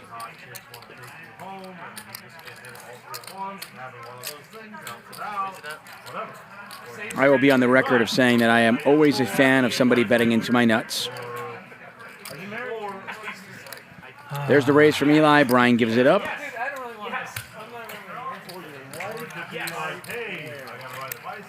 Eli building back up from He was on the south end of the Aces versus Queens hand a while ago that put him in a hole. Tom John says announcer volume too high. We like to hear the players chatter. That's for tomorrow night's show. Thursday night, lots of table talk. When we get Norman Chat in the box, we talk to Norman. He doesn't come on the show very often, but when we get him on here, we want to talk to him. Michael Bennett says, you're cool, David. Not up to DJAF's level, but still cool. I agree. DJAF is next level cool. You are far from funny. I represent funny. You represent... We should get you Bob in the chat. See if you can get him a gig. Yeah, he hates you. Bob hates Nick. Yeah. Oh, Bob hates him. Really? Him and who's something from Yuma? No, Nick from Yuma's a cool guy. That's a man. He's a man. He's in every stream. So when I drive a lot to Las Vegas rather than fly to and from, and after they built Eddie World a few years ago in Yermo, I usually when I'm driving back from Eddie World, Las Vegas, I stop at Eddie World, the greatest gasoline mini mart in the history of the world. And I was with my wife Tony this last time. I wanted to show her Eddie World, and we went into Eddie World, and she was fascinated by it. And there's actually, I think it's called Jeremiah's Jerky or Jeremiah's Jerky. It's like all these, it's like a gourmet jerky thing they have there, and they just taste samples. She said it was the best jerky she had ever had. She bought a bunch of it for her closest friend back east, who's a jerky savant. And I usually just go to Eddie World for ice cream, using the bathroom, and getting some cashews. But we ate some of the real food there. They actually have an executive chef, if you can believe that, at a mini mart. They have 5 different types of food. We got a couple sandwiches that were really good. I would promote Eddie World for free. There's nothing like Eddie World in the world. Yeah. This segment of High Stakes Productions brought to you by Eddie World. You would promote it for free. Are you promoting it for free, or are you? Yes. Are you sponsored by Eddie World? I'm not sponsored by Eddie World. I love saying Eddie World. I don't want to say it too much because then it becomes a little aggravating or annoying. Yeah, we're not there yet. I knew you could say it at least 6 or 7 more times before it gets. I love Eddie World. Yeah. There's nothing like Eddie World. Now, Steve Buoso in the chat, he echoes your sentiment. He says Eddie World is awesome. I will tell you, Eddie World. My wife drives a Tesla, and I borrowed her Tesla to drive to Vegas. And I stopped at Eddie World to charge my Tesla.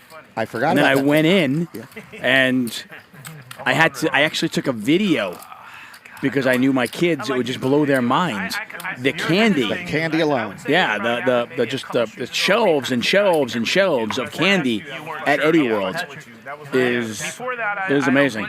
It is. I swear, it's the Taj Mahal. It's the Eiffel Tower of gasoline station mini marts. Yeah, if you live in Vegas or live in LA and you've driven that path, then you know now Eddie World is the place to go. It's not the move. It was the image that. Unfortunately, it's not open. The only disappointing thing, I don't travel usually overnight anymore when I'm driving. But it's I would expect it to be open 24 hours. It's not. It's like 6 a.m. to midnight. So once I was driving there past midnight, I was very disappointed that it was closed. That's surprising. You would think.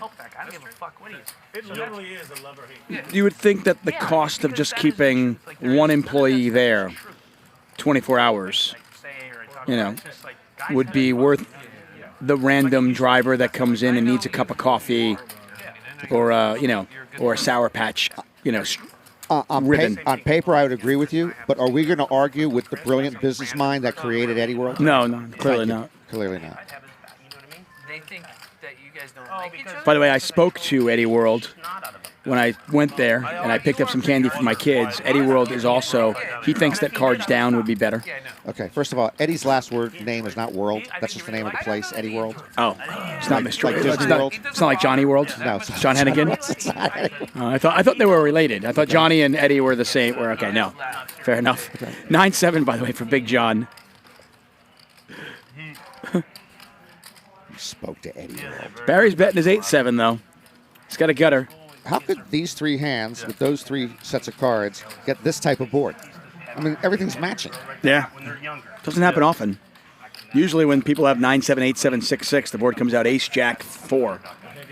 I'm an no pun. See, now you do hang around for me.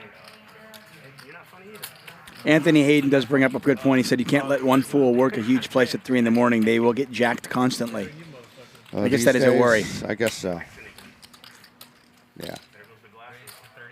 I mean, when have you made it like, cashless after 10 p.m.? And then the most somebody can steal is what? Candy? And some beef jerky. They got a lot of nuts. And cashews, I guess. Somebody can steal cashews. But there's video there. I mean, you want to go to jail for cashews? No. I'm assuming the beef jerky's not that good. I didn't taste it. She said it was very, very good. Big John has raised you at 9-7. Big John is not the kind of player who usually raises on the come. If you want a scouting report on Big John. Big John is raising pre-flop with some speculative hands, but if he's raising post-flop, it's with made hands more often than not.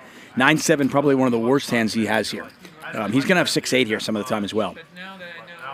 So I think if you're Barry, you got to be really, really concerned that you are drawing either to a chop, hoping for a 6, and it can't be a diamond or a spade. It's just yeah. Can I see a river?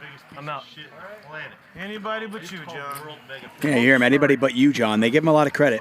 Big John just not raising much post-flop unless he has it. A lot more credit than I ever did. To me, any athlete just runs. Jimmy Bluffhead, who does a great job for us. Thank you, Jimmy. Happy holidays to you, my man. Says cashews are so expensive. You wonder why. That's like me naming myself. Not as expensive as macadamia nuts, right? Macadamia nuts are more expensive. No, they're more expensive. Cashews are expensive.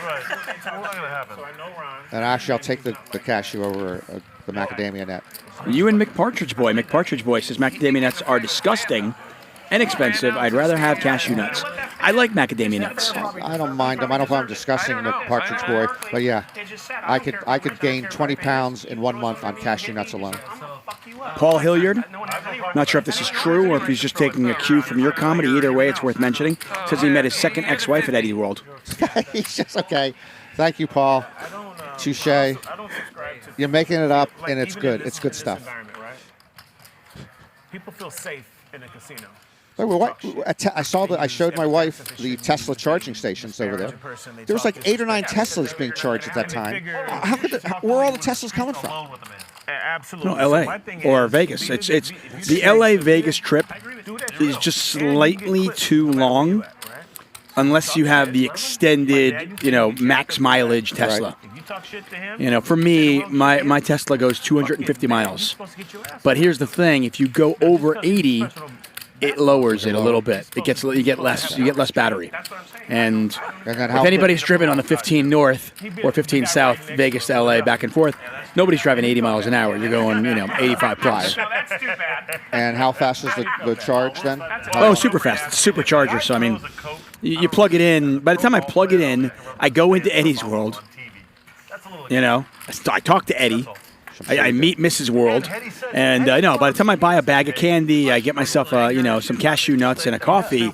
It's charged. I'm ready to go. Said that on TV instead of changing his name to Meta World Peace. Yeah, see, Meta World. They're talking about World too. They're talking about the same guy. Okay, what are the chances, as we talk about Eddie World and Johnny World, that they're talking about Meta World? I know. It's a statistical improbability. I know.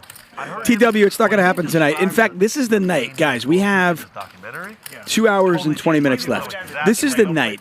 If you have been watching poker for the last 20 years and you enjoy the game, this is the night you can, if you have a reasonable question for Norman Shad, if you want to say hi to him, this is the night to do it. You can't reach him when he's covering the World Series of Poker and they do those shows. Those shows are professional. It's not like this. Yeah, they're he's right. You can't reach us. They're professional. There's heavy security around me at all times for various reasons. You have access. You have access to me right here, whether you want it or not. Yeah, this is the night. If you have a question for Norman Shad, if you want to talk to him, this is the night to do it. Tomorrow night, it's all table talk. Thursday night, I promise you, I'm going to be in the booth. I'm going to say 6 words all night. 6. All right, I answer 2 quick questions from LSSS Rashi. Do I play PLO? Yes, I prefer PLO 8, and I play in a PLO 8 mix game. So I like to play both of them together. Will J wants to know what's my favorite alcoholic drink. That's easy. I almost only drink wine. I will drink other stuff if I have to, but I'm just drinking, 90% of the time I'm drinking red wine. Point proven.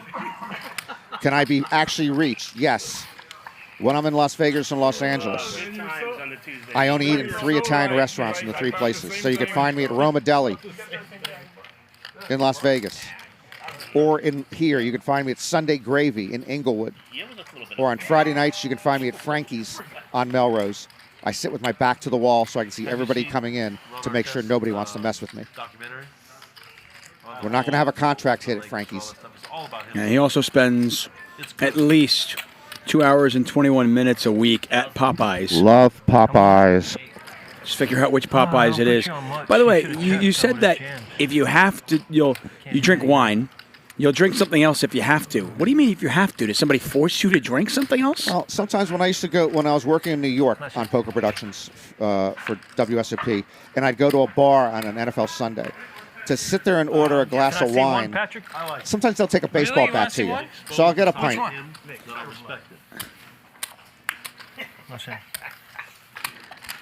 By the bizarre play here.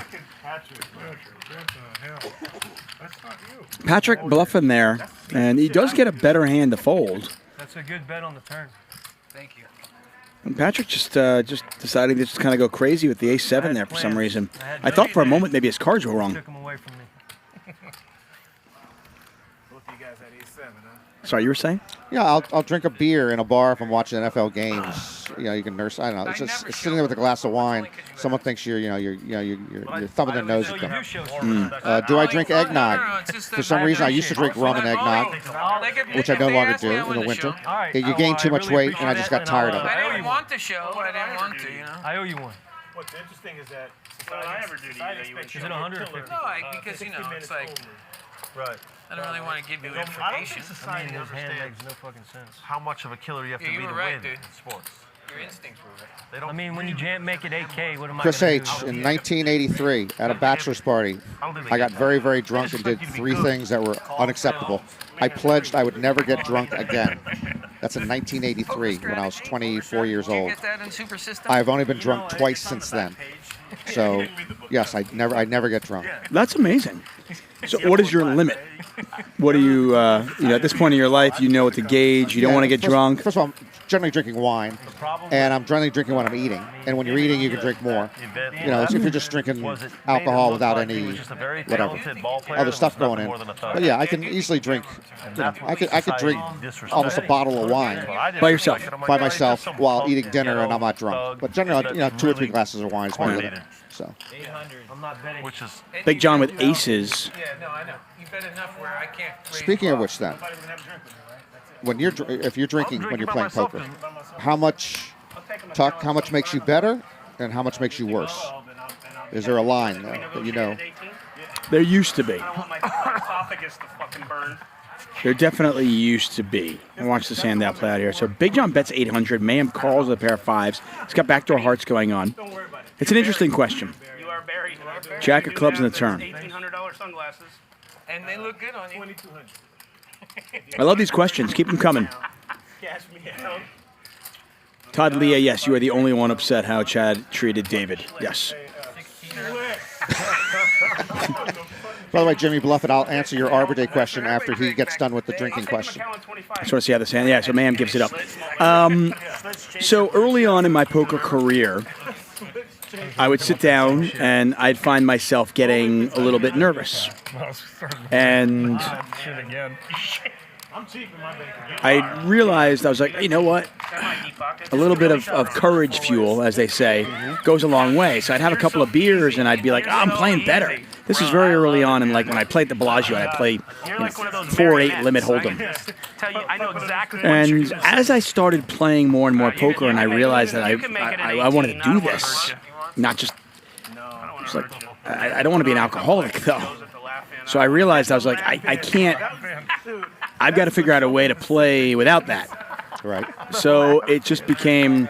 I just stopped drinking, and now I'll have a drink socially. That's fine.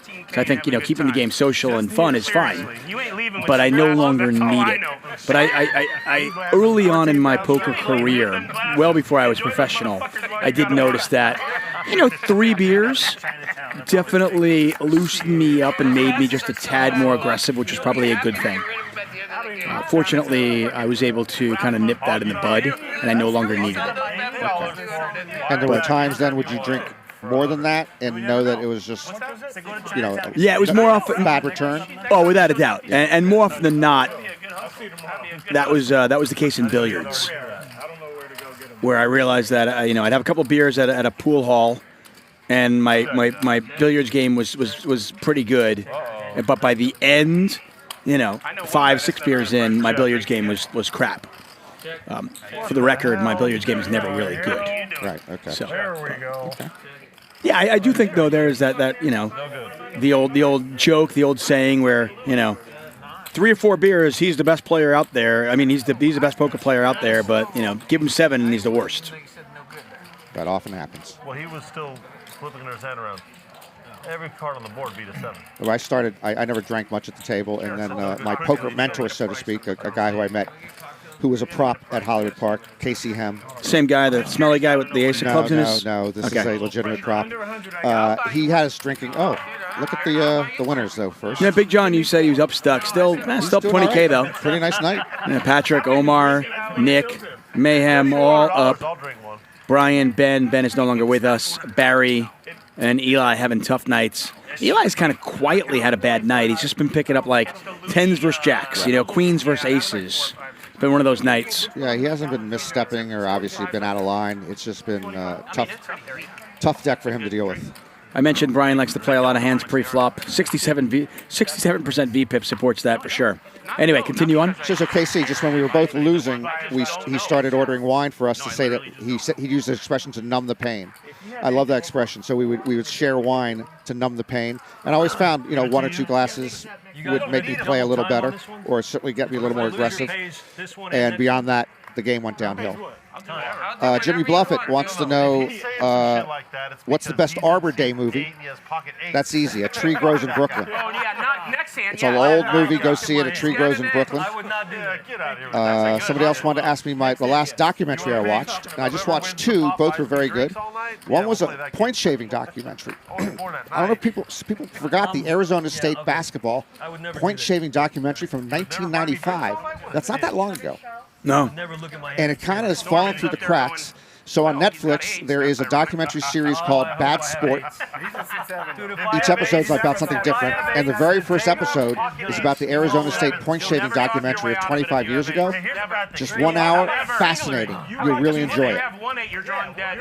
It's amazing to think that was just 25 years ago. I mean, 1995 is really not that long ago at all. Not. And it's just kind of fell through the cracks. So I greatly recommend that if you got Netflix. Please give him 8. Sweet baby Jesus. Baby Jesus. I'd fold the 8s too. I would too. You're right. Some people are familiar with you from your sports column, sports betting column way back when. I mean, obviously you've been in and around sports and sports betting for much of your life. I've always had kind of an issue with sports betting on college sports, simply because you thought you were in seat 7. Hey, I got a beverage. you're talking about kids, right? And I kind of wonder sometimes, they're just such easy prey, And I don't feel I feel bad for them, without question. But how is that? How that market? How there are not more Arizona State stories out there? I'm surprised there's not. And there's always, again, anytime a game is rigged or there's point shaving or that type of thing, it literally happens in less than 1% of all sporting contests, without question. Way less than 1% of all sporting contests. But it's out there. And there's sometimes that it happens that we don't find out about.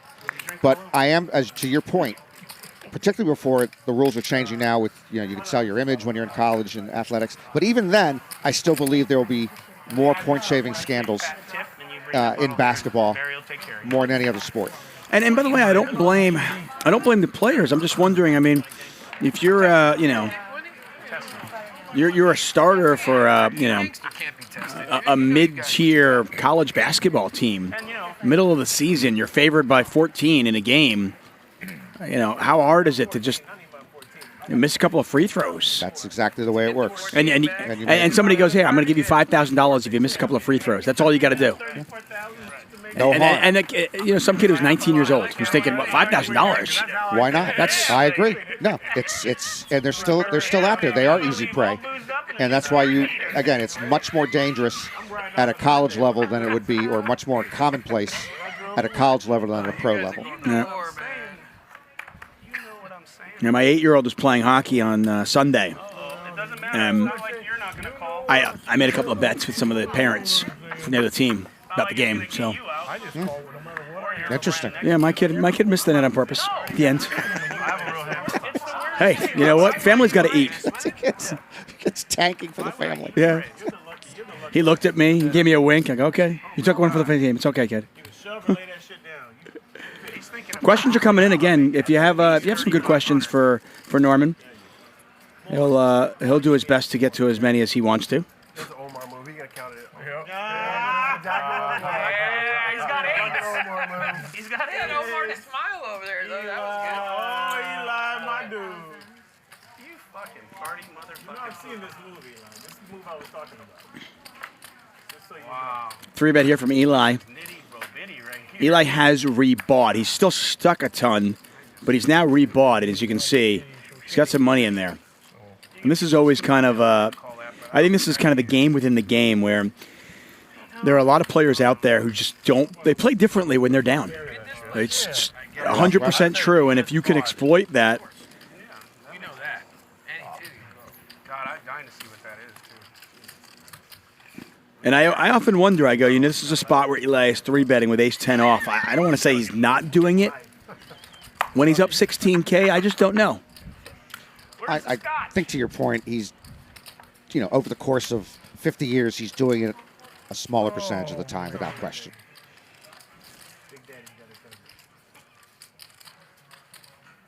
Nobody talks like that and then folds. Barry Greenstein really depressed me once when he told me it doesn't matter, what you win at the end of a session. It doesn't matter where you're up at the end of the year. It's all one long session until you're dead. He kind of put it that way. It wasn't like the pick-me-up spiritual point of the summer for me. If you get 2 shots, it's like Macallan 24.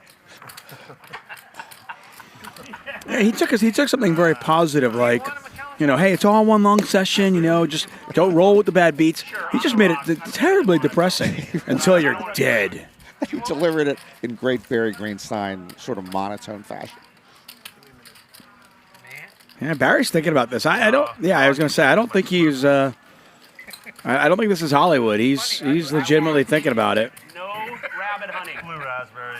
Get rid of those cards. And Eli gets the 3-bet through. Can I see the flop? No. Of course you can. Don't look. Of course you can. Show him a flop. If they want to see it, show it. If they want to show it, go ahead. Yeah, he's Queen of Hearts. There's the flop. A lot of clubs out there. I don't know if anybody had clubs. I need a river. Eli had one. You win, by the way. Oh, I'm wrong. Eli did not have one. Eli had to have that beat. No, he didn't have ace queen beat. You didn't have ace queen beat, did you? Did he show? No. Oh, well, he didn't have that. He might have had ace He had a beat before. Now, I will say, asking your question in capitals was not going to make it any more likely we answer it. So just make it a good question. If it's a good question, Norman will answer it. No. Had a big bottle of Pepsi put in it, right? I told him I didn't want to see it. While Push on. section of Hustler Casino Live brought to you by that fantastic tattoo on that waitress's left shoulder. That is a well-done tattoo. I really like that. I'm not a big tattoo fan. Do you have any? What's the over? Can I establish a minus number for the over/under on whether I have any? And you say you're not a fan, but doesn't mean that you weren't maybe on that drunk night when you were 24 that you regretted that maybe you got one that night and that's why you don't get drunk anymore. No, that wasn't one of the things I did that night. But no, you do not violate the sanctity of this body. This God-given piece of flesh should not be D something by any printed So it has to be pretty good, right? It has to ink. be pretty good. He didn't do it. Fair enough.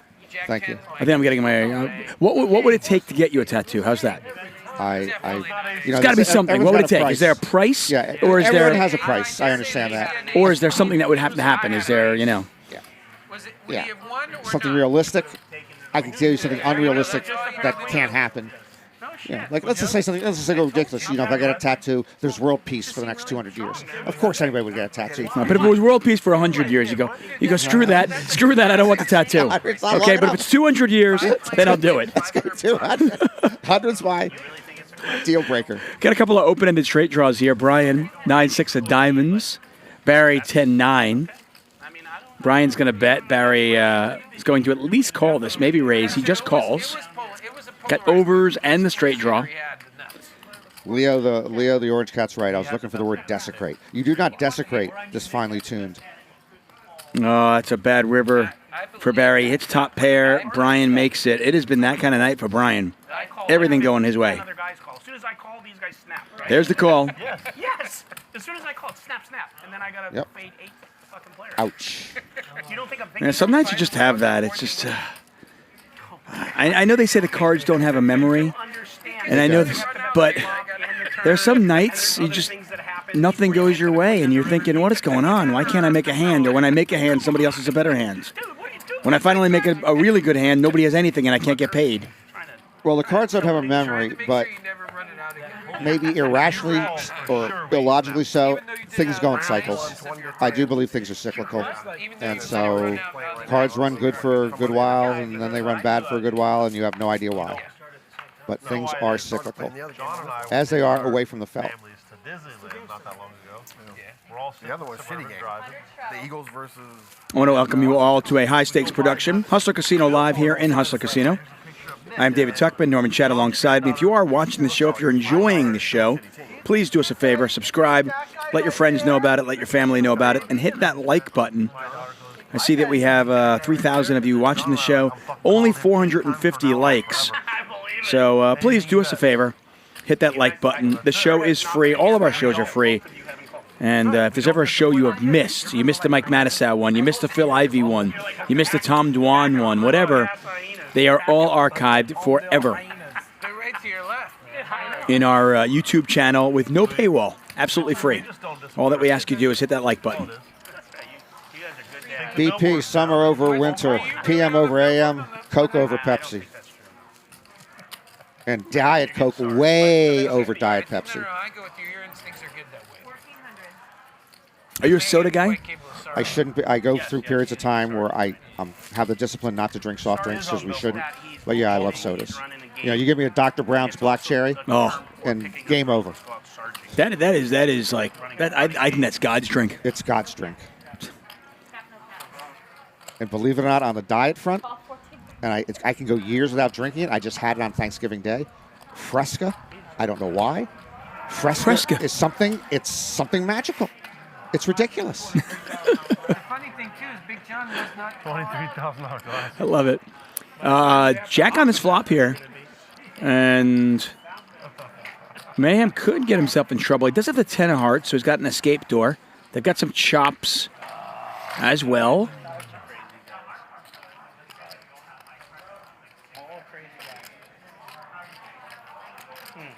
Eli, though, a 2-1 favorite to win this. Pot's already 4,500. 36.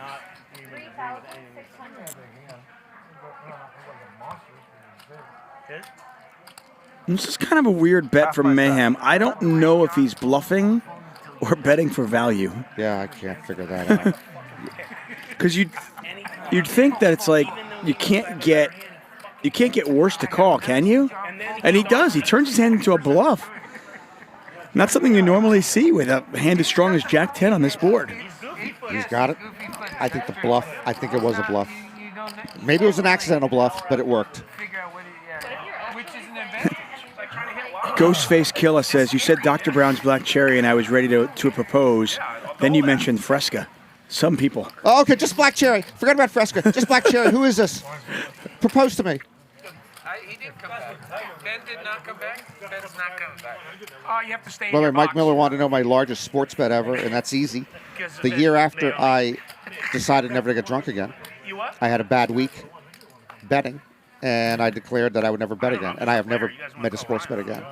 And that bet, the final bet I made was only for about 700 or 800, but I had been betting for about a year and a half, small, for the first time in my life. You know, NBA, college football. NFL, college basketball, no hockey. But I don't care. Oh, Yeah, no problem. That's just me as a player. And over the course of like a year and a half, I probably won $1,500 or $1,600. I was usually betting $50 a game. So very small profit. And then one week I lost control. I bet a baseball in the summer. I bet a game on Tuesday and lost 50. I bet another one on Wednesday and lost 50. I decided to double up, bet 100 on Thursday to get my money back. Lost that. Bet 200 on Friday. Just to try to keep getting it back. And ended up betting more than 800 on Sunday, breaking my rule. I bet on the Orioles. My rule is never bet on a team that you root for.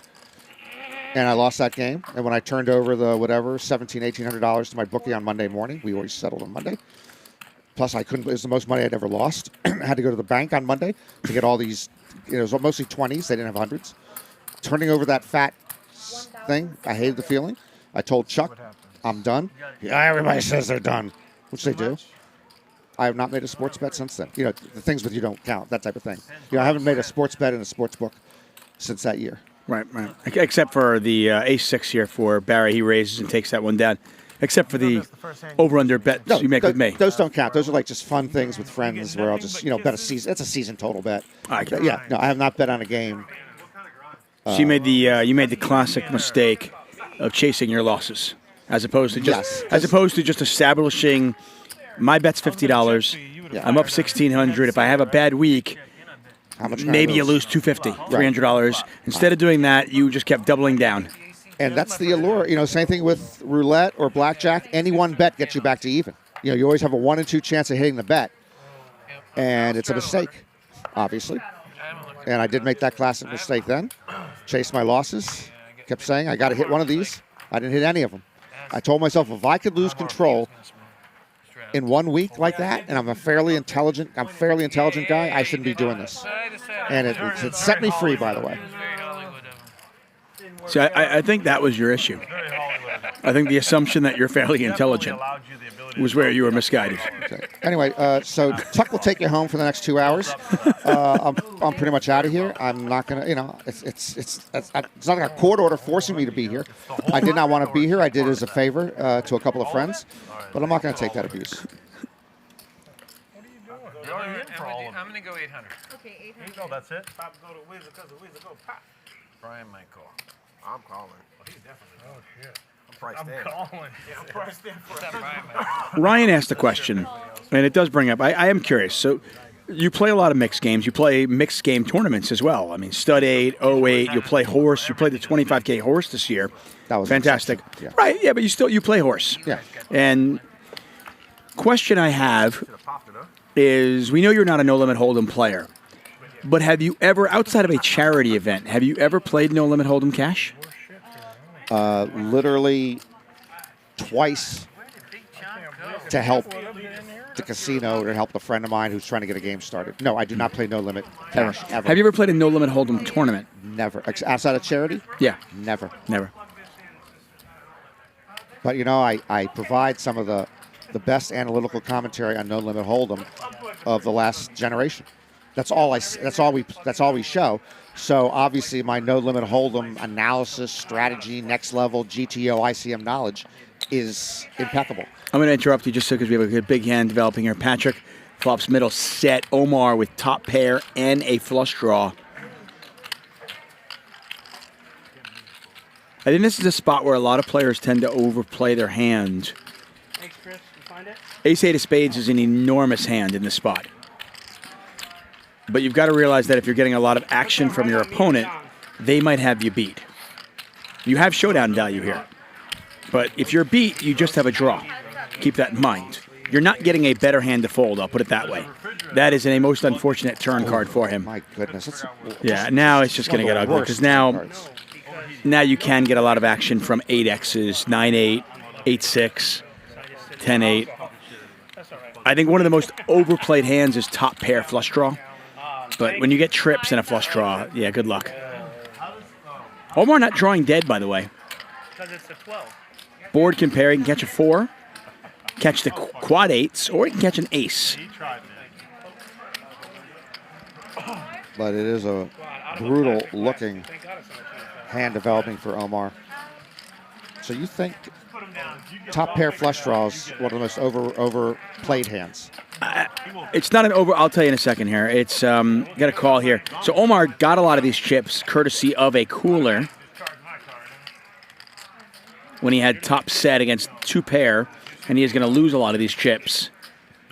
Same way. At pot 16-7. I mean, Patrick checks. What you doing?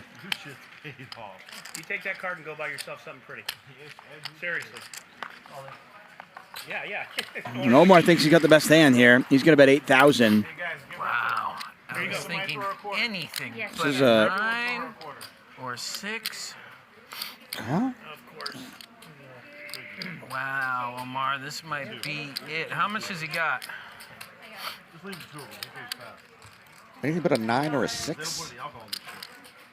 Huh? Yeah, I don't What know. am I missing? Yeah, I'm missing something too. I was thinking anything but that. How did you get a glass? Because I feel like a child over here. I'm wondering if we have his cards wrong. 12,075. We're drinking out of McDonald's Big Gold cup. Thank you. I know. Look at this. Fucking kids. Now you could. I don't think I can fold this, even though I'm sure you had 8-9. But Wow. So, no, I don't think we have his cards wrong. No, we But don't. I would think he's 90% the call. Yeah, there's the call. Yeah. That's good. What a knit roll. Yeah. What did you think? You got me, dude. You got me. That is what we call a knit roll, my friends. It seemed like it. Tightest player at the table. He's not the tightest. No, I was thinking 8-9 for sure. I was like, I have not seen Omar play. I know. I think Barry just called him Knit McGillicuddy. I like that. Good name. Yeah, I mean, that's just a situation where, I'm betting and getting called by Omar too, but I get it. I mean, if you don't think your opponent's ever bluffing and you're like, well, I mean, how many 8s can I beat? But at the end of the day, I mean, 10-8, Jack-8, Ace-8.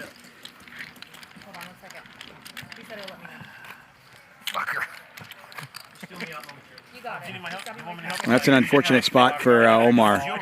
This is yours. That's yours. That's not mine. Look at Barry. Barry's just knocking everything over. I love it. I was convinced. So what did you ask me right before? Oh, okay. So there's a strategy question. Yes. That you Oh. often see the. Okay, so someone who let's bluffs say top pair and a flush draw. Yeah, so you A have nut top flush draw. Let's say. Yeah, top pair and a nut flush draw. Yeah. Or top pair flush draw, really. It's Okay. Fuck it, I got a full house. the thing is here, you've got showdown value when you have top pair. Right? You've got a good hand. And you likely have the best hand, right? But against uncertain boards, you've just got to imagine, okay, what am I getting value from? Right? I block the flush draw because I have a flush draw, so it's unlikely my opponent has a flush draw too, right? So now I'm trying to get value from worse one-pair hands, right?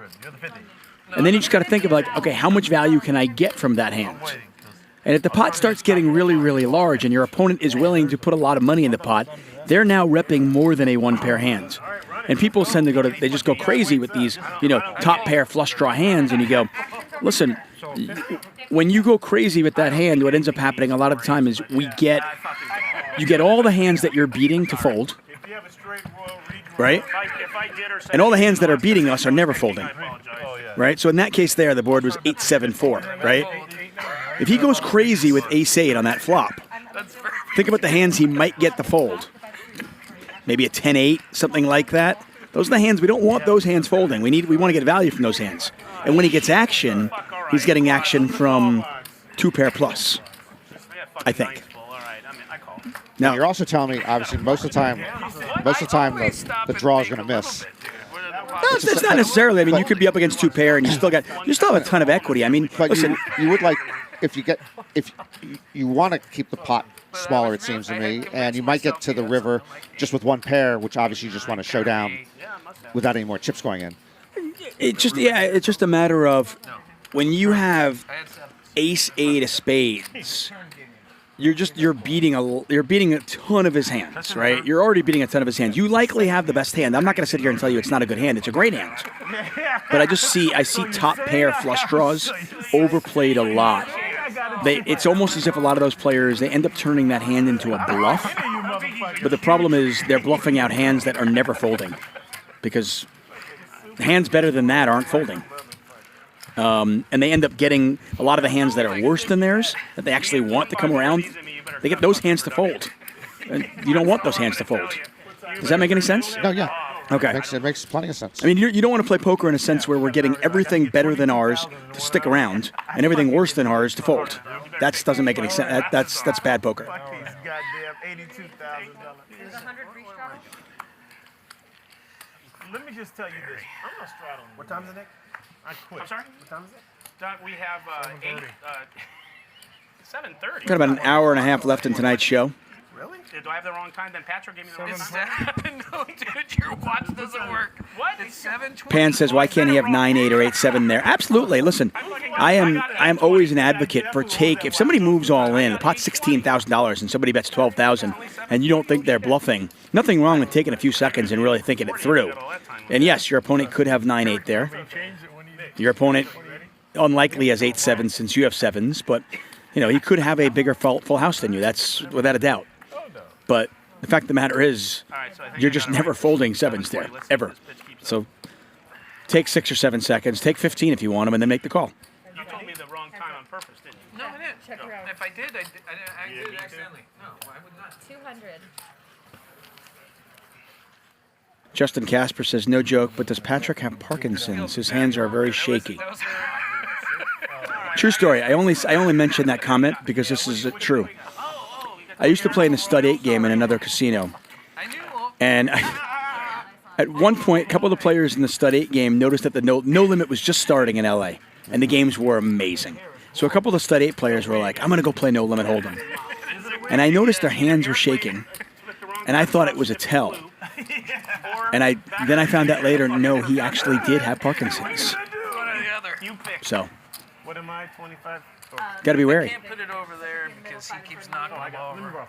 Tells aren't always tells. It's not always as simple as just a, guy grabbing an Oreo cookie. Sometimes a cigar is just a cigar. Yeah. Thank you. Oh, like that. I've never been in this situation. Oh, fuck. And he doesn't drink. That's the cold part. I know, but I got this. Thank you. I know. Okay, I'm just taking I have a nerve. Well, thank you all for joining us here. High Stakes Productions in here in the Hustler Casino Live, playing 5-5-50. Kid, this is for the kids. I do it for the kids. I got aces. This is gonna fall down. Train wreck over here, bud. Do you want to help me out? Oh, you're in a hand. I know you want to. You got shit that's really like. I know, but I'm laughing. I feel bad for That, Omar. and I love Patrick. That is one of the slowest stacking of chips from a big pot that I've ever witnessed. And I believe there are 4 hands literally working on it right now. I mean, if he ever plays the World Series of Poker main event, they're going to have to color him up. That's true. That would be just the Patrick rule for him. Okay, like Jordan rules, you have Patrick rules. I'm with Phil Helm if he's totally Trip Ace is here for Nick. 900. And Barry's just gonna raise, and I imagine if Nick just calls, the hand is over. Should make it more.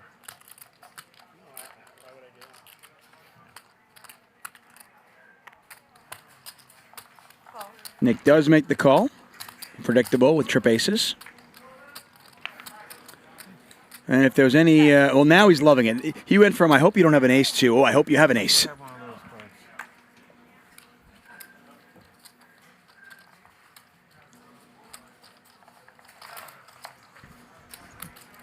Nick checked back turn, by the way. Very nice. Pretty Very, cagey, yeah. Now he's going to induce. You should. Yeah. Back some of my. What about me? You got $5 out of me. You remembered? There you go. You can keep the change.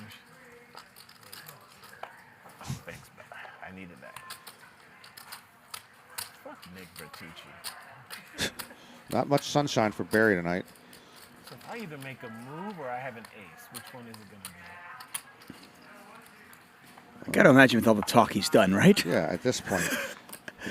There's no way that he wouldn't be making a move based on that question. I mean, I will give it to him. If he had an ace here, the best acting performance It ever. is, but he doesn't have an ace here, and that question just leans towards the former. Absolutely. What do you think, John? I told you. It's 4 more behind you. What's that mean? Drinks. Oh.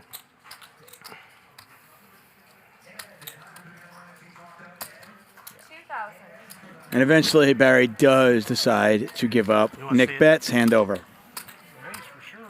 What? Hustler Casino Live. We are here Monday through Friday. Got another show tomorrow night and Thursday. If you like Table Talk, make sure you join us tomorrow at 5 p.m. and Thursday at 5 p.m. as well. Thursday will be our last show until 2022. And, as always, we are 8 miles from the ocean. And, my friends, it is the Pacific Ocean, the #1 ranked ocean in the world. McAllen 3.5. I feel like we've had this conversation before. We have, but we don't have to continue with it, but it's easily the #1 ocean in the world. I mean, no, everyone else is a distant second. Thank you. That was Mam's fault. You got to get that. McAllen 6. 300. It was a 5.5. They round up.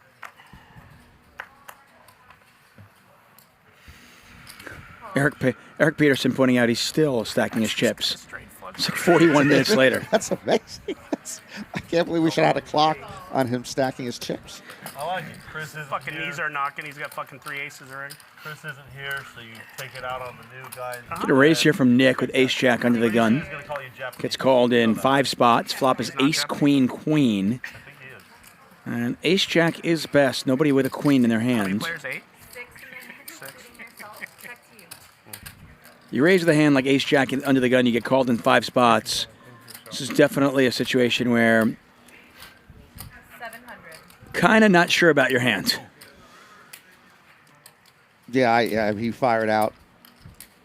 I would have checked. He does have the best hand. I just took a big old swig of the wrong drink. I thought I had my 7 and 7, so I took a nice fatty. I think in most games, checking is certainly reasonable. In this game, I don't mind betting because you do get called by so many hands that are worse than yours. The problem is, of course, now he's out of position and he's in this guessing game. He got called in 2 spots. Okay, do they both have aces? Did somebody call me with a gut shot, maybe king jack or king 10, or does somebody have a queen? And now Nick just check, and it checks through. And he's going to check it one last time, and I imagine nobody's going to bet it. No, ace jack's good. Yeah, he looks happy too, right? He doesn't look down and out. Ship it. Not like you. All fucking got it. I got that down. Smoother than I expected. You guys are just lucky there's 2 queens there. Right? Yeah, that's true. Pretty much. The chat's going wild, calling me a nit for checking down. No, I had just, we all had aces. Rye Guy Poker says Patrick is budgeting out his kids' presents, those chips. Let him be. You never know what you guys. They're crafty. Oh, look, Patrick has finished up For my buddy over here if you wanted it. just now. Some live poker fun. Don't do this with somebody who's not your friend. But there's really nothing more enjoyable than watching your friend stack all those chips for 15 minutes and then knocking them over. Don't do it when your friend's stuck, and don't do it with somebody who's not a friend. But Yeah, I believe I have the most chips knocked over per capita in Hollywood Park OE history. Anytime I have a stack in front of me, there's 2 different guys who just routinely come over and just knock over my chips. And now they have now pledged, because after I restack them, they used to knock them over again. They now have pledged they will not knock them over a second time. It was really, that got a little frustrating. No, I think Nick is very funny. Yeah, Barry does it, but... And to preclude anybody in the chat saying, well, how often are you going to have a lot of chips in front of you? It doesn't have to be that often, but often enough where they just knock them over. You don't have to be a comedian to be a joke. This shit writes itself. Like to others? Others not so. Eli with the ace-7 flops 2 pair. See? How hard is it for ace-7 to flop 2 pair and actually be the best hand? Yeah, Interesting. Yeah, Usually it would be the best hand. Slightly retarded. Oh, you're not supposed to say that. Ask Barry. No one asked me shit. I thought it was. You know what? Big John called with a pair of queens. He's now got a gut shot. Timing is retarded or advanced. I know, but they had to change that. No. They What have did to they call change it? it. No, they call it retarded. They can't anymore. Timing, The word retarded means Retard timing. behind on timing. Yes. Retard timing. Now they just call it just a little slow. Yeah, on the spectrum timing. They call it the down timing. Down syndrome timing. They call it on the spectrum timing. That was I called it down syndrome timing. Oh, see, you're crossing a lot more lines than I ever crossed. Big John painstakingly tosses his hand in the muck, But I really had in my mind. and we continue on. I figured you had an 8, and it was like 8, 9, 8, It just 10. wasn't funny. And when that 9 came, that really like shit. But I did check thinking you I was thought bad, Eli but I must didn't buy think his you pushed. toothpicks at Costco, since he always is toothpick heavy at the game. But no, he told me tonight he just rotates 2 toothpicks, We should replace Chris with Barry. one each week. You'd think so. Does he wash them? I don't know if he washes them, but it's a big savings. If you could run through, obviously you could run through hundreds of toothpicks a year. Yeah? But I never really thought about that. he just uses 2, 1 for each game. Greg Brindle says, color up and use larger chip denominations. There will be less to knock over and restack. True story? Interesting. The biggest decision with this fucking full house. I don't know. We could have 8, 9. So during the pandemic, you played in a mixed game. 21 different games in there. You play horse. We talked about that earlier. You're always open to new games. Is there a game out there that you could see catching on and possibly becoming the next big game? Is there one that, maybe isn't as popular right now, not PLO? 87 hands. No, so like one of the other games in a big mix. Yeah, is there a game out there that's just like, you're like, if this got a little bit of TV time, I think people would really love it and it would catch on. Well, it wouldn't catch on necessarily on TV, but I have half jokingly, half seriously told people that when I have played double board Omaha, I would never do that. like double board PLO, or limit Omaha, that once you go to 2 boards, it's hard to go back to 1. It is so much fun to have the 2 boards out there, and you're making your best hand on either board. A lot of the pots will be chopped because one person's got the best hand on one board and somebody on the other hand. But you do scoop a lot. But it's just hard not to want to see 2 flops at once with any 4 cards. So. Now, is that played mostly with 4 card or 5 It card? can be played with everything now can be played with 5, but it's mostly played with 4 card. So for those of you that don't know, basically you're still playing. You're playing Omaha, but instead of 1 board, you're playing 2, and the pot is 50% for one board and 50% for the other board, right? Correct. For a strategy for that game, if somebody was playing that game, what would be some strategy tips for that? Well, as you would want to, particularly when you're playing Big O or any PLO game. If you always want to be drawing to the nuts. Think about the amount of hands that can be made when you're playing with a full ring game. You're playing with 7 or 8 players. You have 2 boards. Everyone's got 4 cards. So you want to be playing with and also with Omaha cards that work together. So cards that 3 cards to a Broadway, along with the nut flush draw, stuff like that. I make your house payment fucking. I noticed when we played that game, something that I don't have a ton of experience playing that game, but I noticed something that I saw the players who were losing in that game do would be chasing on one board with no chance of winning the other. Absolute, yeah. And I would think from a split pot theory game, you've got to be in a position to have a chance to scoop. Always. So yeah, that's an absolute. Always be scooping. If you can't scoop, then it's a problem. Correct. So that's a great point. And I've made that mistake many times playing stud 8 and Omaha 8. True story is Nick doesn't wear anything he didn't win gambling. And even if you have like a really good hand on one board, He's going to get his ears pierced. if you're drawing dead on the other side of it, it's probably best just to get out of there. Again, if you draw, it depends on how many players are in and how strong that hand is, because you can still make a profit. But yeah, generally you're correct. You have off the felt. I'm not that impressed with you so much, but you have a very facile mind when it comes to any poker game. You really know, you learn them fast. You know to adjust. You know, you're very impressive when it comes to games. Yeah. I growing up, and I tell people they should try this. Sandy Joy's in the box. There you go. What's up, Sandy? Good to see you. Zachary James, hello. So I grew up playing poker with my friends around the kitchen table. We'd play home games, and it was always dealer's choice. We didn't really play Hold'em. We played Follow the Queen and Black Mariah, and many nights somebody would just invent a new game. So the players who won were the ones who could just quickly pick up on, okay, how do I play this? You know, you'd sit down and somebody would teach you very quickly teach you the rules of a game called Follow the Queen. You go, okay, how do I play this? And then you try to think, okay, well, what are the ways to, what are the best strategies for this game? And I think in many ways, if you play games like that, if you play in a home game where it is dealer's choice, where you have to think on the fly, it develops those muscles a little bit. It should. In theory? No, in theory. Now, in fairness, I played in this 21-game mix with Norman, and he sent me the rules for some of the games, because there were about 6 or 7 games in this mix where I repeatedly had to look at his sheet. Not for strategy, it was just literally for the rules, because I'd be like, what are we playing and what wins? Because there were so many different games here. Spades are cheap. Ace, Queen, 10, Deuce, all spades out there. Omar with the best of it with the 4 spades, but Barry's going to bet. He's got no pair. He's got no draw. He's got no nothing. But he's got the courage to put $1,000 in the pot. Omar's not a believer. He calls the 4 spades. Can Barry fire one more time? Got to imagine if Barry bets again here, he wins it.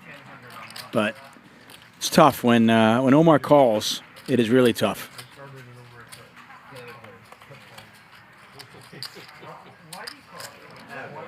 Nope. Barry gives up. And does Omar think that he needs to bluff at it? Or is he betting for value? No, he's got to check this, right? I would think it's a check. I mean, yeah, he's going to check. I was going to say, I mean. Oh, I should have fucking fired. I knew I should. Depends on the amount. I'm not just. What do you think I'm doing? You tell me. I don't know you. Good job, Omar. 12,000? Oh, snap call. Snap call. See, that's how you usually do in your class. See how he plays fucking pocket 4s, hoping for runner flush draw with a 4 spade. How the fuck are you gonna say he's the tightest player in Gardena? Dude, you gotta realize the metagame that's going on here, man. The metagame. You're just putting me on tilt with your comments. Yeah, exactly, dude. I don't get it. 5,000 was gonna be my bet. Fucking guy paid me off every time I flopped a pair. But I thought it was the straddle last time. Oh, I'm this straddle. Yeah. 5K was gonna be straddle if you want to straddle. A couple of guys in the chat asking if I have any action on the Vegas-Tampa Bay game tonight, NHL. No, I don't. I stayed away from it. All right, so we'll keep it on, okay? NHL is in kind of full lockdown until after Christmas, so I decided to lock down and just watch some bowl games, watch some college bowl games, watch a little NFL. I do have under in the Army-Missouri game, but I got in there. I got under 58.5, and it's now moved down to 55.5. Oh, you got it at 58.5? Yeah. So all the action going one way there. All the action going on the under. Yeah. When Army plays, they run the ball nearly 90% of the time. Just keeps running. I mean, they run the ball 90% of the time, and they're really good at it, too. It's not even like they're bad. They run and get first downs. Yeah. So, like when Army-Navy game, you can't put the number low enough where I won't bet under. 15 straight, they've hit 15 straight unders. What, in Army-Navy? Oh, Army-Navy, it doesn't surprise me. 15 straight unders. It's the quickest game in college football. Now, Army has played in a few games that are high scoring this year because, sometimes they run the ball so well they just score. And that could happen versus Missouri, but at this point now, like I said, the under's down to 55, 55.5. Yeah, that's a big move, but I really like the under at 58.5. Yeah, because I'm like, I think he's a little closer too. I can drive. All right, cool. Just need a ride back. Get a dealer change. Jared back in the box. Take a look at our winners. Patrick now, $31,000. Yeah. He has been on the right side of a few coolers. It identifies as a Prius. That way you can drive in the carpool lane all by yourself.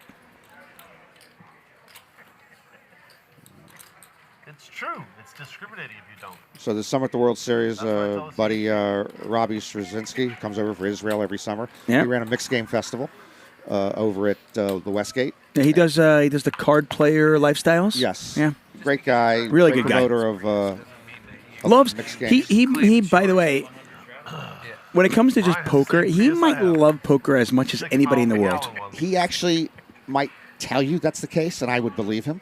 Yeah, what he has to go through to love poker and to come to Las Vegas from Israel, it's just very tough. So when I went over to the play, they had a game in the mixed game, which would never be in any other mixed game because part of the game is not poker. But it was so fun to play. They called it Omaha Jack, and it was half Omaha, half blackjack in the weirdest way ever. You got 5 cards in your hand like Big O. Okay. It plays out like Omaha. Anything less, that's what I said. So you've got to use 2 cards in your hand. You must use your best 2 cards. Is it just high or Big O? Okay, just high. So half the pot goes to the best high hand. And everybody's hand, you must use your best 2 cards to make your best high hand. And then the other half of the pot goes to whoever's remaining 3 cards in their hand makes the best blackjack hand. The remaining 3 cards. Yeah, you have make 5 the best. cards in your hand. So you can't use the same cards. No. So if I'm using the Ace Jack for my Omaha hand because there's a King Queen 10 out there, can't use the Ace Jack for my blackjack. Correct. And you always have to make your best Omaha hand with 2 cards. You have to. Oh, you can't be pick and picking- no. choose. So this is so frustrating, and aces are so tilting in this game. They're often going to end up making your best Omaha hand. So even if you can't win the Omaha hand, you still have to use it. Correct. Oh, okay. So, and I can't believe how many times it was scooped. It just amazed me. It was a ridiculous game, but I couldn't stop playing it. Flop and a half for Omar, top pair with a flush draw against the same hand without the flush draw. I run good. Check. And Omar might be having flashbacks. Last time he had top pair with a flush draw, he was up against a set. This time he's in great shape, though. You have about 6,500? No. I have more than 8,700. Yeah, he's got about 9,000.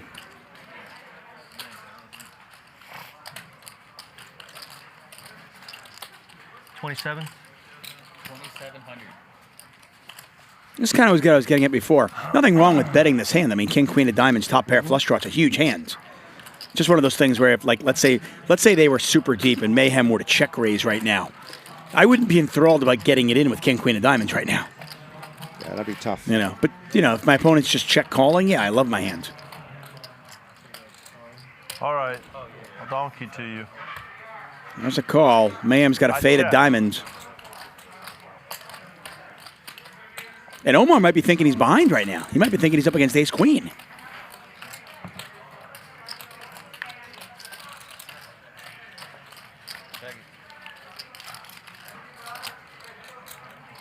All in.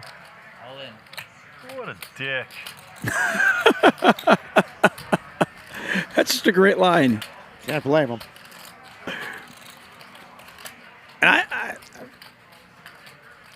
And I guess this is a value bet, trying to get value from Queen Jack. I feel like I'm playing a tournament. I'm all in every 20 minutes, Now, he knew where he was at earlier when he checked back the Ace-4, so... Everybody's still on? Fuck. Always on here. We are still on. But I'm sure he's not taking orders. This is a weird spot. I mean, moving all in, he's repping a hand that's stronger than what he has.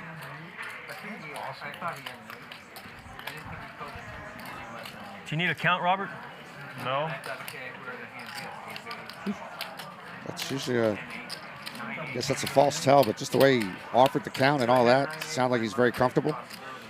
Yeah, I mean, I don't know. What do you guys think here?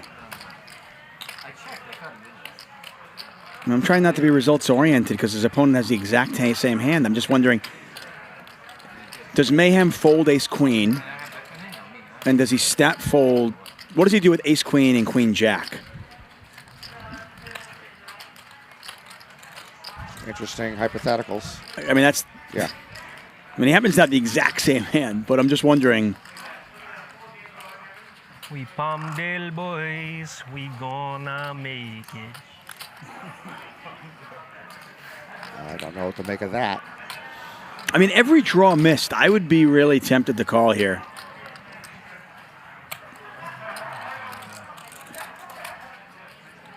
But King-Queen right now, kind of just a bluff catcher. It's a weird spot.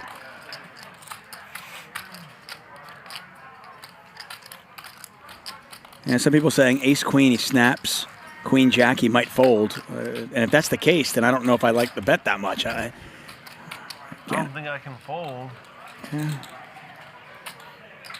9-10 missed, 9-6 missed, diamonds missed. Or sober enough.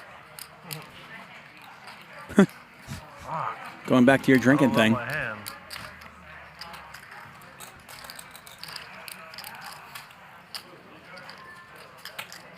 If he missed, I could win.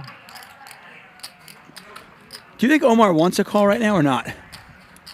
I don't know. Yes, I think he does. You think he wants a call? You think Yes. he's got like Queen 10 here? Yes, I still think Okay. he's feeling confident. He either hit it or he totally bricked. He did neither. Mayhem getting 2.5 to 1 on a call here. Seems like it leans towards a call. Yeah, every draw missed, and he doesn't block any of the draws.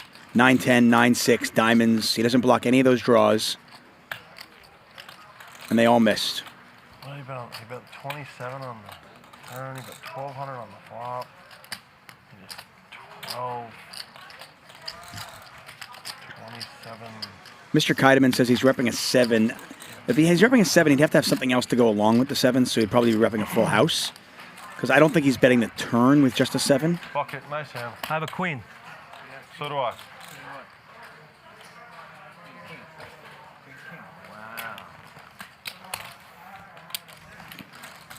I think Omar is disappointed. still- Mayhem is thrilled. Yeah, I still don't know. But look at their reactions. You can't tell from their faces.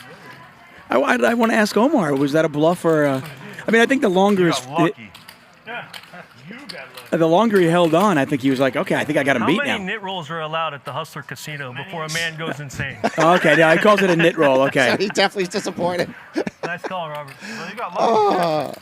Because if you had rivered a diamond, I was going to pop your tires. 180? Your tires are worth more than that pot. He's got some expensive tires then.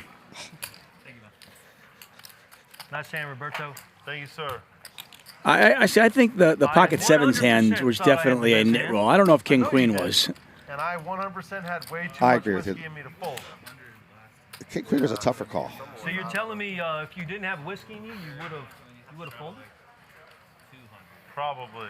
I hated probably drink more whiskey than you played better. I hated the board.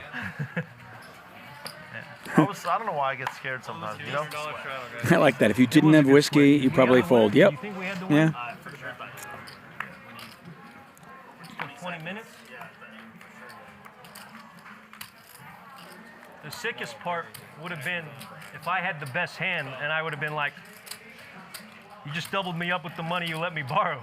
That's what I was thinking. I was like, oh, it's on me, I'm sorry. In my head. I just fucking lend him the money and then I double him up. Oh, fuck. I don't like that feeling. I was going to throw up. It was ace queen. Yeah, Well- when he was throwing that over, I was like, oh, shit. Yeah, I mean, it's never good when he's flinging it over after I show my hand, you know? I'm pushing at best. Did you sweat his hand? Yeah. I should have said that's not good. Shit. It wouldn't have, I mean, when you flipped it over, No, you know, the best case before I scenario. flipped it over. Yeah, the best case scenario is I'm chopping. Oh, you're behind ace queen. Yeah, the best case scenario, I'm chopping. Like he's Oh, not there- flipping over a loser.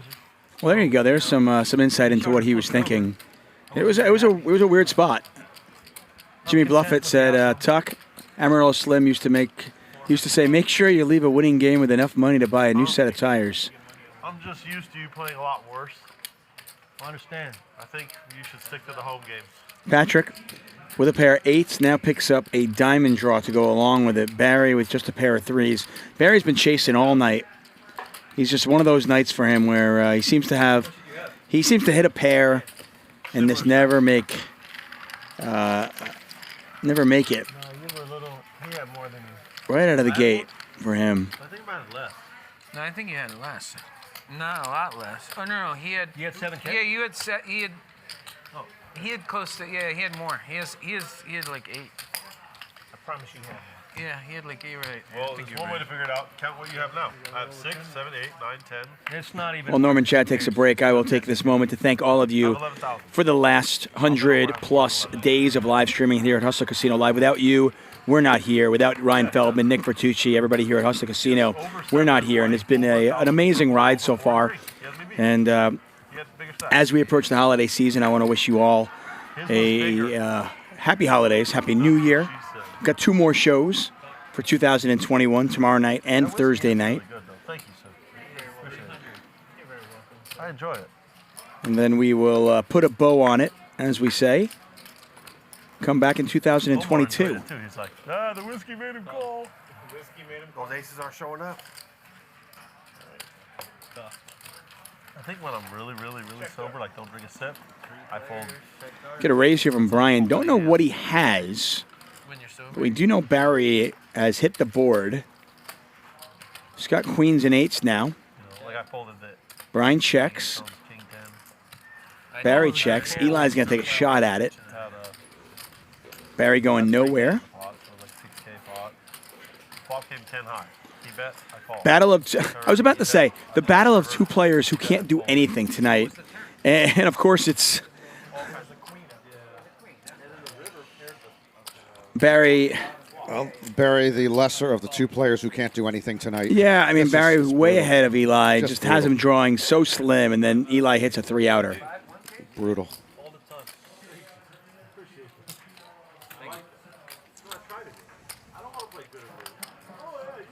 Playing bad and winning is the best. Queen on. Purest. This is going to check down.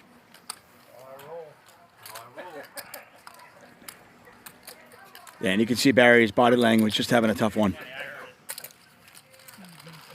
But handling it well. Are you a believer in, you know Tommy Angelo? Tommy Angelo, no. He is one of the mental game author, coach, and he talks about body language at the table, and he talks about having a strong table presence, sitting up, being more positive. I've seen some players do that. Some players actively do it. Jason Kuhn is one of the best at it, I think. Always just sitting up and his back. And I wonder if there's something to it. I agree with it. I again, half seriously tell players when I'm playing with them, friends of mine, if they're slouching down in their chair, I tell them, you got bad poker posture. You look like you're a loser. Sit up, look like a winner, feel like a winner, think like a winner. I do think it makes a difference. Yeah, that is Norman's. Norman's a life coach as well. Okay. Sit like a winner, act like a winner, be a winner. I obviously did not attend that class. I got rejected. Hey, I beat you to the punch. No way. I'm not letting you do it. I'm not letting you. But anyway, BSH, Brandon Shack Harris, our buddy, when I first started playing online during the pandemic, he told me he thought it was very important because a lot of people play online, because you're at home, you can just lie down in your bed, lie down on your couch. He told me he always sits up, it cuts down on the distractions. He doesn't want distractions because people got to kind of wander around the home. He sits up, he makes sure he's alert, so he's just more tuned to the game, that when you do lie down or kind of get comfortable, you make more mistakes. I believe he's correct. Yeah. Now, you, to your credit, you weren't lying down, but you often would have a young pup, a young dog, crawling all over your head, chewing your glasses, making bets for you. That wasn't a young pup. That was Sheila, who was my, concubine. No, at this point it was Blue. Oh, that's right. Sheila had left. Yeah, Blue. Yeah, I had a young puppy, pit mix pup. It's literally a pup. Yeah. Yeah, that was crawling all over me, and sometimes did misclick for me once, which is always happened to anybody with a dog. Did you win the hand? No, I did not win the hand. Oh. It just cost me one bet. Questions were asked? No ace, no king. 26? You have a pair? No, just big cards. You don't have a king or an ace, and you have big cards. I'm sorry? You got a queen jack or something? You got 10? It's not bad, especially considering the pot. The fuller pot versus me.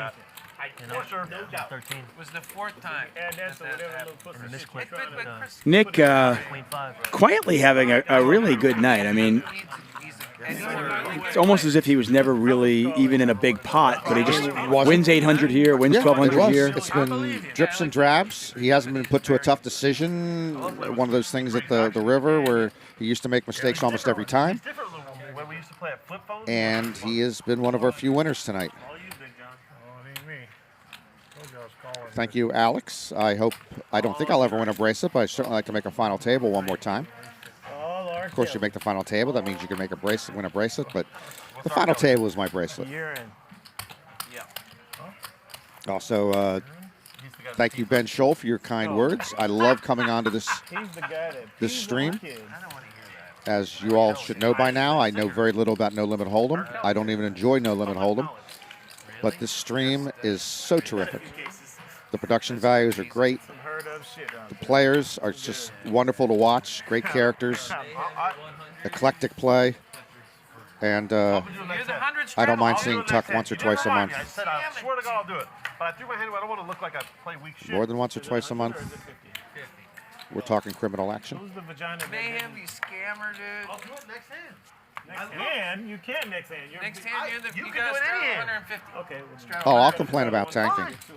Trust me. I just don't want to throw the hand away and then be like, oh, it's my turn. I will complain about tanking again as long as it continues to be a virus on the game. I know you're capable. Do it again. How are you going to do next hand in the bathroom? Yeah, I'll be right back. That's an ace scam. Any edge. The scam continues. The guy never forgets. Barry, finally with a little sunshine here as he outflops Big John, but no more action. Not much to win there. Flop two. Yeah, this is it, baby. Diamond, and it'll be 8 of diamond or something. 900, final up. Should put in 100. DJS, if I could only play one variation of poker for the rest of my life, which would it be? It would not be No Limit Hold'em. I'll straddle, for sure. You mean 19? It would be Omaha 8 or Stud 8.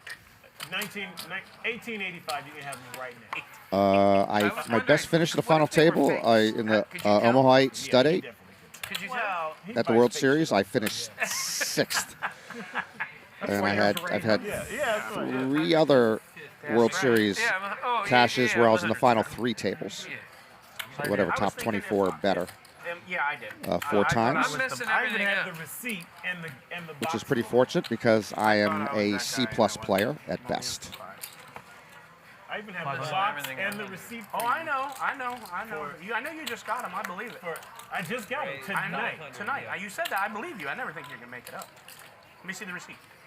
I already know what it says. My credit card number. It's like 840. I don't trust you. So I know you're a cop, but yeah, well, evidence locker, cop. Yeah. The weird thing, Yeah, I do. Debaser 916 asking my Divas Raz run. My schedule is kind of weird at the World Series. I got to work a lot. I never play more than 3 or 4 events in any given year. I have never played a Raz event. I have played Horse many, many times, which includes Raz, but I've never played one of the 2 Raz events at the World Series. 1,600. Come on, Santa. That doesn't say a dime over 900. That's like 8 some change. If you can guess within $5, 865. My favorite Doyle story, which I've told before, is I got to play with him almost an entire day in a Stud 8 tournament at the World Series. Oh, here's the crazy part. He came up to me at one of the breaks and told me I promise you. that he thought I'd be a terrible player, that he was impressed, Was it 865? 821?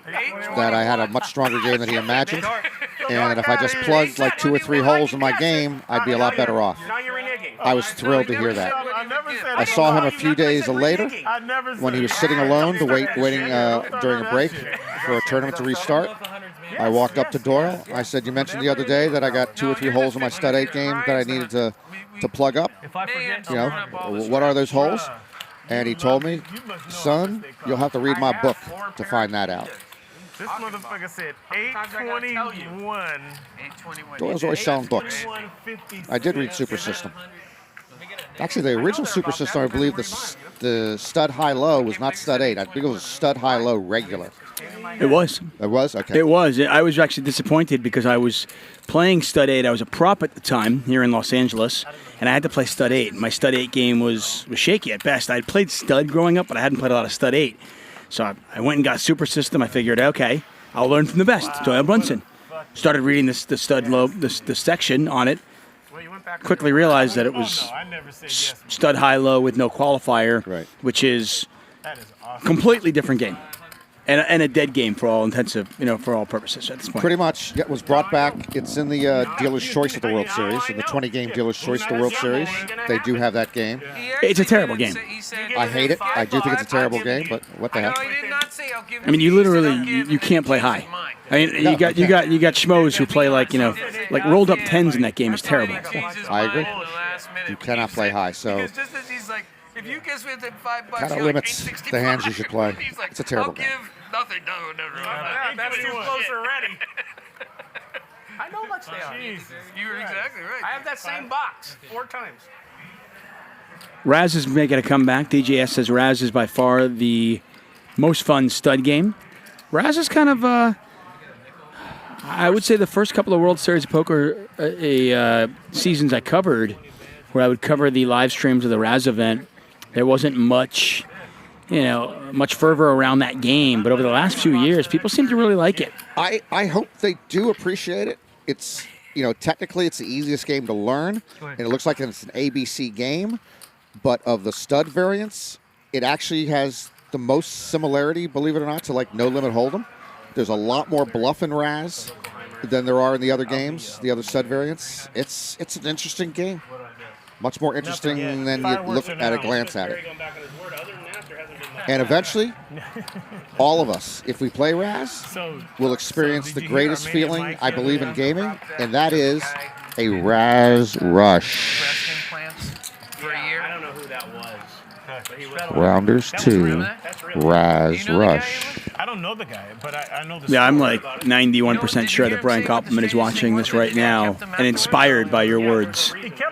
Okay, as you know, it's the opposite of 91% chance he's watching, and he has apparently indicated repeatedly that he's uninspired by my insistence that he make Rounders 2 surrounded around a Raz game. You want to go predictable? You want to go garden variety Hollywood? Go ahead, Brian. But I haven't looked. I'm debating. You know what? I mean, the sad thing is that the sequel to Rounders 2, I mean, what was it? So at the end of Rounders 1, Matt Damon took his meager bankroll and drove out to Vegas, right? Well, he was in a cab. Yeah, he was right. in Vegas. Rounders 2 is like he's an Uber driver in Vegas. Right? I mean... By the way, okay, so that's an interesting starting point. I like that starting point. Because that's what happened to him. Right? I mean, I don't know where the he lost his money. He went to Vegas. He got eaten up by all the sharks, and he's an Uber driver. I was going to he said, don't straddle from the button. I said, okay, look at my cards and Because call. let's say I made it 200, 400, and then he wants to make it 800 from the button. He's still paying. You want me to buy it? How much is it? How much is it? No, it has to be in succession. The person has to get all the way around. You tipped her too? But it was. You tipped it. He set out. Oh, you tipped me? Oh, I got it. Peter says, I hope ESPN is paying Norman Chad a lot. He's very good and entertaining. I haven't looked. Well, if ESPN's paying me a lot, that's a bad deal for them because we're no longer on ESPN. I think they should still be paying you a lot. We have switched to CBS Sports Network. Well, by the way, you want to check out if you get CBS Sports Network, channel 221 on DirecTV. Almost every night of the week, they're showing 1-hour taped bracelet events, many of which Tuck ended up calling. So you get to see all the other games, 1-hour final tables. And starting tomorrow night, the main event is on CBS Sports Network.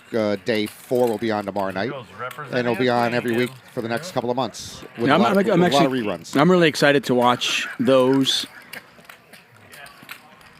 My mom's always excited about watching, or at least hearing my voice on TV, so she always gets a thrill out of that. We got a big hand developing here. Mayhem with, he's got nut low right now, but he's got a straight flush draw.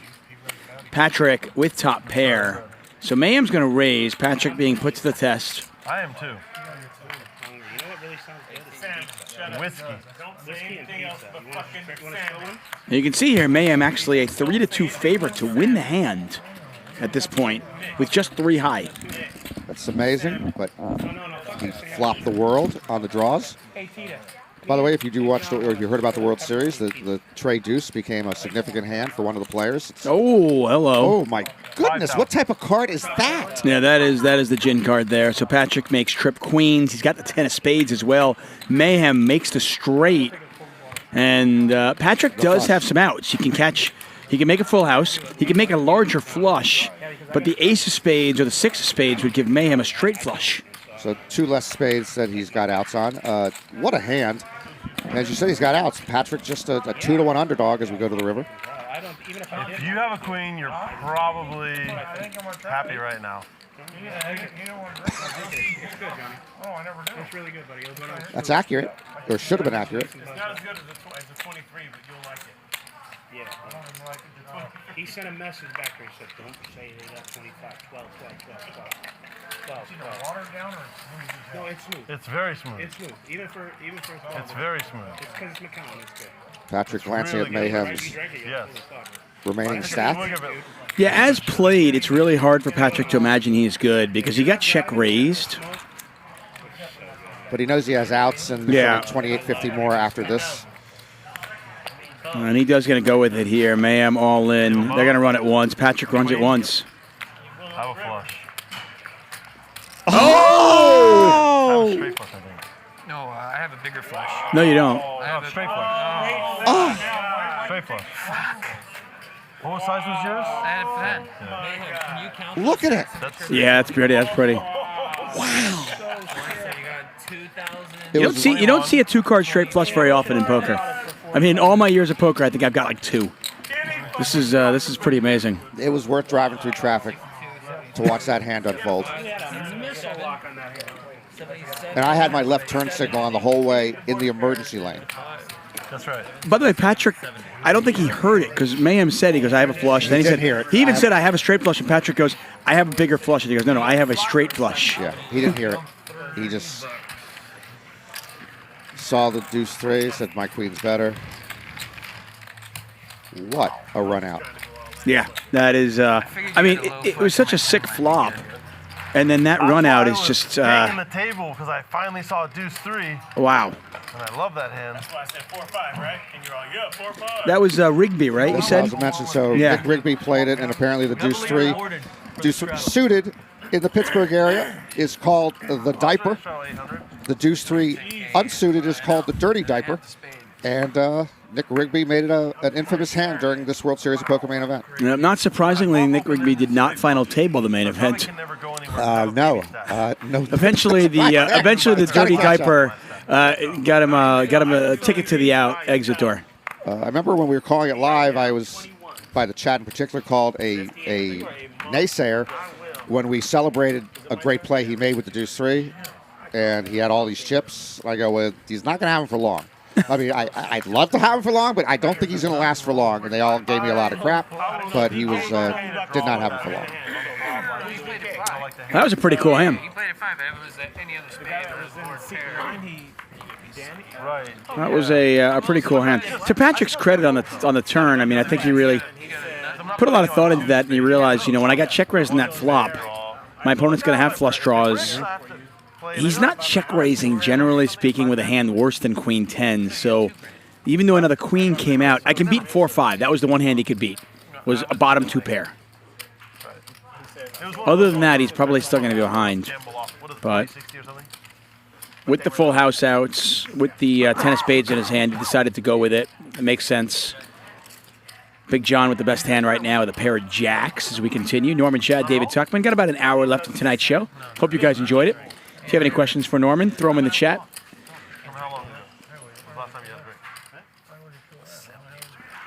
Good for you. I respect people who make decisions. There were a few CBS Sports World Series of Poker live streams that are definitely worth watching.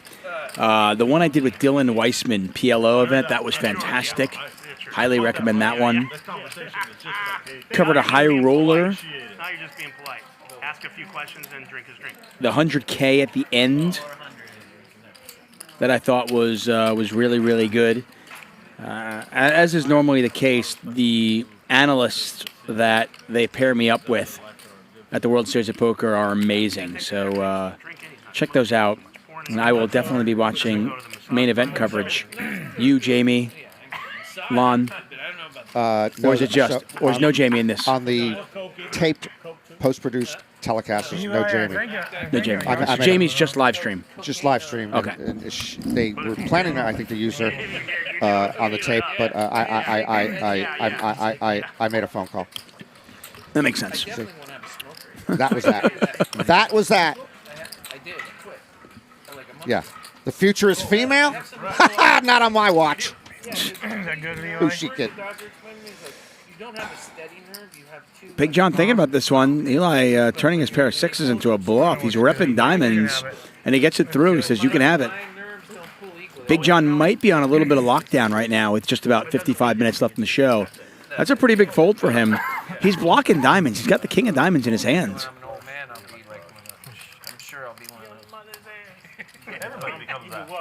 KG play there from Eli. Turns a pair of sixes into a bluff. Gets a little more pep in Eli's step now with a couple of pots he's taken in the last 45 minutes. Yeah, the king 3 versus queen 3, and then that one.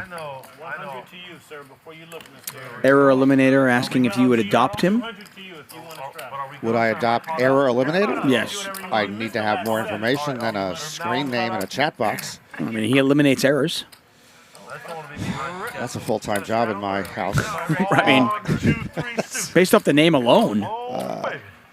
It's coming. I can feel it. DJS, the toughest player I ever played against at the World Series. He has my number.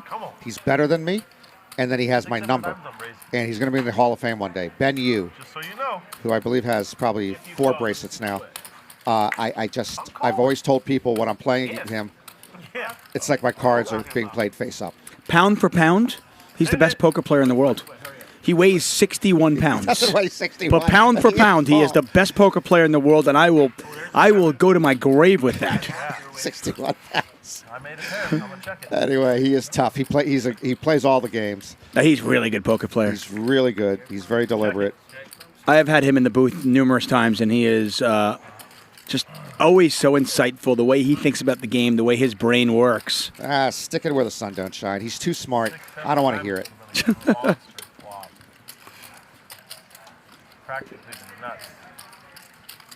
But seriously, when I played the 25K horse, which we were doing for charity, so I wasn't my money, and we raised money for charity. Yeah, I know. I contributed, okay? So there were 90 players in that field. I played with...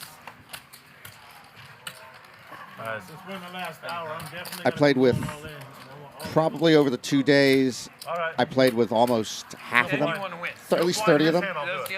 There was only one player that I played with that I thought might be a worse player than I was. They all knew what they were doing. Did you notice was there a noticeable difference in the 10K horse as opposed to the 25K horse in terms of caliber of play? Not that much, actually. What about the 25 and 10K horses compared to, say, the 3K or 1500? Massive difference. Massive, right? Massive Just difference. huge. Yeah. I would imagine in the 1500 horse, you were probably in the top 10% of the player field.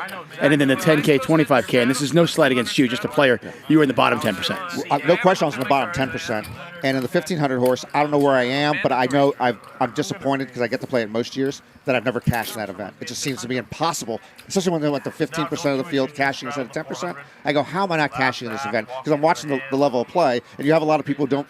I actually have a big advantage in 3 or 4 of the games.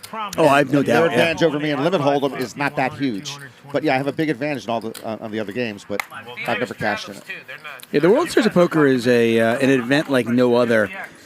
The people that normally play $100, $200 tournaments, they're like, well, it's a 1500, why not? And they'll fire in mixed games that they have no idea how to play because they're like, well, it's the World Series, why not? I'll just give it a shot. Yeah. Yep. I mean, you have people playing deuce to 7 single draw who have never played the game before. They've literally never played the game before, and they're in there.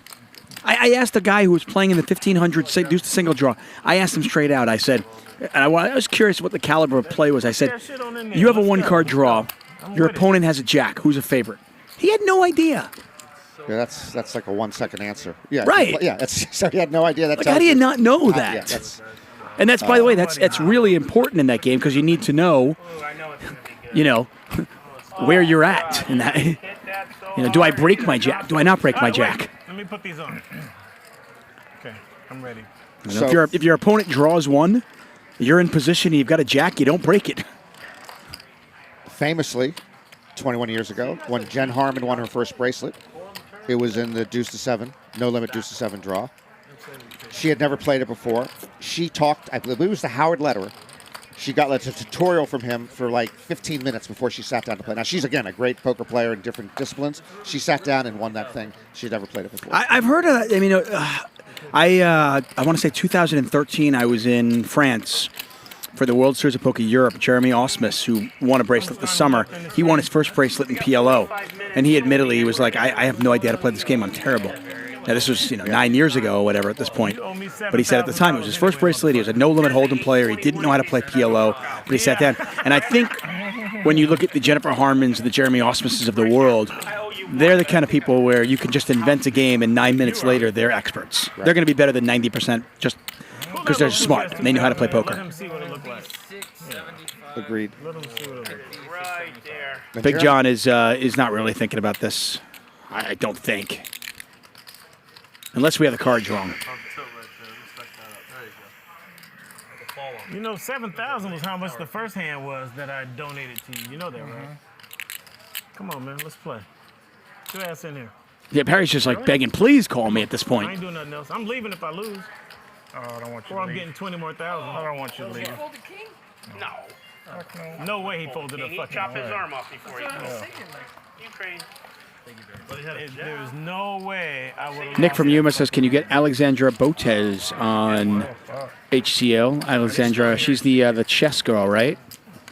Chess is kind of blown up. Do you play chess? I used to. I used to love playing it. I wasn't that good.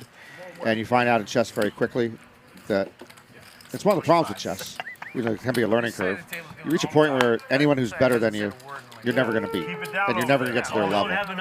The game of chess I think has been greatly improved by the fact that you can play online now. You can play on your phone because you have an endless number of your competition is endless because, let's say you're a 1400 ranking. Right. The app, chess.com or whatever you play on, will pair you up with, you'll play against people from 1300 to 1500. And you just keep playing over and over again. It's a lot of fun. Great. Yeah, it's a lot of fun to do that. But yeah, if let's say you've got 10 friends and they all play chess. Okay, so there's 6 of them you always lose to and 4 of them you always beat. What's the point? That's pretty much what works. Right. How it works. Or ace, king, queen. And in my case, I actually liked the people I was beating, and I hated the people I was losing to among my friends. So it's just so frustrating. The 100? The full 100? All of it? Yeah, chess and poker have kind of certainly merged. There's going to be a chess poker tournament where a bunch of poker players were matched up with grandmasters for training, and they were going to play in a poker tournament. Daniel Negreanu was part of it. Spraggy was part of it. Matt Matros was going to be part of it. Landon Tice was going to be part of it. Believe it or not, they included me. I was going to be part of it. I got matched up with a grandmaster. I was really excited. I was getting training, and I was starting to learn a little bit. And then it got canceled. Very disappointed. That sounded like it was pretty cool. Yeah, it would have been. I think it would have been fun. It was. We were hyping it up, and I was pretty excited about the whole thing.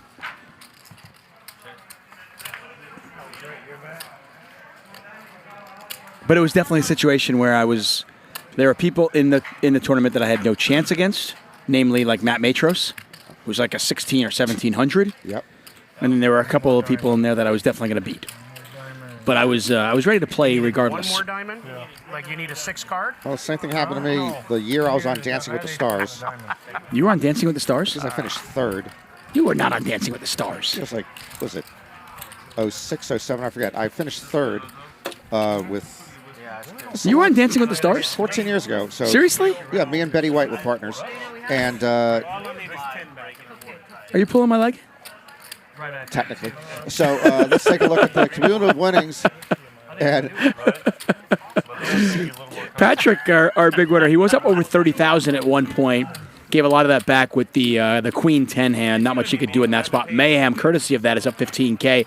Big John, he was up 22K. You said up stuff? He was now he's only up 10K. He was up 28K. 28K at one point, okay. So yeah, he's definitely come way down. Take a look at these V-pips. Nobody below 20%. Nobody's knitting it up in this game, that's for sure. Nick at 22%. Why didn't they even let him onto that stream at 22%? Jeez. 16, dude. Fucking life. Even the button you get to do it. No. John was going to do 32. I don't want to break I was going to go 64. I'll wind up with like 32, I'll go 64. If you are enjoying the show, please hit that like button, subscribe, tell your friends about it. It does help us. We bring you this show for free, and all of our shows are archived. If you miss any of them, you can watch it on our YouTube channel. They are all archived on there. Paul Pierce, Gilbert Arenas, Phil Ivey, Tom Dwan. They're all there for you to watch at your leisure. Get an $800 straddle here from Eli. Still is. Nothing screams stuck like $800 straddle and a call. Yeah, I mean, you know, the 825 is on the table. It's here. It's paid for a few extra bucks for the Uber. He doesn't want 825. He wants 1,200 at least. Yeah, I live near South Coast If you had Plaza 12 too, you If know. you had 1,200 stocked up right there for the glasses, he would have raised. I'll get 900. You know you can So Mayhem just calls. Barry calls. I live a couple minutes away from where I could get a Bryan contemplating, does he want to raise here? Does he want to call here? Yeah, and special, they'd be special. Yeah, oh yeah. Yeah, wear this watch and those glasses. And he is going to raise. I think if you're going to play this hand, it plays well as a raise. You're just going to take it down some of the time. Eli's got ace-8. And look at that. He gets a better hand to fold. It's kind of what I was getting at. If you're going to play a hand like King-9 of Diamonds, I think you play it as a raise. It's better than just calling. Felt like you were giving me advice. Felt like you were saying, oh. All right, I'll listen to your advice, Omar. Thanks. This thing's got a great chance of getting through. Yeah. Yeah. You know, I think players make the mistake of they get those middling hands and they think, well, it's too good to fold, but it's not good enough to raise, so I'll just call, and that's probably the worst option. Or just flop a flush. That also works. Raise with it and then flop the nuts.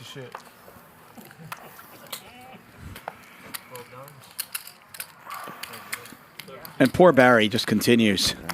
No love for Barry tonight. Yeah.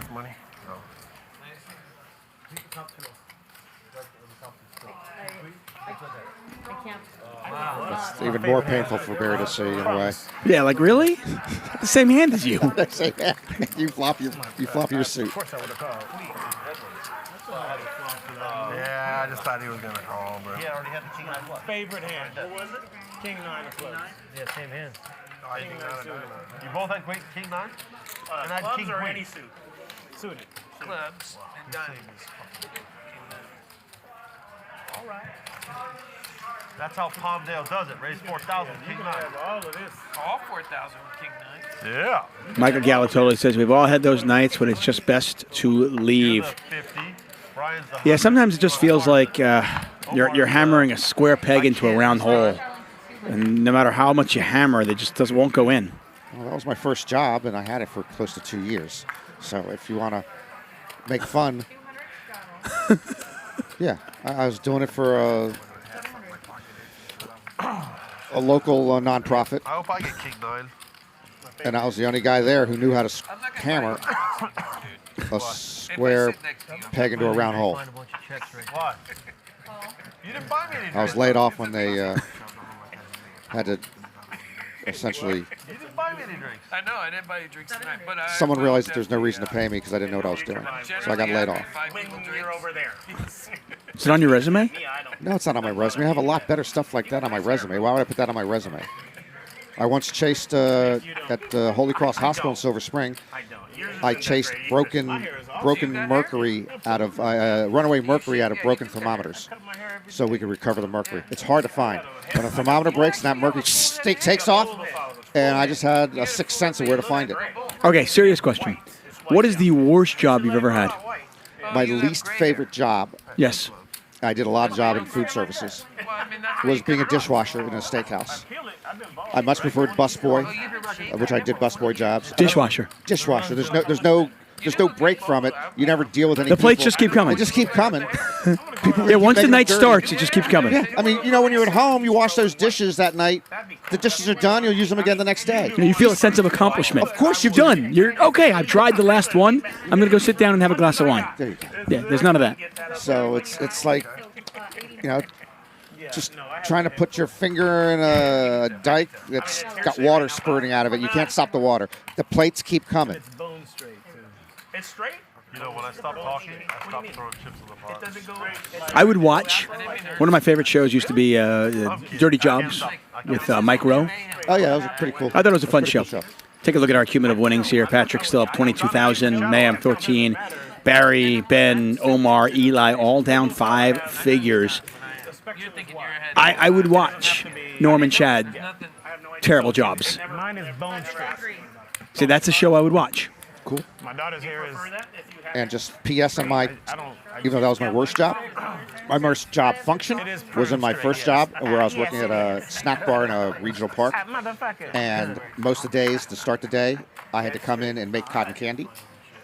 Oh, what's the problem? How do you make cotton candy? It's a big circular. Yeah, we've all seen that, and I've seen the sugar flying around. And you go around the thing with a stick and. You don't just turn it on. I mean, I always assume you just pour sugar in there and then turn it on, and it does it itself. No, it doesn't do it itself. At least it didn't then. Okay. So all I need, you know, I not that I was a big cotton candy fan before that. I've told you already, I pledged, and I didn't pledge this at the time, I pledged never to make another bet. Right. After that week, I pledged never to get drunk again. I have never had cotton candy after I quit that job. I got so sick of the cotton candy smell that I had every morning doing this for 15 or 20 minutes. I never touched cotton candy. Top 2 here for Barry. Does he finally get lucky? No, of course not. He flops top 2 and Mayhem flops the stones. Oh my. Yeah, oh my, indeed. 7 high straight. He's got the I mean, Mayhem's got the stones on a rainbow board, and Barry flops top 2. Are you kidding me? And it looks like the big blind special for Barry, and he's gonna get crushed. Yeah. A lot about what he says after. Just the way he says it, his timing. Mayhem has Barry covered. How much did he get paid for the 3 Netflix? I have no idea. 50. Somewhere around 75. Million? 7 for 3. 25 million? It's not 3. It's 5. Million? He got 5. Million? 5. Yes. Oh, it's 5. 5 specials. But he's only done 3, right? No, he's done all 5. He has done all 5. And it might be somewhere around 100. So 20. Good for him. So they're casually talking about, I don't know, what? Dave Chappelle's Netflix deal. How much he gets paid, okay. So they're casually talking about that while this is going to get real ugly for Barry. You 4-5 motherfucker, really? You can have it all. I'm going home. My favorite is. Good read. 4-5 is good. Yeah, That's my favorite. Oh, that's my favorite line ever. I love Barry now. Of course. 4-5 motherfucker. I know you don't like curses, but that was great. Oh, Barry! Who's the MFer now? They're going to chop this up. They read it twice.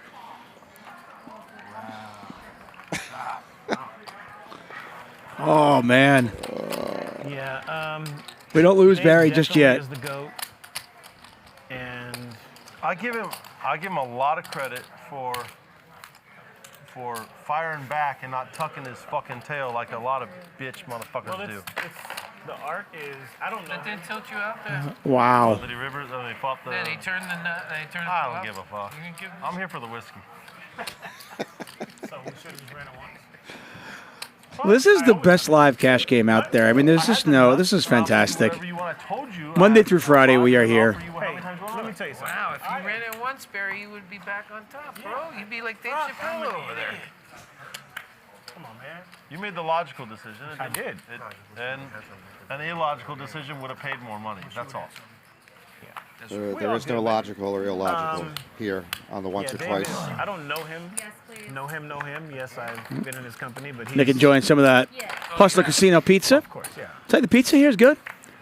Not as good as the pizza at my house, made in my fresh in my pizza oven, but it is good. Still haven't gone over to taste that pizza oven. Yeah, I've got to come over. You are welcome. You are welcome to come over anytime. You know that.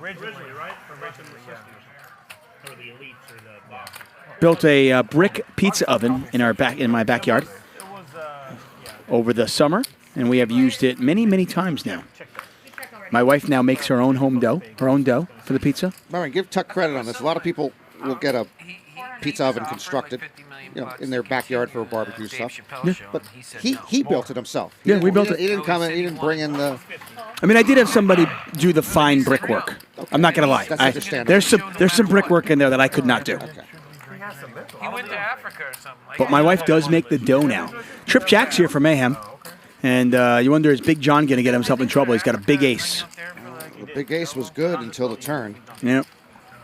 And the word was like Dave Chappelle lost his brain. Yeah. Well, Mayhem is showing his true colors right now. Barry gets rid of the ace-6 very quickly. I'll let you have it, Robert. And Big John lets it go. I'll let you have it. You have a jack? 4-5. Bullshit. How much you want to bet? $100. Got about 30 minutes left in tonight's show. We are back at it tomorrow, 5 p.m. Pacific time. And then Thursday, I am back, and it'll be our last show until 2022. Do you have a New Year's resolution this year? I don't think I've ever made New Year's resolutions, which goes pretty much in line with my. I am anti-New Year's resolution. I think it's bullshit. I think it's the stupidest thing in the world. There you go. To me, if you want to change your life, change it now. Why am I waiting till New Year's Day to do it? If there's something so important to you that I need to make a resolution for it, like I want to read more, I want to work out, whatever it is, why am I waiting until New Year's Day to do it? Well, I agree with you. People shouldn't wait in terms of self-help and improving yourselves. But if it is the trigger for somebody, then so be it. But yes, I've never made resolutions, and you're actively anti-New Year's. I am. I think it's the stupidest thing in the world. But I was going to at least entertain the thought that maybe you had one. You could see, right. I might have had them as a kid. I have no recollection of ever making a New Year's resolution. I mean, has anybody ever made a New Year's resolution and kept it more than 3 months? Because to me, if that's the impetus for your New Year's resolution, if that's what you needed to change, then there's probably not much staying power there anyway. But it doesn't matter to me take a look. if you're doing it in the sense of trying to be. You're checking the internet if anybody has ever done that. Yes, I can find it. I guarantee you. King, Queen, 6-2 clubs out there. 100%. Eli with top pair. Not much going on for anybody else. And it should be the same way if you're mad at somebody. Yeah, it's so true. But he's dead. He's dead at serious. The baby killed a man. Hurt you with whatever I can cancel. And you should Because appreciate I'm No, good I at found one. Okay, the Boston Strangler. I win. This motherfucker killed somebody. That was the New Year's resolution? I know. So you can kill a black man. January 1st, 1962. His resolution is that he would not strangle anybody, and he kept it for 4 or 5 months. Which I don't say.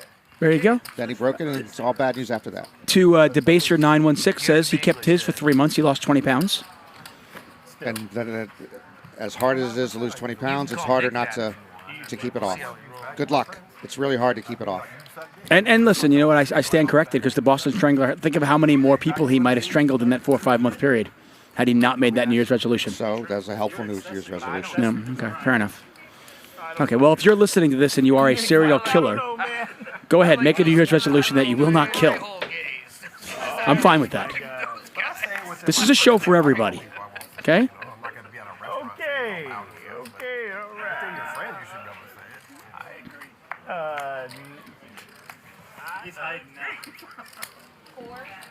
I call 400. I'm just trying to go home. Send me home. I tell my kids straight up. I hope it's not sunny out when you leave. Yeah, it will be. The funny thing is for Barry, if he wanted to go home, you would have thought he would have only run it once. And if he runs it once, he doubles up. As we know, he would have doubled up. And I would have thought, I agree with you. That since he's been talking about I want to go home, just run it once. Right. And it's far more likely you would have gone home if you run it once. There we go. Check. Diamonds are cheap. Barry's got the ace of diamonds. Patrick's got a set of 5s. Are we going to go to war once again? Well, checks through. There's an ace. So now Barry's got a pair of aces to go along with the diamond draw. The ace does not help him. He needs a diamond and only a diamond. Patrick bets 1,000. Barry raises to 3,000. Yeah. Is that me now? I bring it out, you bring it in. Back over to Patrick. Barry's got 6,300 behind. Just a call. No love for Barry. Check, check. Barry kind of bought himself a cheap showdown with that raise.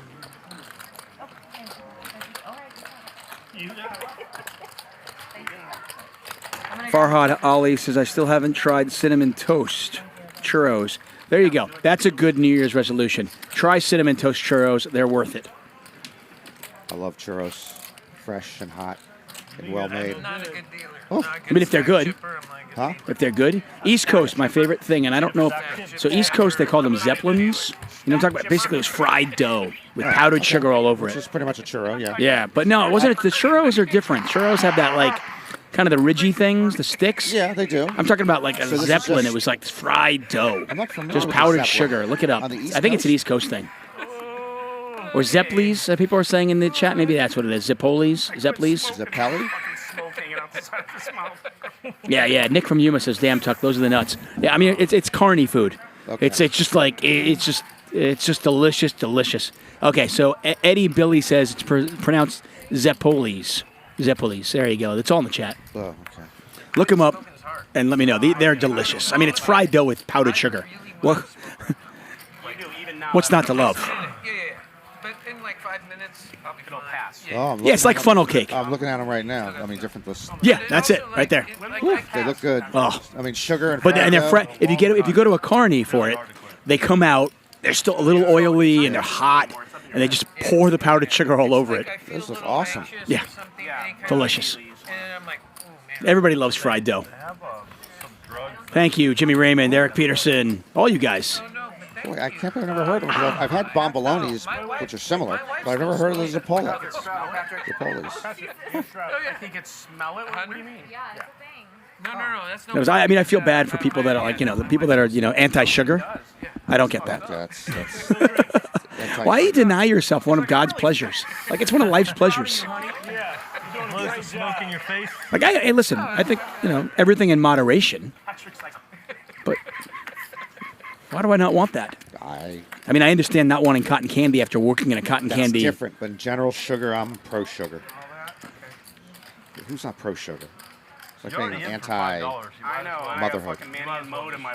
Pro-motherhood, pro-sugar, pro a lot of things. I assume the people that are, I assume the people that have taken sugar out of their life are also anti-motherhood. I just assume I think that has to be the case, right? Same people.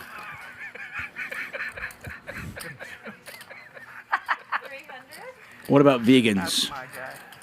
I don't want sugar. You can have sugar if you're vegan, right? Of course you can. Okay, yeah. So, how did I bring that up?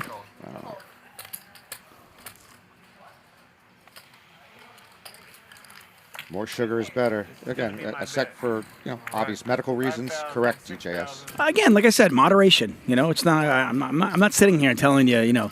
Wake up and have a Randy's donut every morning, and for lunch. 8,000. By the way, another one of my slogans, food-wise, is everything is better with feta. Love feta cheese. Everything is better with feta. I don't know if I can subscribe. I like feta cheese, but I don't know if everything is Well, I'm better. not going to put it in cereal. But That's just what I about- mean. Yeah, just about everything else, entree-wise, appetizer-wise. And some people say like everything's better with cheese. Again, it's not true. I like cheese too. Kara Scott says that everything's better with cheese, and I don't think she's right. Kara's big on the cheese. Yeah. $30,000 glasses tonight. 31 actually. What does he have in his what? No 8. Poor Kara Scott. If you guys follow Kara and you're a fan of Kara Scott, if you're a fan of poker, oh, look at that. Hello. Leo's joined us today. Joined the fray. Leo with a late. Why do you come in the last 20 minutes? What's going on? Anyway, for those of you out there, I'm 90. I'm fairly certain that Kara Scott will not hear this, but if she does, I send her my love. I feel for her. She has been just out of the poker world due to the pandemic for so long. She has been punished. She's been punished involuntarily so badly. Oh. And you got to feel for Kara. 700. Patrick's just fantastic night continues.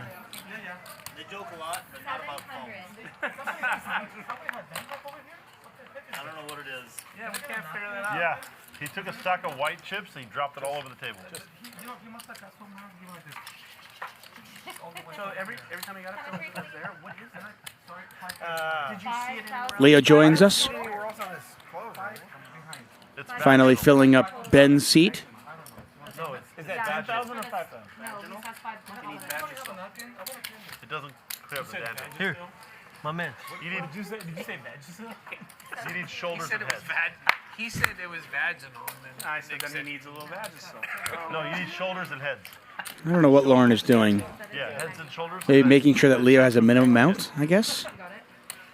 If poker doesn't work out, Ben was a got a job lined up, my man. friend of your guy. There's nothing else she could have been doing. Poker doesn't work out, you got a nice little job lined up. Isn't that very impressive? I did it quickly. You're hired. I understand. Or at least a good amateur. Get a card. Oh, I'm big line. He plays that. Oh, okay, I'll start. Is you Strauss? Hector Camacho Macho. I mean, we're trying to be a little passive about it, but you just came in. Want to lose too or no? Nope. Hey, I understand. Eli and I were, kind of. C8 is 5,000 behind. This guy's like Howie Mandel over Leo here. doing a little housekeeping before he sits down. Excuse me, doing a lot of housekeeping before he sits down. It's $100 to you. Fold. Not enough. I'm gonna make it 500. 500, he's 5,000 behind. Blind, right? Yeah. No, you I look. came to play, not to stay, Leo says. About 6. 6 or 7. Thank you. He's still doing housekeeping.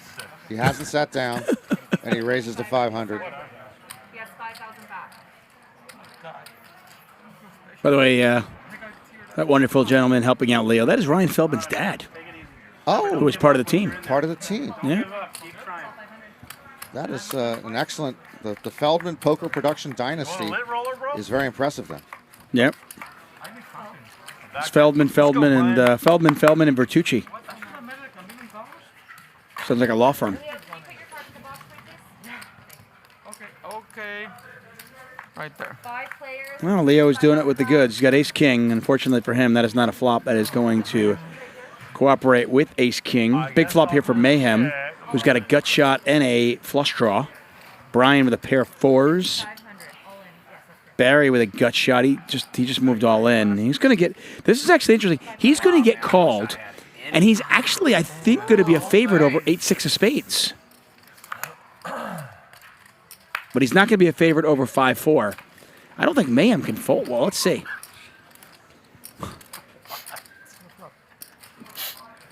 Bryan, can I see your stack? Roughly 10? 12. If Mayhem folds, and he might if he thinks he's up against a bigger flush draw, which is certainly one of the hands Barry has in his range. If you think you're up against a bigger flush draw, you got to fold the 8-6 of spades. And then Barry actually has a decent amount of equity.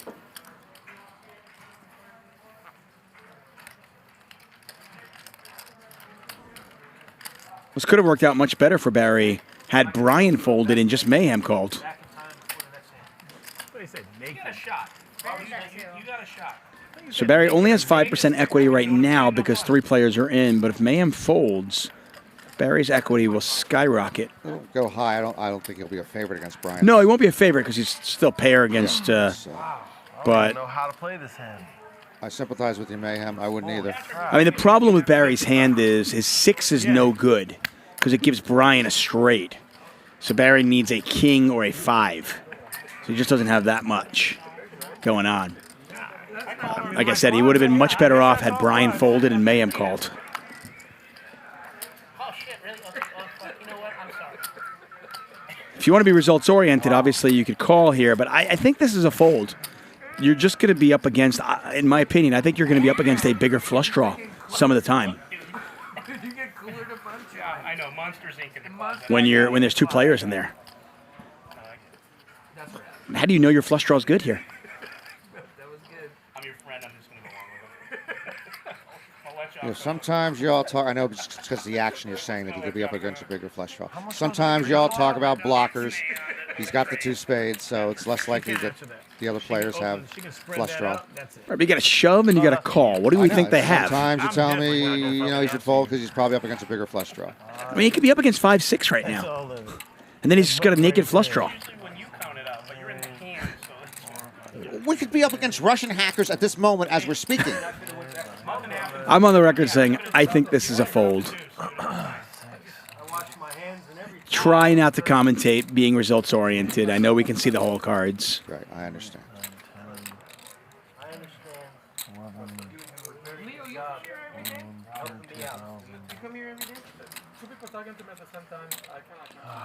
I mean, if you know Barry is shoving just with a random gut shot, then yes, it makes it much easier to call. Like once a week then? Wow. Like, I'm saying this. He might have the only flush draw. And he's also drawing to the nuts straight. I know it's a gut shot, but he's drawing to the nuts on the straight if it isn't a spade. Yes, yeah, without a doubt. I mean, even if he's up against 5-6 right now, he's got 3 outs to the absolute nuts. just feel like I'm going to get rivered. Rivered? You've got 8 high right now. You would need a river since you have 8 high! If you're taking this goddamn long, you need to make up your mind. Give me a clock. So he thinks he's going to get there on the turn and then get rivered. I don't think he's thinking that way, but yes, that would be the only logic to that statement. Which, by the way, is impossible. Because if he gets, well, I guess he could catch the 8 on the turn. Yeah, he calls. Get rivered. He calls. Thank you. Pot is $19,000. Barry needs a king. The same thing happened to me earlier today. And it can't be a spade. King of diamonds one time. Come on. Give it to him. Yeah, give it to him. King of diamonds. No, 8-6. He binks it. He binks it. Barry, by the way, would have gotten there. He got there, and unfortunately for him, now he needs an 8 to chop it up.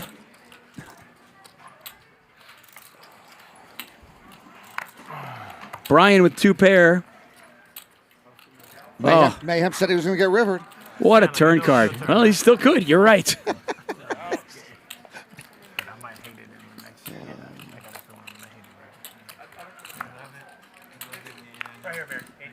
Why did he bet so much with 8-6 of spades? Don't you want to get action?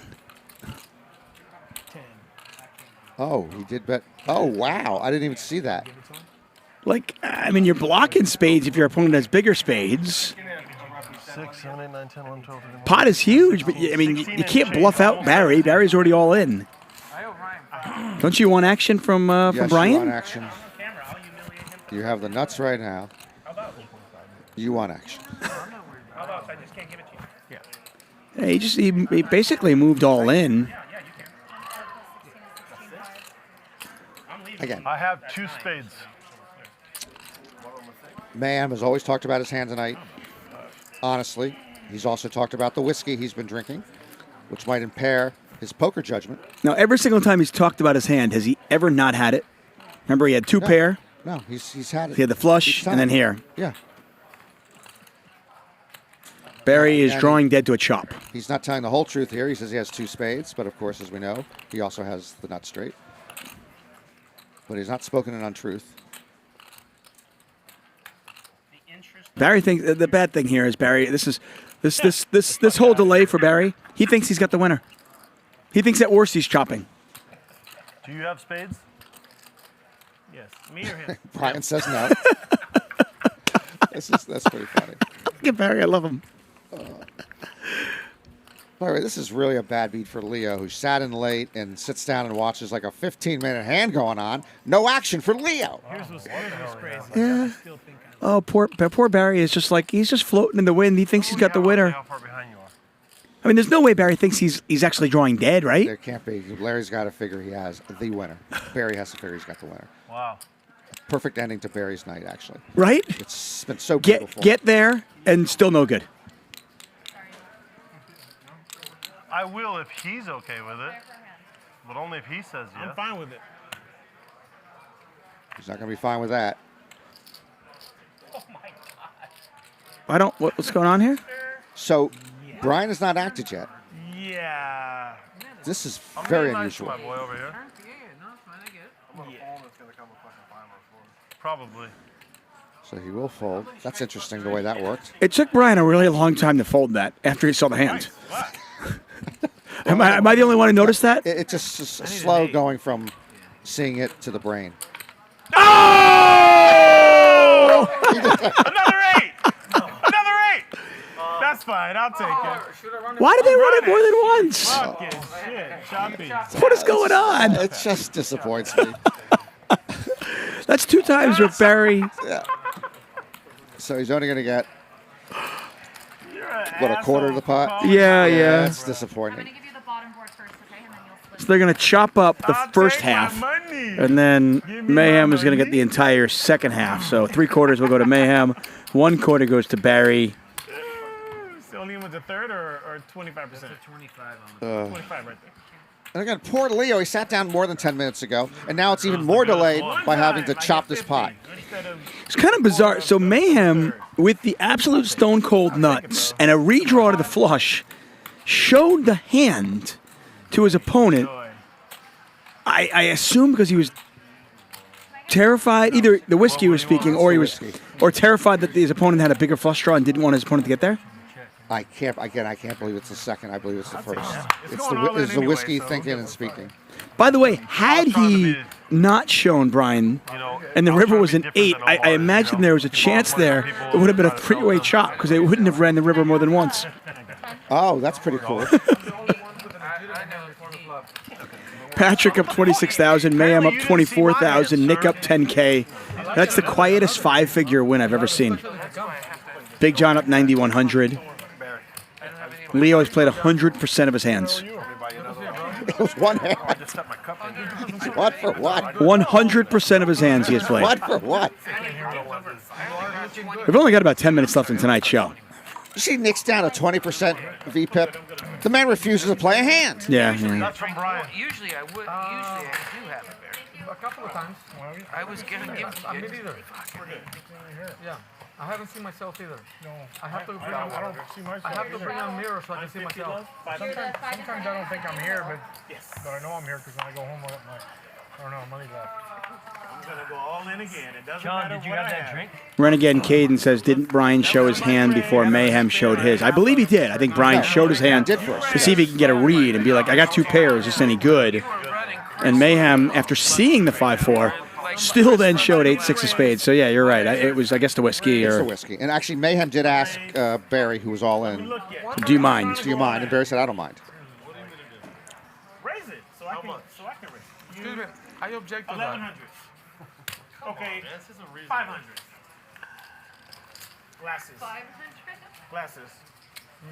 Oh, you're fucked, bro. Only have a 6-8? Well played, Jimmy. Barry with aces. Suited? It is suited.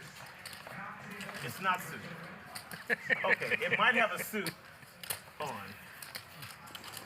I'm gonna raise it. So there's. You fell for the trap, sir. There's the 5. Why did you That's wait the so thing long about to a join the trap. game? The reason I did, hold on. Go ahead. Oh, wait. That's for you, just for I was busting me. really bored. So nice of Barry. Over there. He might actually get action. Oh, yeah, it's the perfect time for him to get this hand. Short stack, end of night. Not from Leo, but does Mayhem want to give him action? I don't know. Queen, Jack of spades, maybe not. Well, I think he will. Yeah. Yep. He's going to give him action. 2 times? You want me to go twice? I only go once, but since everyone's been giving me love, I'll give you 2 times. Again? Just one time. Turn that shit up. Let's see it. Twice, confirmed. Mayhem has requested twice. Yeah, I know. Barry is obliging. That's so sick. I said I had the best hand in poker. Kind of expect Barry to I kind of expect Mayhem to win both of these. Doesn't look like he's going to win. No, not the first time. He's drawn dead. No way he can win. So let's hope twice does not burn Barry again. No, and then he wasted a jack, too, on that first run out. Yeah. No jack, no queen, no spade. Still get it straight. Well, there's a queen, but no spades. 3 hearts, 3 diamonds. There we go. A lot of clubs out there, and Barry is going to scoop that one. Put this one right here for everybody can see on the stream. Fuck everybody. Now you're in it. Sir, don't worry about my fucking. I want to learn that. Who's the little guy? It is in the Star Wars. The little Jabba the Hutt. R2-D2? Yoda. Yoda. You got Yoda's name? If I stand on this table, I'll be taller than you. That's a total. No way. You can still stand on this table and be taller than you. Wow. I'm trying to go all in again. That's what I'm doing. All right. Here. Where are the raises at? I'm right here. Who's the 100? You're the 100. I don't know what's going on. You're the 100 blind.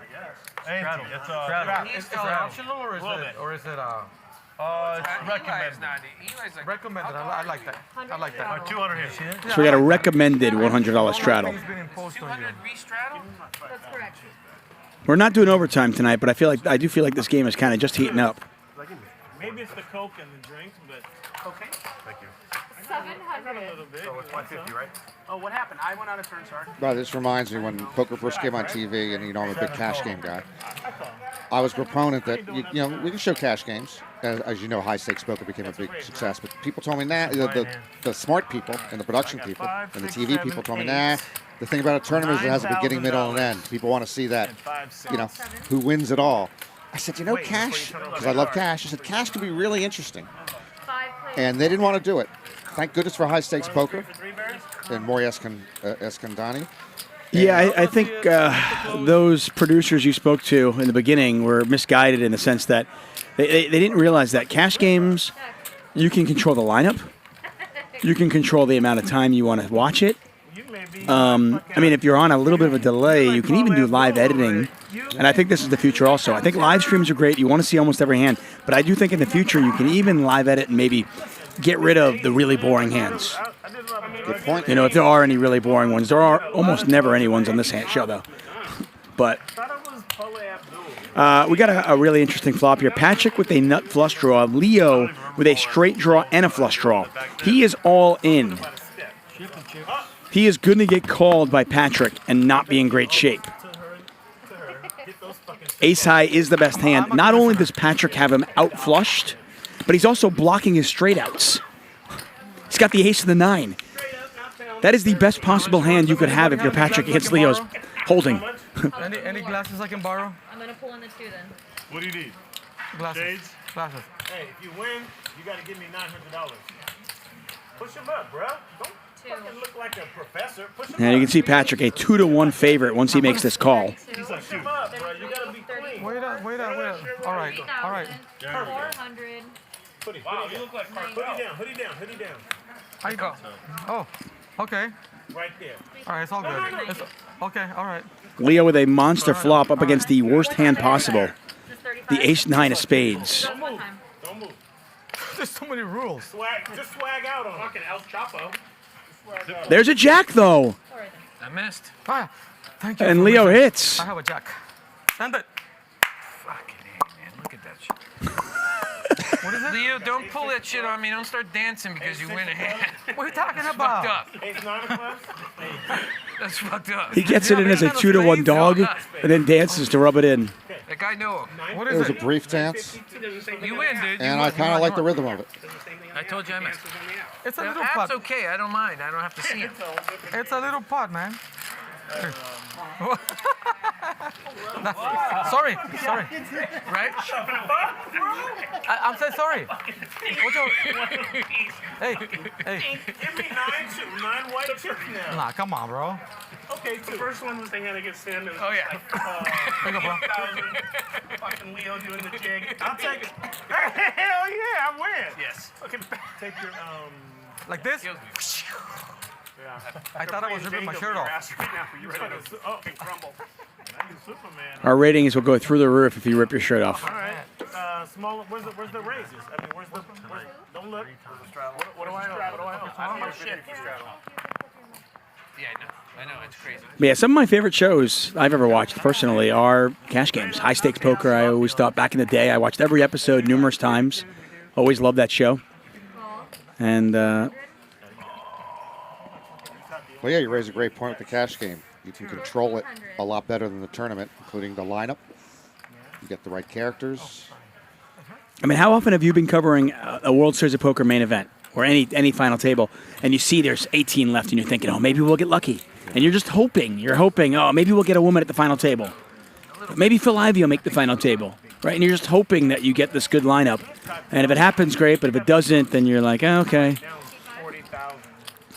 You know, you're hoping the players talk and they're entertaining, but you don't know. Nothing wrong with. Listen, I like tournament poker also, and I like watching it. I'm going to watch the main event on CBS Sports, but. No, just by nature, tournaments generally have less talk than cash games. And again, in most cash games, people know each other pretty well, which increases the talk. So it's just a better viewing experience. I think so. I mean, to me, this is great. I mean, we're here 5 hours every night. A lot of fun. We'll be back here tomorrow, 5 p.m. Pacific time. If you like your show, please let your friends know about it. Subscribe. Hit that like button. We do appreciate it. He's talking to you guys. Patrick's going to bet 2,000 here and take this one down. A bite. I'm not falling for that scam. What do you? Okay, so keep going. I buy bikes. I'll buy. Thanks so much. Skateboards, I'll buy a tree. I'll buy. Just going over $550, right? With Headset $100. Yeah, you put the no. I don't want any money. I want you to do it. They put the $100 double straddle. Oh, okay. Give me And I think that is it for the night. No, it's not. I lied. This is a little fake. We faked you out. We're just going to show you cumulative winnings. We're going to get a dealer change, and we're going to go for like 2 more hands. We get an extra 15 minutes, guys. Overtime. Wow. So I'm asked all the time, what's the difference and how do I feel about the difference between the higher stakes game on Friday and the Tuesday and the Thursday game? Like on Tuesday, we drop a 5-5 ante game, and on Thursday, sometimes we run a 25-50. But I'll tell you this, it depends. Like, we have the sickest Friday games. The high stakes games are insane. But I'm going to tell you this, it's hard for me to answer that sometimes because I'll be sitting in a Tuesday game and we'll see 20, 30, 40, 50, 60, 70, 80, $100,000 pots in this ante game. So, you know, I could just say that if you're going to tune into the Hustler Casino live streaming poker show, whatever day you tune into, you're going to see a high stakes game, you're going to see a ton of action, and you're going to see some insane players going at it, heads up, and it doesn't get any better than this. So whether you're playing on our Friday game or you're playing on our Tuesday game, our Thursday game, sometimes our Monday game, the games are playing big. We got big hands all the time. So you tune in, you're going to see the best action in live stream poker. Now we're going to go overtime here. Hustler Casino Live, brought to you by High Stakes Productions. And every time Nick Vertucci's VPIP dips below 20%, we are contractually obligated to show that clip, just to remind the viewers that he's still here. Interesting. I do this big event every year for I never thought of that. Yeah. It has just gone under 20%. You're correct. Whose foster parent or their social worker recommends they Leo's flopped the nuts, by the way. So after getting lucky with the Jack-10 of spades, he flops the nuts with King-10. Big John's got Ace-10. Mayhem's got a pair of queens. So Leo's VPIP still might be 100%. It's at least 75 or 80%. And he's showing you to be active. You can win a lot. Yeah. If you play every hand, you can win every hand. If you don't play every hand, you can't win every one. Well said. Yeah. I love it. Hey, give him a salad and a water to go. My mom's schizophrenic. Buying dinner. She can't take care of herself. By the way, as I make fun of Nick Vertucci, I should probably say this is probably going to be my last show here at Hustler Casino Live. Pretty sure that he will not have me back, but thank you. It's been a great ride. Been here for 4 months. It's been fun. That is a miserable river. I'm sorry, turn card. And look at this run out. I don't know if I should call. Oh, you already had it. Yeah. But I flipped it though.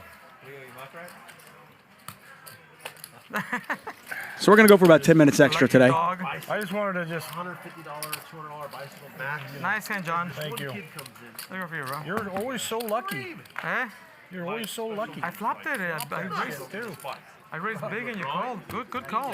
Or good turn. That's pretty good hand. Yeah. I mean, if he didn't win, you gotta get him. Right. No shit. Hey, but thanks for checking it though.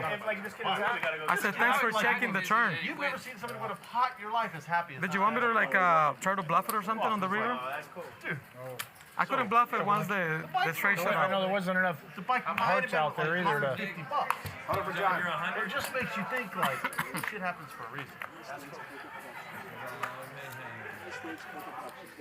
Yeah, it does. Especially things like that really kind of goes. Stuff like that's happened to me in my life before. I apologize. This is not overtime. We don't do overtime here. We're better than overtime. This is after hours. After hours is it's a positive spin. Yeah, it's like Cinemax after hours. I'm gonna play.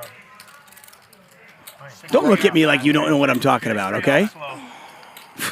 I've been around the block.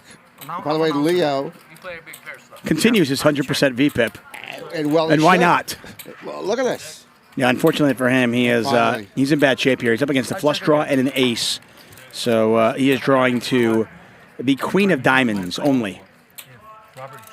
And apparently that card is not, it's no longer in the deck because he has 0% chance of winning this pot. Not going to stop him from calling. On that hand, when I turn the straight, if I check, you ship. Big John has actually picked up a lot of equity here. I thought so Can too. hit a 5 or a spade. And he's going to call, not raise. I don't know, bro. You're too expensive. I figured it didn't matter. You could have flopped top pair, 2 pairs, over pair. Patrick's going to win this one. Pot is $3,700. After Hours brought to you by High Stakes Poker Productions.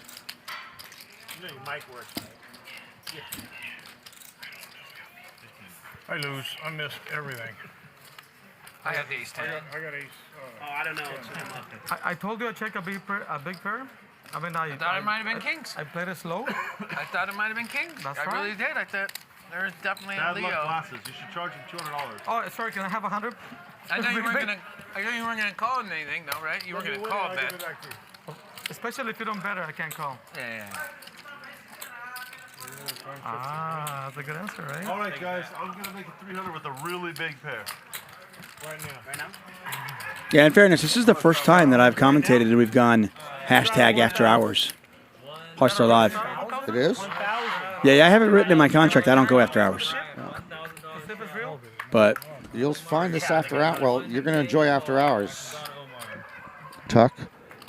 This is Hustler Casino Live after hours with Nick, Sexy Big John, Marvelous Mayhem, Patrick the Procreator, Barry So Sensual, Omar, Eli, and the Machine, Leo.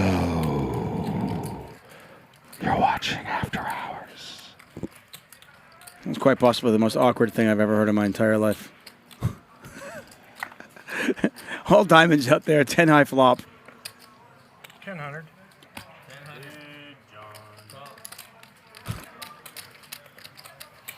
You owe me about this much, John. Are you? I have to assume you prepared that all night, didn't you? I knew we were going after hours. So you knew? I knew. Okay. This stuff doesn't come off the top of your head. Fair enough. You got to work on it. Yeah. I mean, the chat loves it. Anthony Farrell, Norm, that was gold. 1,000. Strange but funny. People seem to love it. So. No, thank you, chat. I can't argue. Jack here for Big John. Jig John's his king high was already good.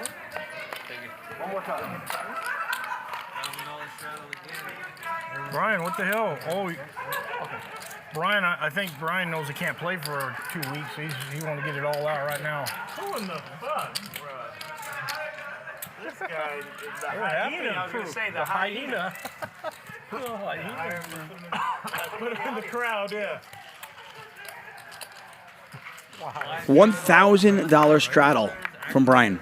Wow, after hours is after something. Yeah. It's funny. I literally just mentioned. I was saying, it looks like the game is really starting to pick up. We had an $800 straddle. Leo jumped in there. Big and Annie. Barry's doing whatever he can to either get it stack up to 30K or zero. Omar's going to raise this up.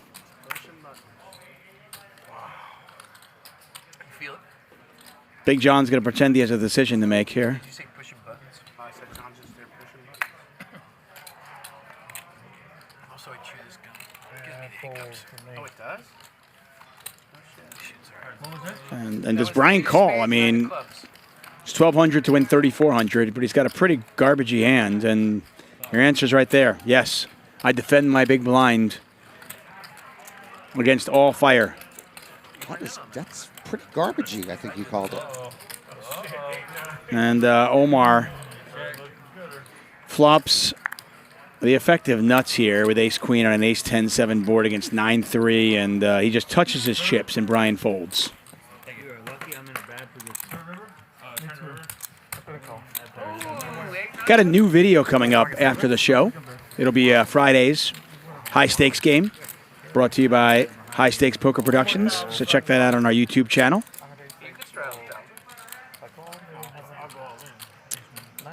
Jimmy Bluffett, thank you so much. That is very nice of you to say.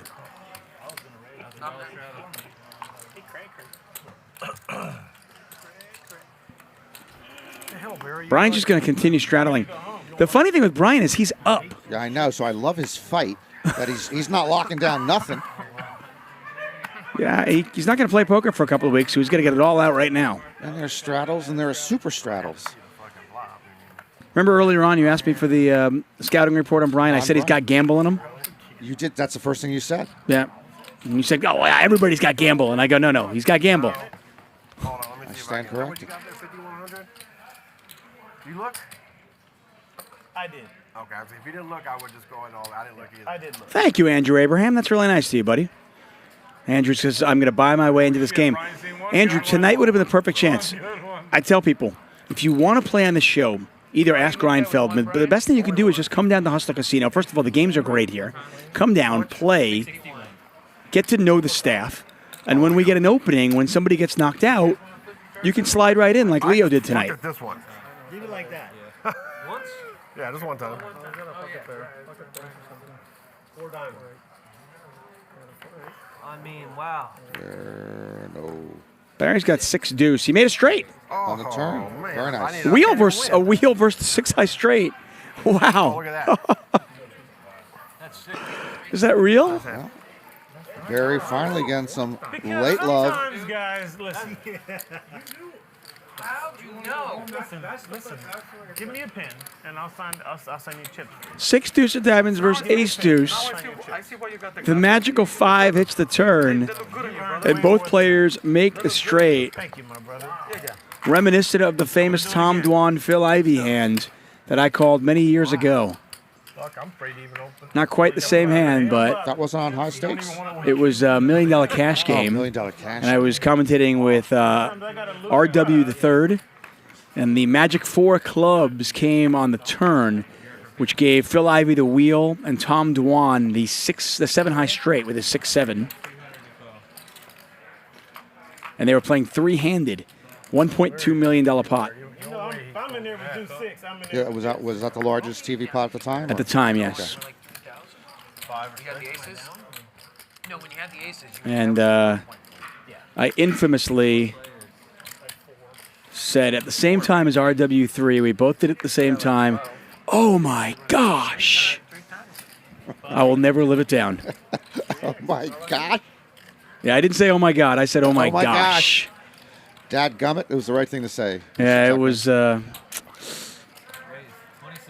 something I'm proud of, but it came out and I got to live it down. Big John with a pair of 9s, Mayhem with a better 9. He's going to raise this up. Everybody's ready to gamble now. I don't think Big John's going anywhere.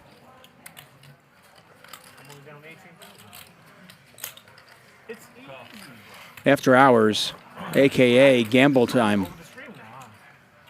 Big John now open-ended to go along with his pair of 9s. Mayhem still with the better kicker.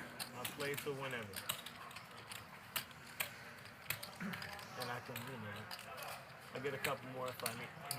I don't need 50,000. Nick.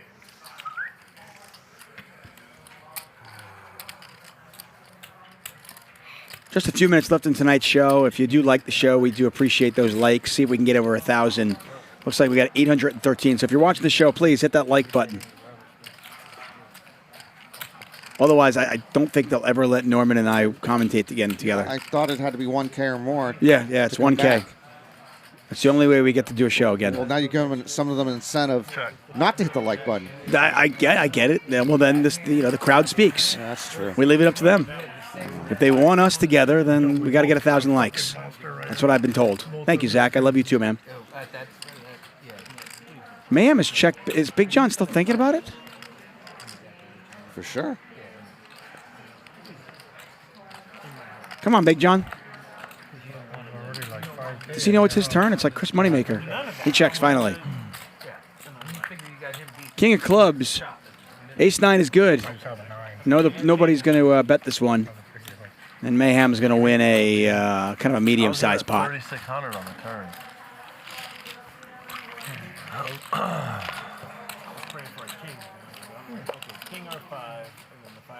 All the winners clumped down in seats 1, 2, 3, and 4. Nick, Big John still a winner. Mayhem, Patrick, the big winner. The table is definitely slanted in that direction, that's for sure.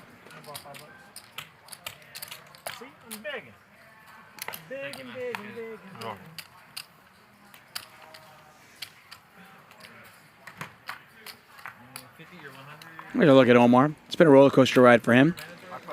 Courtesy of a huge cooler earlier on, he doubled up. And then he was on the other side of the cooler later on. He got the chips and then he gave them away in a couple of hands that kind of played themselves. You won't believe how fast bad luck. We're almost there, 906. Just 94 more likes. Oh, we were at 906 and then somebody changed their minds. Now we're at 905. You can unlike, you can change you put a like and then take it off? Yeah. Unfortunately. Yeah, you know. I'm begging for the likes here. I want to work with my friends. Ace-Queen for Omar. And Ace-6 for Barry. I think at this point of the night, this is actually kind of a cooler. This is enough of a hand for Barry to lose a lot. Check. The pot's still small.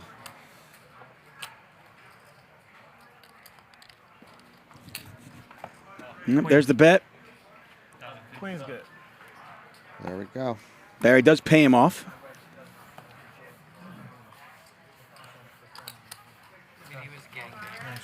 I'll sing the theme song from Gilligan's Island if we get to 1,000.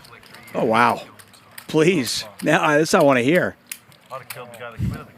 Brilliant theme song written by the creator of that show. Of the 2,670 people watching this, how many do you think even know what Gilligan's Island is? Less than 10%. They did make a, well, that's a long time ago they made a movie. Even the movie's old, right? A long time ago, right? Scooby-Doo has come back strong. My kids watch Scooby-Doo. But Gilligan's Island is still not around. I'd be going to jail too. You can sing along at home if you want to just go Google the lyrics. Actually, yeah, if you do sing along, please take a video of it and send that video. Tweet it to Norman Chad, at Norman Chad on Twitter. Yeah, at Norman Chad on Twitter. Yeah, I'd like to see a video. We're going to get to 1,000, and I'm going to be singing right after we get to 1,000. I'm trying to give you enough time to set up your camera so you can sing along with me. I was under 18, so it was just me standing up in front of a pedestal talking to the judge. No lawyer, no nothing. Right. Get a raise from Bryan, up to $1,200 with King 10 off suit. Eli is going to 3-bet this. Eli now has 29,000 in front of him. He is wants to make sure that he's prepared to play a big pot if he can. Bryan's just going to go with it. He's like, whatever. I'm here to gamble. And Bryan is in really bad shape. What, picking shit up on the road or what? We are just 2 away from 1,000. Come on. Oh, wow, really? We got there. Can you hear it? We are there. After this hand, we'll hear it. So get your cameras ready. Sing along the theme to Gilligan's Island. And from Norman Chad. King 10. You got to be kidding me. No, we're not kidding you. That's the way it rolls.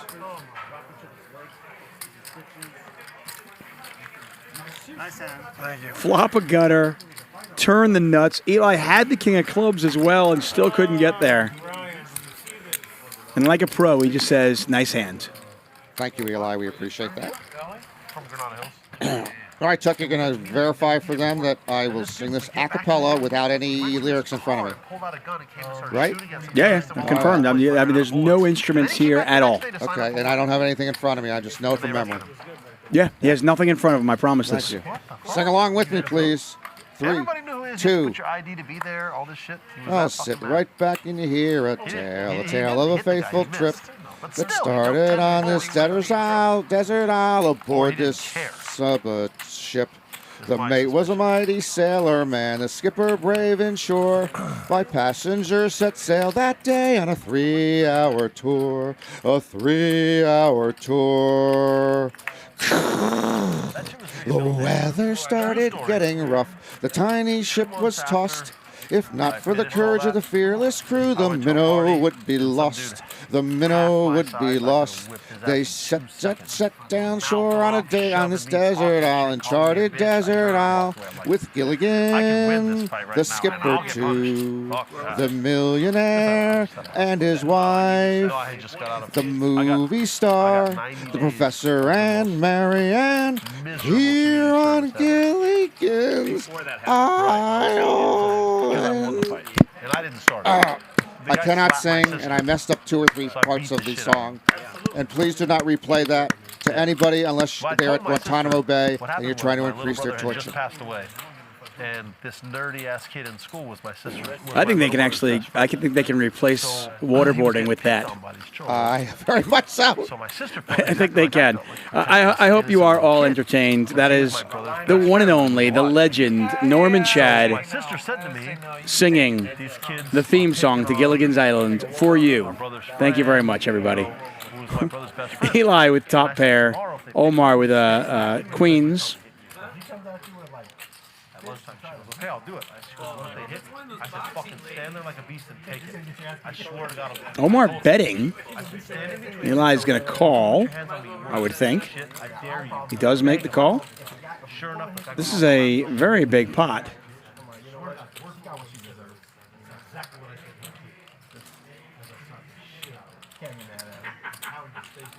Can't see what the river is. We know there was a king on the flop. Oh, we've corrected the pot size. I apologize. 3 of spades on the river. Doesn't change anything. So the pot is 58.05. Omar bet the turn and got called. Now he checks. And Eli is going to check it back. And Omar is going to see the bad news.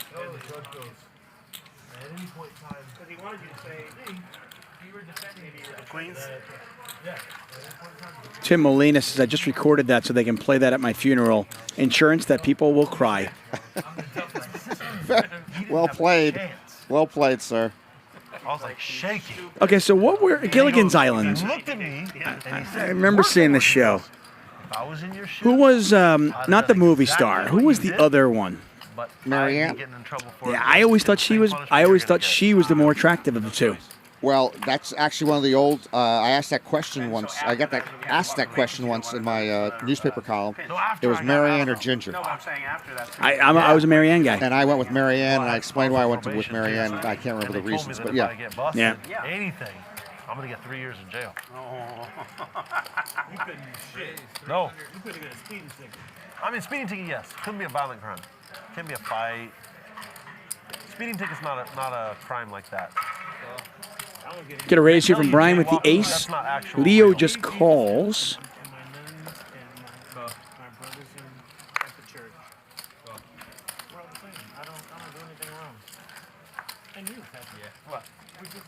All we do is chew gum and maybe jaywalk. 5-handed?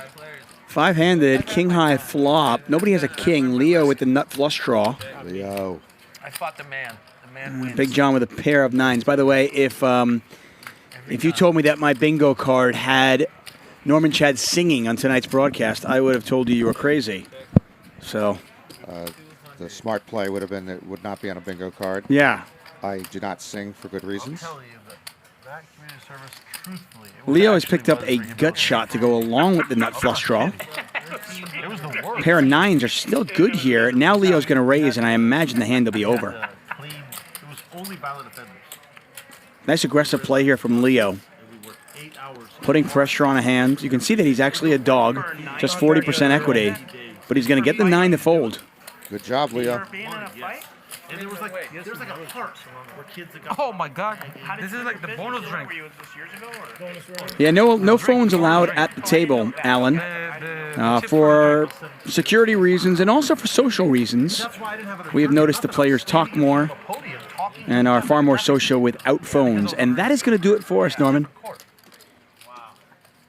After Hours, brought to you by High Stakes Poker Productions. Hustler Casino Live, brought to you by High Stakes Poker Productions. Norman Chad, David Tuchman here, courtesy of High Stakes Poker Productions. I want to thank all of you for joining us. Norman, I want to thank you for your time. Again, it was a pleasure to drive through traffic, be with you, see Nick only play 19% of his hands, and see Patrick put up a big win. Yeah, Patrick up nearly 25,000. Mayhem up over 20,000. Nick, a very quiet $10,000 win. He doesn't care if what you think about him as he books another 5-figure score. So that is going to do it for us. We're back at it tomorrow, 5 p.m. Pacific time. Make sure you join us. I am back for Thursday's last show here. Thank you for Norman Chad. For High Stakes Poker Productions, I am David Tuchman. Bye-bye.